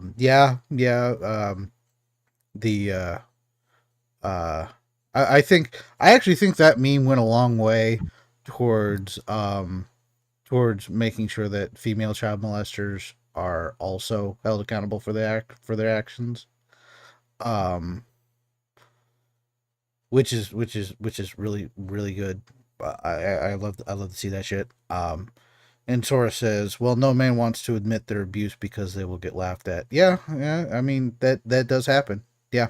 Yeah, and that's the toxic masculinity right there. That's that is true toxic masculinity. Yeah. I agree. No, I you agree got completely. you got laid. Oh my god. Yeah. For you. Yeah. Yeah, that is actual toxic masculinity, and I agree. And, well, I was fucking 11 years old. You're not supposed to be getting laid at 11 years old. I will say this also is that a lot of it comes from like women too. So it's like if you tell a woman that you got molested, you're probably going to end up getting laughed at. I mean, that's true about anything. You never reveal emotions to women because they're going to use it against you. Yeah. As if a 7-year-old men won't open up. Yeah, but yeah, go ahead. Let's read this shit. Most notes were from people thanking me for my willingness to shed a light on a little understood issue that few scholars or experts want to approach. A few people admitted to me their own secret attractions for children, how they felt alone and uncertain on how to process their feelings. I directed them toward Verped. Membership growth, which has been fairly steady since I joined over a year ago, has swelled over the last few days. What really surprised me was how many women confess to pedophilic desires, which is often thought to be exclusively male predisposition. Exactly. Others have contacted me to work with them on anti-child abuse and pedophilia-related projects. projects, all necessary steps toward what I set out to achieve: a bridge between the celibate pedophile community and the non-pedophile population, setting an example for pedophiles who may not realize they aren't doomed to molest kids, and creating an environment where they all can work together to end child sexual abuse. What I want to focus on now is the continuing misconceptions, prevailing fears, and willful ignorance I've encountered because of this, both out of pedophilia itself and about virtuous pedophiles as an organization. My experiences by doing the Niall Boland Show, Irish Talk Radio, and the Dr. Drew On Call TV show taught me that pedophilia is still largely a gut-level issue for a lot of people. One caller to the radio show said that she didn't want to know what pedophiles think and lambasted the show for even giving me a platform. I told her that no problem was ever solved by refusing to understand the issue. We've been in that mode for a few decades now. Has it fixed the tragedies of child abuse and child porn? Nope. If anything, this attitude has only increased the problem, since pedophiles at risk of offending are unlikely to seek help in this severely hostile environment. This caller fancied herself a reasonable person, but she decided this issue was beyond any reason. Unfortunately, this viewpoint is all too common. Another point arose on Dr. Drew was that pedophiles are by nature compulsive. This opinion comes from the extant data, almost of all which is based on people who've been arrested, since non-offending pedophiles tend not to self-identify or participate in studies. What do you think the data is going to show? Yes, criminals are also often compulsive, but this data says little about people like me who haven't offended. This point should be obvious, but these kinds of statements demonstrate the dearth of level-headedness when it comes to this issue. Logic gets chunked out the window. Dr. Drew himself even suggested that because I was using hydrocodone, I might have abused kids without knowing it. First off, I never took more than 2 or 3 pills a day, well within what is generally prescribed, even though they weren't being prescribed to me. I never blacked out or even came close to being out of touch with reality. I'm neither stupid nor a massive risk taker. And being a doctor, he should have known that opiates pretty much obliterate your libido anyway. Nearly all the callers suggested I seek professional help myself, as did Dr. Drew. Well, I already tried that more than once. Okay, we find out something. Okay, you actually tried it. Yeah, it's okay, sure. How long? How long did you stick with it? Go ahead. My counselors were nice guys, but there were little they could do for me. They knew they couldn't cure me of my sexuality. That doesn't work on anyone, and it doesn't work for us. All they could do was lend a sympathetic ear. Okay. Yeah, that sounds like cope. And here's part of the problem. DSMs. Yeah, what does that stand for again? I know what it is, but I can't remember what it stands for. Diagnostic and Statistical Manual. I don't know what DSM they're on right now. I think it's DSM 5, DSM 6, somewhere in there. It's basically the big book of diagnostic bullshit that you use to diagnose issues in patients. And it's mainly for mental disorders. Here's the problem is that psychology on a whole is quack bullshit. A lot of it is. It used to be less quack bullshit, but lately they have been very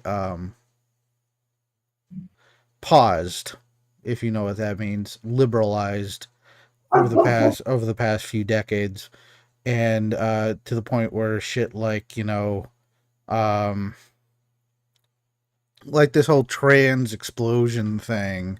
It used to be that gender dysphoria was seen as a mental illness. It's not anymore. Not in the latest DSMs. It's not viewed as a mental illness. It's viewed as some other fucking doublespeak bullshit. And they don't... To view pedophilia as a sexual orientation is... It's wrong. It's not. It's a fetish. Like Cyrus said.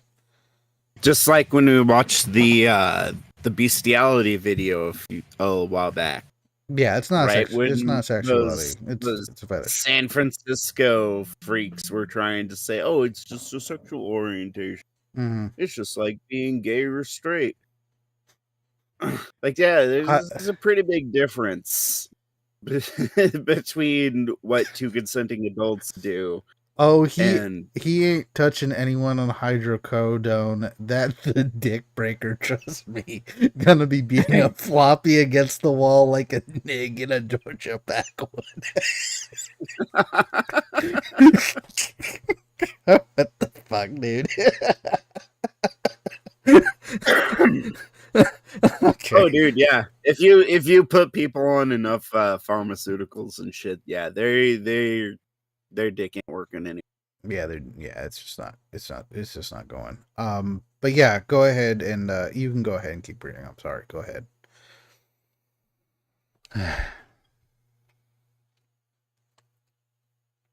Cyrus? You try to find my place again. Yeah, I got you. Let's see. Another caller said I should do whatever it takes until I am rid of this. For those of you who feel this way, question: why are you going to foot the bill for that? In case you missed it from the first article, I am quite poor. I can afford that, and my state, Tennessee, is one of those that turned down the new Medicaid funding, leaving me without medical insurance. It only takes what, $2 to fix it? How much does one round of 9mm cost? Probably one round. No, more like 10 cents. 10 cents? Oh, cheap. One round. I'll pay for that. 9 mil. It's not expensive. It might be a quarter. I don't know. I'd have to check. I haven't bought ammo in a while. Go ahead.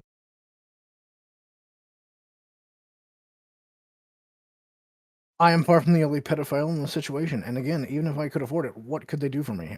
As well, a lot of pedophiles are afraid to seek medical help because of the mandatory reporting laws, fearing that they could be reported, even if they've done nothing wrong.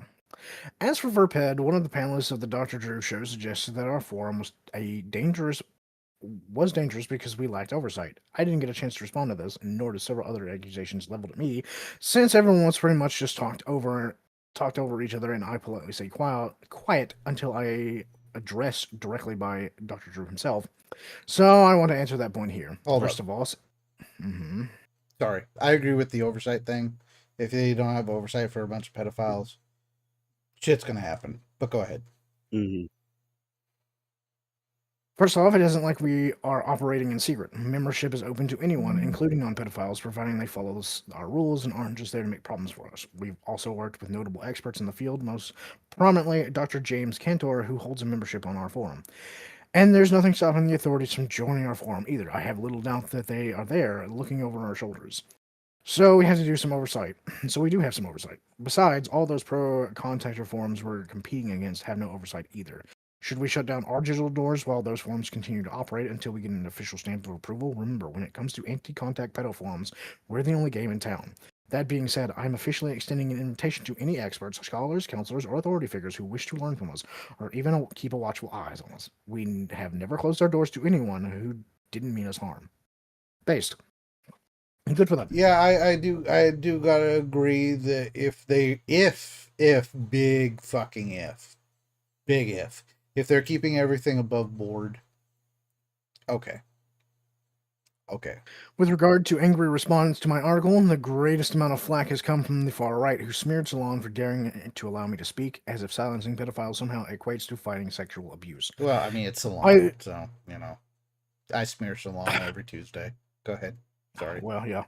It does suck. It does suck because smearing them only drives it further under. The same thing is happening to quote-unquote far right when the leftists do this shit.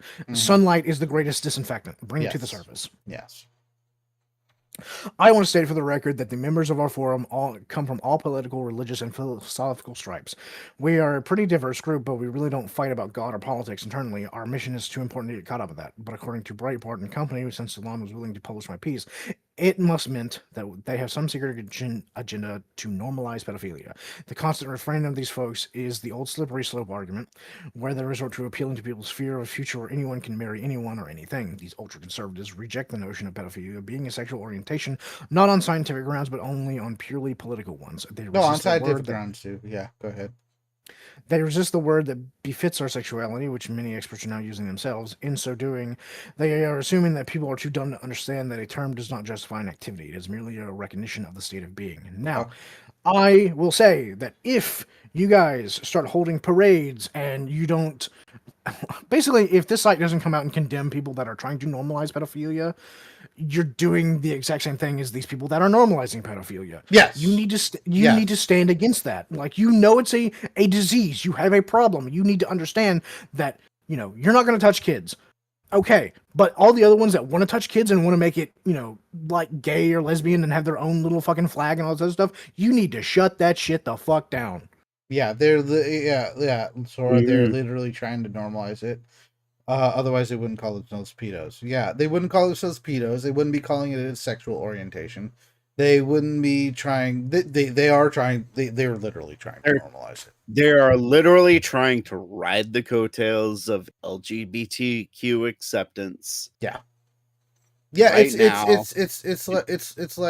it's like with the trans and even like I said, even with LGB back in the day.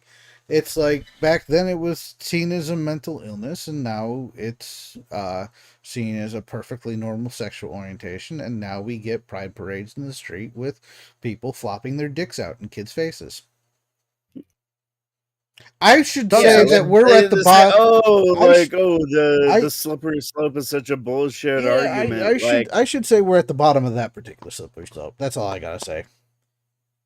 Like what you think that they're just gonna like start normalizing fucking dogs and kids? Yes.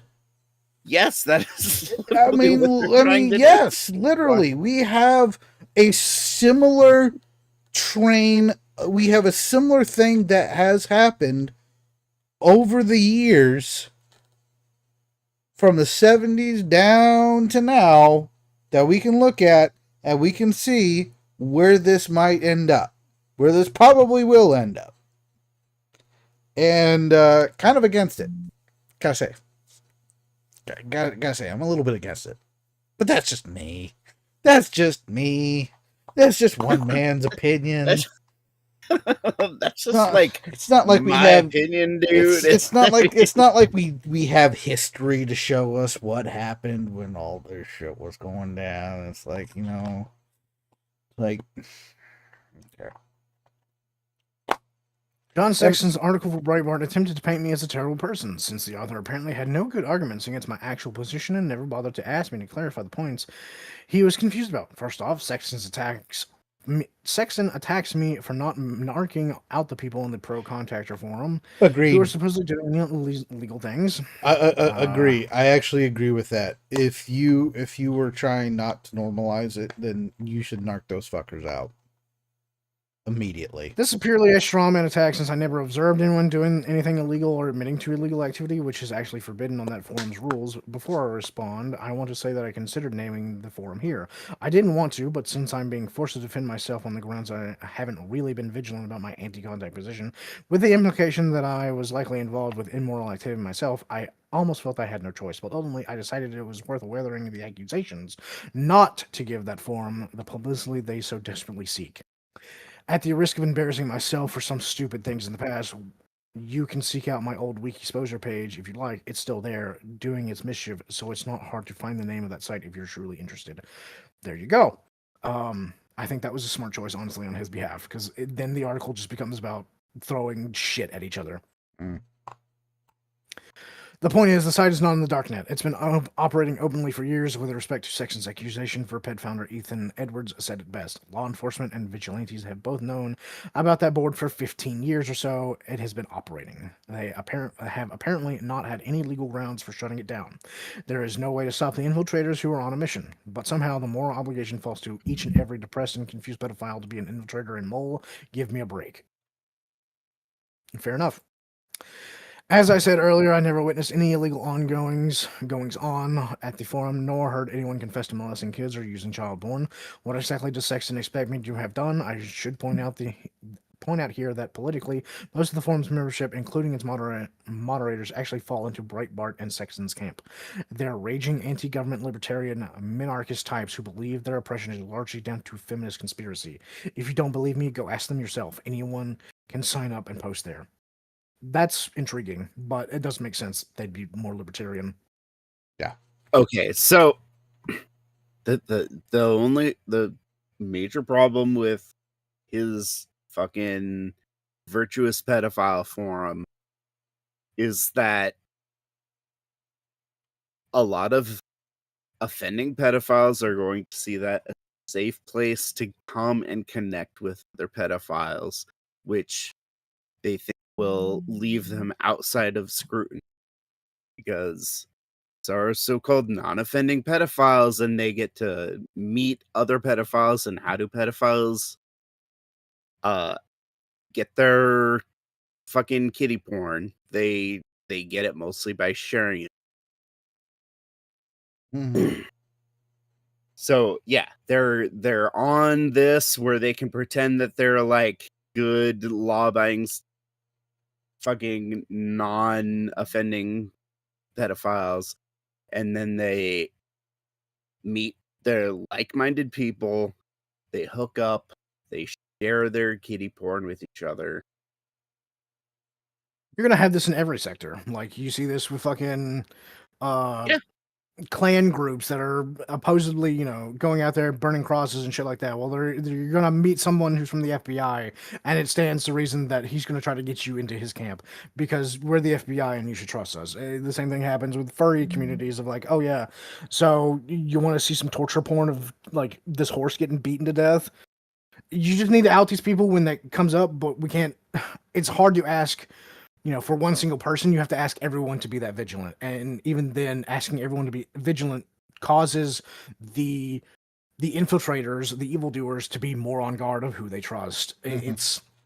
It's a double-edged sword. It sucks, but this is one of those things of like, as long as they police their community, I'm okay with it. As long as this person's not out there sharing kiddie porn and he's not hurting kids, pop off, King. I don't care.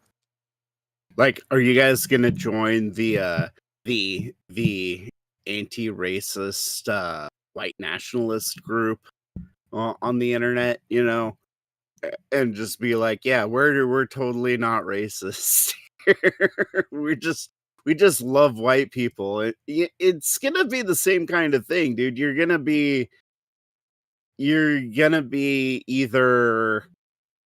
surrounded by actual white supremacists. And not that there's anything wrong with that, but like, you got to be honest about who you are and the places that you're hanging out with.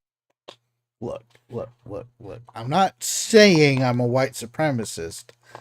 I'm just saying I kind of understand where they're coming from. Yeah. I get it. Oh, another accusation of Sexton is that because I pointed out my article that I was still posting in that place, still caught up in the same nonsense as the pro contactor forum, as I put it, just over a year ago before I joined Verped. Then that must mean I was still repeating the pro contactor BS. All I meant by this was I was still there, butting heads with them over those issues, trying to belong, but also arguing with them, sometimes for days on end, over the contact issue. Trust me, they have all of their debate points well thought out. It is incredibly frustrating to argue with them, but I held out hope that I could convince some of them to see the light. I couldn't. I used every argument at my disposal to try to win them over. When that failed, I begged them, cajoled them, and even attacked them for making ridiculous claims from behind their anonymous nicks. Nothing worked. They behaved more like a cult than a supportive community. If you didn't toe the pro-contactor line, they harangued you constantly. They embraced anyone who endorsed their position, including a self-confessed Nazi sympathizer, until even they could no longer tolerate his drivel. And they only continued to countenance me because I'd been there for so long and had once been in their camp. They knew I had nowhere else to go, and they figured that if they badgered me long enough, I would eventually break. Luckily, Ethan came along and offered me an alternative, and the rest is history. But according to Sexton, okay. I'm sorry. I don't think a pedo should be throwing shade at a Nazi sympathizer. But that's just me. Go ahead. But according to Section, I somehow supported the pro contactor simply by hanging out there. Remember, I originally joined because there was nowhere else for me to get the support I longed for and talk to others who knew what it felt like to have this sexuality. That continued to be the case until Verped came along, which I only became aware of because Ethan was scoping the place out just for people like me. Was Ethan also supporting the pro contact stance by his mere presence? By this logic, Jesus must have been a sinner and a criminal for deigning to hang out with sinners and criminals. So he's comparing Ethan to Jesus now. Okay. Pedo Jesus. I don't think he's really comparing. I think he's just saying, you know, the logical standards of, you know, if it's this way. He's just, pedo Jesus. Yeah, I'm thinking he considers Ethan pedo Jesus.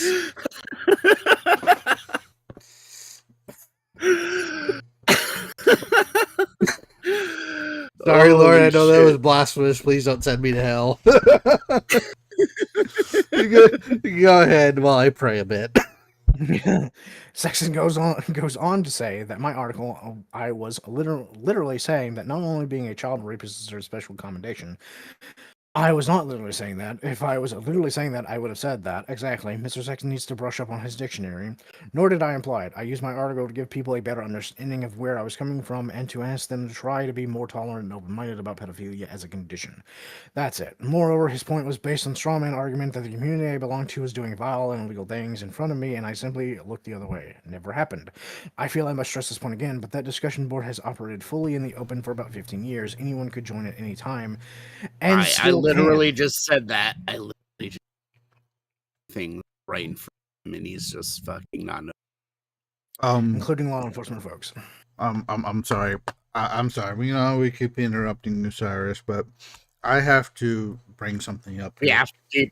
This is a podcast. We have to interrupt the article like every 2 cents. Yeah, seriously. I used my article to give people a better understanding of where I was coming from, to ask them to try to be more tolerant and open-minded about pedophilia as a condition. Here's the problem. Never once did he refer to his pedophilia as a condition, because a condition can be cured. A condition can be fixed. He always convert it as a sexual orientation and constantly saying, it can't be fixed. It can't be fixed. It's just how I am. It can't be fixed. So, no. I don't think you have a leg to stand on in that particular area, because you didn't present it as a condition. You presented it as a sexual orientation. Two very different things. But yeah, go ahead. I'm sorry, Cyrus. If there's any cause to swoop in and arrest its members, that would have happened long before now. No, I didn't refrain from naming the site because it was shady. I refrained from naming it because I didn't want to give them any publicity. Someone at Breitbart's site even suggested that I must have been seeking out child porn to even find such a site. Well, Perverted Justice just found it easily enough. Were they also looking for child porn? Yes, I think I agree with Breitbart in that situation. And like I just said, probably they're looking for a safe place to hook up with other pedophiles so that they can share a CP. Then there's Alex Crowder's lunacy by way of Alex Jones. No, Salon.com, I don't need to understand the plight of pedophiles. Again, the implication is in the very title. Somehow kids are protected by willful ignorance. What reality does Crowder live in when the things are made better by refusing to understand them? Never mind that his solution to sex offenders is to shoot them in the head, which goes beyond even the Old Testament law of an eye for an eye and warrants a comparison to the Nazis, who did execute sex offenders, not to mention the disabled, alongside gays and Jews. His solution to even confessing the attraction is exile from society. As if I haven't already largely exiled myself. Seriously, ask my friends and family. I'm a notorious recluse who only ventures into public when absolutely necessary. My takeaway from all this right-wing bile is the same as a thing I realized about the vigilante groups who persecuted us. These people really don't care about protecting kids. They have political investment in maintaining a hardline approach to anyone who defies their simplistic black and white worldview. If kids are harmed because some pedophiles weren't able to come forward and seek help in this apocalyptic environment, well then, they're just collateral damage. I received emails from some haters who insisted that I had to be abusing kids, even though I would have to be a moron to out myself if I were. almost think these guys hate me more for being a celibate pedophile than if I really had abused kids. Because if I defy their need to view all pedophiles through the baby rape filter, and thus they don't have to bother thinking about the issue with any kind of complexity or empathy at all. If they truly cared about kids, they would realize that society is better served by an atmosphere where pedophiles aren't afraid to come out and identify themselves. As one caller to the radio show pointed out, I am putting my name and face out there for your benefits as well as mine. You know who I am, and I have the option to keep your kids away from me if you so choose. It makes little difference to me. For the record, my friends and family have long known my sexual orientation, and they haven't stopped me from hanging out with their kids. They know me, and they know that harming their children is the last thing I would ever do. But it doesn't hurt my feelings. It doesn't hurt my feelings if you feel like you must shield them away from me. Even so, the fact that most child molesters aren't even pedophiles anyway. There are situational offenders, and many studies, one by Kasicki, Andrea, and Kasika, strange name, and another by National Rapport, Mansenhandel, Excurasil, Gwyndon, Tegan, Kinderen, both published last year, being mostly recent examples, show that perhaps as much as 60 to 85% of abusers fall into this category. There are people who abuse kids for a variety of reasons that have nothing to do with attraction. Substituting a child with an absent or sexually unavailable adult, lack of scruples plus curiosity or boredom, often combined with poor impulse control, or because they get off on exploiting their power over the child or violating the taboo itself.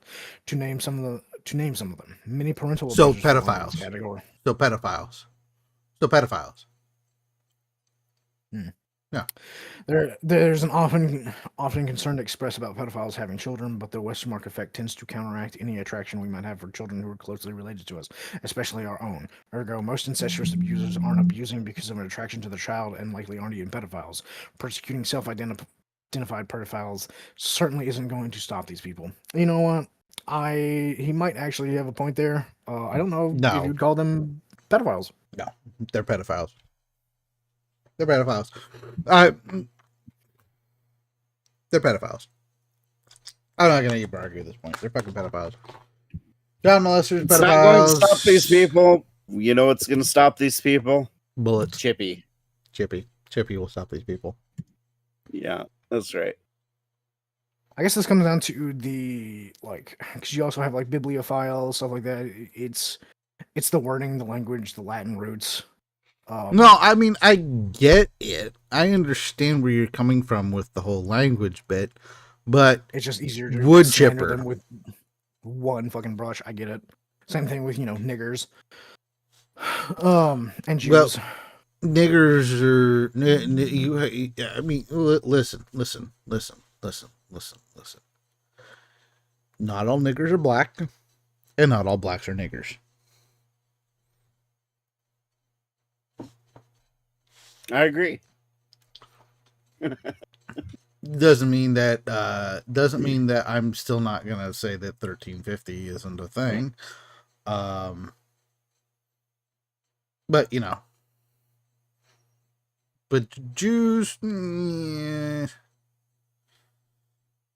Israeli Jews versus normal everyday Orthodox Jews versus new converted Jews. I mean, I do know of some Jews who have, they've never cracked open the Talmud or anything like that, and they never went to the fucking Jew schools and shit like that, and they're perfectly normal fucking people. But certain other Jews. Let's just say. This is one of those things of I kind of agree with this point, but it's also, do we have another word instead of just child abusers? Because I understand pedophiles meaning oh, you have a love of children. Okay, that's the Latin root term. There we go. Same with bibliophile or fucking cinephile or something like that. Maybe we just need a new word for this. And if you guys want to be the true pedophiles, okay, sure. But what about these people that just touch kids? What are we gonna call them? Just abusers? Fucking kitty touchers? You want us to say here that a large percentage of people that commit these crimes aren't actually pedophiles, they're just looking to abuse power, which I can understand and I can see the reason behind that. But then we need to have a definitional term for them and not just label everyone as one blanket term. So what's the new term? We call them dead. Sorry, yeah. We call them dead. Yeah, sorry. Yeah, sorry. Yeah, yeah, yeah. We call them dead. Yeah. Anyway, last paragraph. So I again want to thank those of you whose outpouring of support, encouraged, and love has been an amazing boon for me and my friends at Verped. The article I wrote isn't going to solve our problems in and of itself, but it has made clear to me that many people, perhaps the majority, really do want to better understand this issue. And Oh, it's not the majority. Pedophiles like me. It's not the majority. Lead better and more fulfilling lives. And of course, we all have the mutual goal of keeping kids safe. For those who are still on the fence, I hope you come over to see that I'm not your enemy. I'm here to educate you and assist you in whatever capacity I can. It's not the majority You're because fucking up, dude. Because the doing it majority the wrong way. The majority of salon readers are pedophiles, so it's not the majority. Yeah. You're talking to your people, perhaps. Yeah, seriously. But no, you're not going to get people to sympathize with pedophiles. No. Like, and you can't change the language like that, dude. Pedophile has bad connotations. And nobody is going to be like, oh, this person says they're a pedophile. Like, I wonder if they're a good person or not. No. They're going to want to throw you in the wood chipper. Mm-hmm. Like, so stop it with this bullshit, dude. Do your best Indian Stop it. Do your best Indian TikToker impression and jump out in front of a train. Honestly, dude, you just need to sit down and listen. A virtuous pedophile is talking to you. Verped. Verpred. Verpred. Verpreds, yeah. Oh God. All right, look. I'm gonna get a little bit serious here.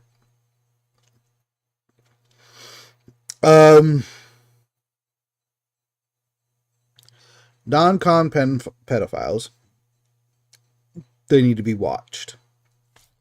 I'm not one of those people who would legitimately support persecuting someone before they actually committed a crime.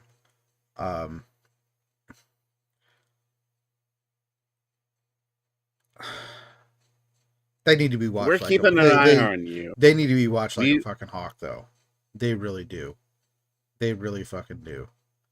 And here's the fucking thing. Here is the thing. I don't give a shit. I don't care when it comes to when it. See, this is the problem with this particular slippery slope, is that if I say something like, I don't care about your privacy, you need to have your hard drives checked, that's a slippery slope. Everything's going to lead to a slippery slope. Everything's going to lead to a fucking slippery slope. I know I've said this before, and you refuted me that, the world is not black and white. There are several things that are not black and white. Everything is a shade of gray, and you refuted me on that, but it's the truth. Just like I would like these people to have their head examined and their hard drive examined. Well, I don't want the same thing for me, who's done nothing, but I know that if I say that, it's going to give government and people in power the same leeway to come examine my shit. Mm-hmm. Yeah, I don't. There needs to be a stopgap, and where we find that stopgap needs to be a happy medium. And I know not everyone is going to agree on it, but at least if the majority of people can agree on it, that's fine. It's just when the majority of people are fucking retarded, it becomes a problem. Yeah. And we're at that point in society. Yeah, yeah. See, and this is also it, is that I believe that that these people should be studied. We should figure out the root cause of all this shit, molestation, and we should figure out what the issue is to keep future generations from having the same issue. But here's the problem, is that not only like you said, are people retarded and they're not going to fucking agree. But these people will not agree if they find out that the main reason pedophiles become pedophiles is because they were touched as kids. They're gonna just say, no, it's genetic, or no, it's conditioning, or no, it can't be fixed. It's a sexual orientation. So these guys are part of the problem. These guys are literally part of the problem as well. Because they aren't willing to try and find out what the issue is and see if it can't be fixed. Because they think they're perfectly normal. They have a sexual orientation, guys. It's not a condition. It's not a mental issue. It's sexual orientation, guys. I didn't get that from this article as far as that he thinks he's normal. I think he understands it, but I think he also understands that he has limited money and he can't really go fix the problem, and he wants people to pay for it, which I honestly believe all these people should be rounded up and used as test subjects. Yeah, but then he says in the same fucking breath that it's a sexual orientation and there's nothing wrong with that. he keeps going back and forth on that, and I wish they would clarify this. Like, is this an orientation or a condition? He really backed off from a sexual orientation this time too, since it's his defense article, you know. Is it on the stream, Nick? If I can find it, you can link it to me. It might be on the stream. Oh yeah, here we go. Okay. I'm bringing that shit up. Show everybody. Oh God, you son of a bitch. When we watch you son of a bitch. Oh my God. Okay. Oh, did you post a clip? Yeah, he clipped it. He clipped something. Yeah. Yeah. He clipped it. Okay. Hang on. Chudcast had another artistic direction after I left. Okay. Just like when we watched the bestiality video a while back. Yeah, it's not. Just like when we watched the bestiality video a while back. You bastard. You bastard. I've been posting it. wait, it was just me talking about the bestiality video? Yep, that was it. We didn't go anywhere. That was it.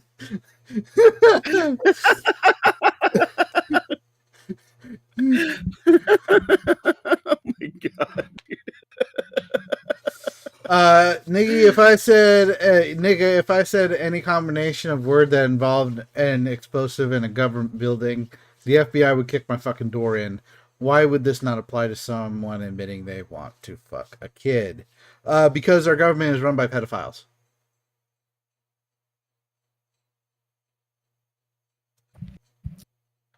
Because our government is run by pedophiles. That is true. The government is run by pedophiles. Yeah.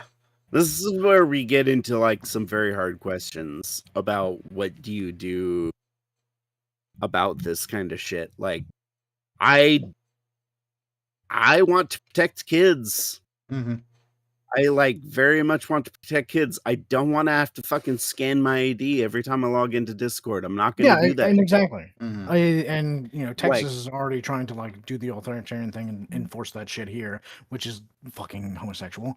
I don't know why they're doing this, but it's all to protect children and all this other crap. And we know it's not going to protect kids. It's going to make them even more vulnerable, really. It's not about it's not about the kids. It's never been about the kids. And in reality, if you went out in the public and said, "Hey, I want to fuck a child," please don't quote that. Somebody quote if you said that in public, you're going to get a visit from the FBI. Like, you are going to get a visit from the FBI, you dense motherfucker. It's just. God, Nick's clipping. Yeah, I'm sure he is.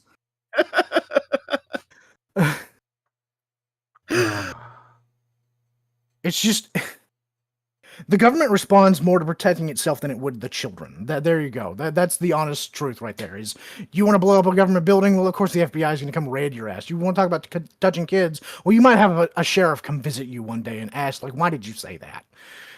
It's the same, but it's also different. Sorry, I'm just Putting on a cute cleansing kitten. palette. Yeah, You have exactly. to cleanse with the cute kittens. Yeah, exactly. Those cute kittens touch kids.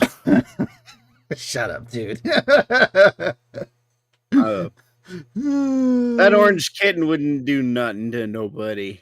Look at him. He's just standing up. He's so cute. Oh, yeah. Soros Fauci diary picture. I did actually see that one. Hang on. Yeah. Did she post that Chud Shaker? Yeah. Dude, that woman eating the 2 hot dogs is gross. Where was it? Ah, here it is. There it is. Dear Diary, today I killed 1 million people. Yours truly, Anthony Fauci, XOXO. How'd you get this picture of his room?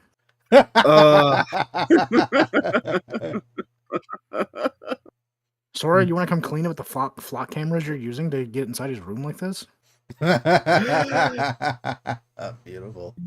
Beautiful. I hope that motherfucker dies a slow, painful death. He's already old enough to that like his death would be a natural death, but like fucking I hope it's worse.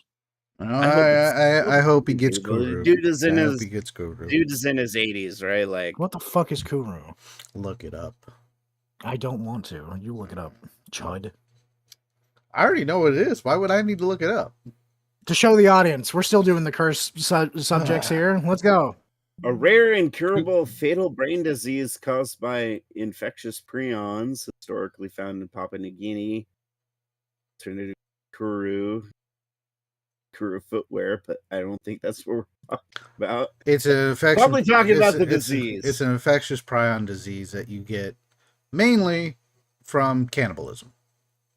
In fact, I think it's exclusively from cannibalism. I wouldn't be surprised if he actually got. Yeah. I'm going to make a nonprofit too, but to put pedophiles to work and make them useful members of society. It's called Flashlight. I'm pretty sure he meant flashlights for felons.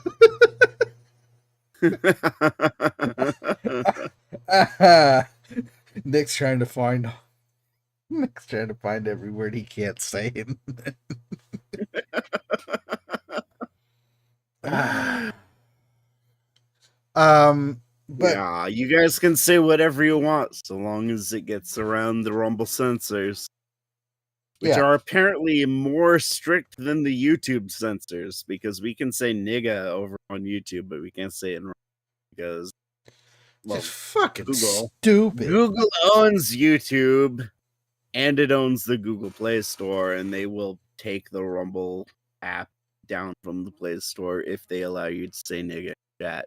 So amazing. So this is why we build towers. This is why we build the towers. This is why Nick pinned my N in the Rumble chat. Beautiful. Well, I think that does it. We're technically like an hour over. We've been going pretty yeah, long it's been pretty. We're like 2 hours over. we went late tonight. Holy fucking shit! It's almost 11. God damn. First knowledge segment lasted an hour. Yeah, fuck me. Shit. The rare 5-hour Chudcast. You're welcome, you guys. Dude, I've been holding in a piss since about 40% in Article 1. Holy crap. Why don't you go and piss like I do, dude? Fucking hell. I go AFK all the time to piss. Yeah, I just get up while you guys are talking and go take a piss. Yeah, exactly. I wanted to hear the fucking article from the pedophile so I could know how to tell him to go fuck himself properly. Yep. Because I am an educated hater. You need to be properly educated. Look, we're not just one of them ignorant racists. All right. Kuru is mad cow for humans. Yeah. Our racism is based in deep knowledge, understanding, and appreciation even of other cultures and society. You truly are the shaman chuds. That's right. I hope that person does get help, and I hope all of them get help, and I think they should be studied. Yeah, I think they should be studied, and I think the cause should be identified, and I think that once they find out what the cause is, they should be open to fixing it. Not this whole it's a sexual orientation that I can't fix bullshit. Medbed? Medbed? Medbed. Yeah, Maid. Oh, Maid. Canada. Okay. Yeah. I don't know if there's any fixing that type of shit, really. Maybe just medicating it, because like there's a lot of conditions that can't be cured. I hope they never harm a child. That is the big thing, right? That's the thing that we hope more. That's all I ask. Like, you can go be a pedophile and fucking sit there in your happy little space, but if you touch a child, I'm putting a gun in your mouth. Mm-hmm. Yeah, it's one of those things where, like I said, we don't want to be the types who would persecute someone before they actually commit a crime, because that's fucked up. That's that Minority Report bullshit that they're trying to push nowadays in the government with the fucking AI cameras and everything. And if we're gonna be against that, we need to be against this, not you know. I want these people to be so afraid of publicly admitting that they are a pedophile that they would never ever even think about admitting they're a pedophile in public, let alone touching a child. I think that works opposite. I would rather they come out and it be known of what they are, who they are, what they're doing, and what their stance is. That way they can be monitored and they're not repressed to want to go and commit the I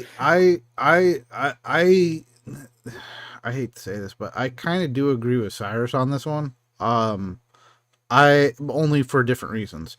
I do want them to come out. I do want them to admit it, mainly so people know, hey, don't let your kids near that guy.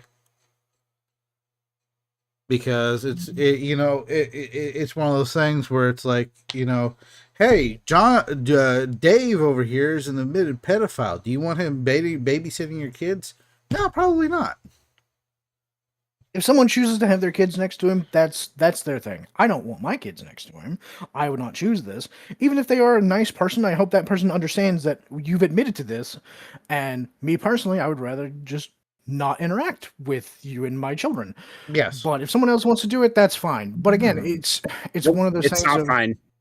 I disagree. It's not fine. It's not fine to let your kids around pedophiles. And if you do, you're just gonna create future victims down the I don't agree that it's fine to let your kids hang around pedophiles. I don't agree with that. I'm saying if someone wants to choose that for their children, I'm okay with you choosing that for your children. However, my stance is it's probably best that you watch your children yourself. And if you're near a pedophile with your children, please watch your children. Yeah, I'm not. I'm gonna have to say I'm not down with that. You shouldn't have your kids hang around pedophiles. And honestly, if you do, you're kind of a bad person. No, you're a bad parent. You really are. You're creating a bad situation. You're creating a bad situation. You're creating a bad situation not only for your kids, but I don't want to say this like every I'm child defending. who's going to contact your children down. That's like sticking. It's like sticking a rapist in the middle of a fucking swimsuit competition. It's like, it's probably not a good idea. Well, personally, I view it as children shouldn't be next to any strangers. Like, even if you trust them or not, you shouldn't keep your children I kind of next agree. to them. I kind of agree with that one, yeah. But if people want to do that, more power to them, I guess. It's your child. It's their future. You get to fuck up. It's not mine. I'm not going to do it, so you go do you.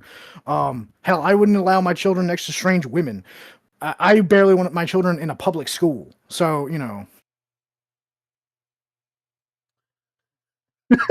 Nick makes an excellent point. I left my Twinkie next to this land whale. How could I know the fat fuck would eat it?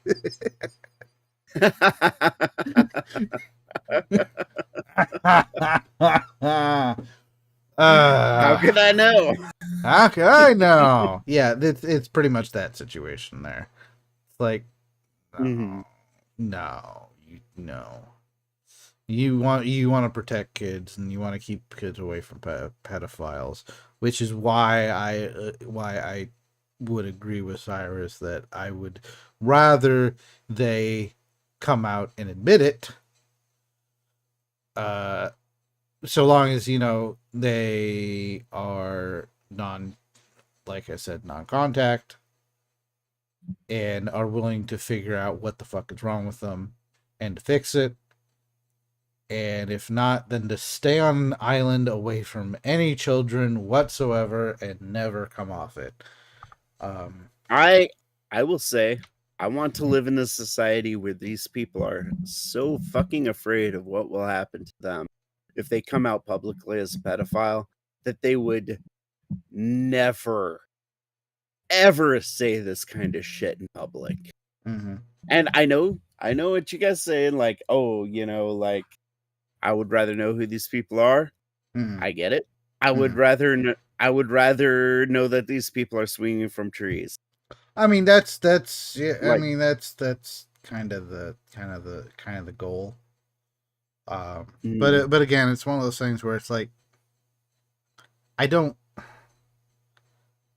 want to persecute someone for thinking for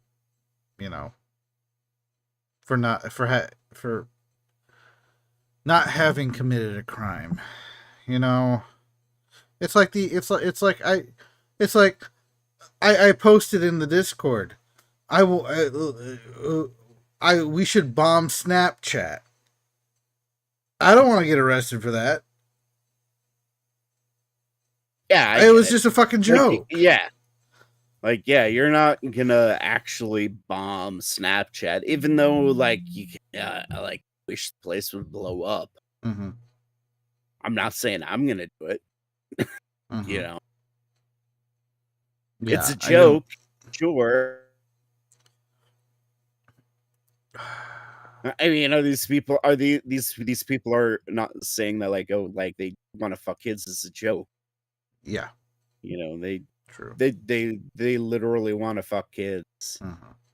And the world would be a better place if they just killed themselves or were thrown into a wood chipper. I mean, for sure, them trying to normalize it as a regular sexual orientation is no, it's not. No, you're fucked up in the head. Yeah. No, the people who I would accept would feel so ashamed over those desires that they would never tell anybody about it. They would never come online and try to normalize it of all things. Yeah. I'm seeing where you're coming from. Yeah, the people I would accept were the people who says, I'm fucked up. I know I'm fucked up and I want to fix it. I want to do something to fix it so I'm not fucked up anymore. Yeah. You don't go around trying to normalize that, trying to make that acceptable. No, it's the normalization. I get where you're coming from now. Yeah, it's the normalization shit that. Yeah, no, that's fucked up. Fuck that shit. It's been a great anti-Semitic stream, boys, but I gotta go. All right, Nick. I think we're about to end it here. It's been a long fucking stream, but yeah, join us next week from 11 o'clock for you guys. Yeah, 9 o'clock for me. So. Join us next week for the next Final Fantasy stream. Did the music cut out? I think the music cut out at some point. Yeah, it was only 3 hours. So. Yeah, we went over a little bit. Look, we might have gone 5 hours on this Chudcast. Yeah, we might have gone a little late, but yeah, join us next week. This is not quite as long as our election stream, which I think holds the record for the longest Chudcast. At least until the 24-hour fucking Veilguard stream. Yeah. I'm going to hate myself for that. I hope you have popcorn. Well, I'm going to be playing. I won't be able to eat popcorn. Well, that was mostly directed at Mars. Yeah. But yeah, We need to have us two jackasses commentate on it. I will have a 12-pack ready next for that one because a 6-pack won't be enough. If shit bucket, we only need three more followers before we get the 24-hour Veilguards stream. So go ahead and holler at your boys, tell them to follow us, and then you can watch me suffer for an entire fucking day. I'm thinking about is that going to cut into our Final Fantasy time though? No, I'm going to be doing it. I'm probably going to be doing it on a different day. I'll take a day off. Oh, okay. Or something like that. A day off from work just to flog yourself. Yeah, just to kill myself. And yeah, I'm thinking about making it like an open stream and letting anybody who wants to hop in and comment on the fucking bullshit, and basically just telling a bunch of people like, hey, you want to hop in and watch me suffer and want to kill myself? And yeah, join the Chudcast Discord if you guys want to.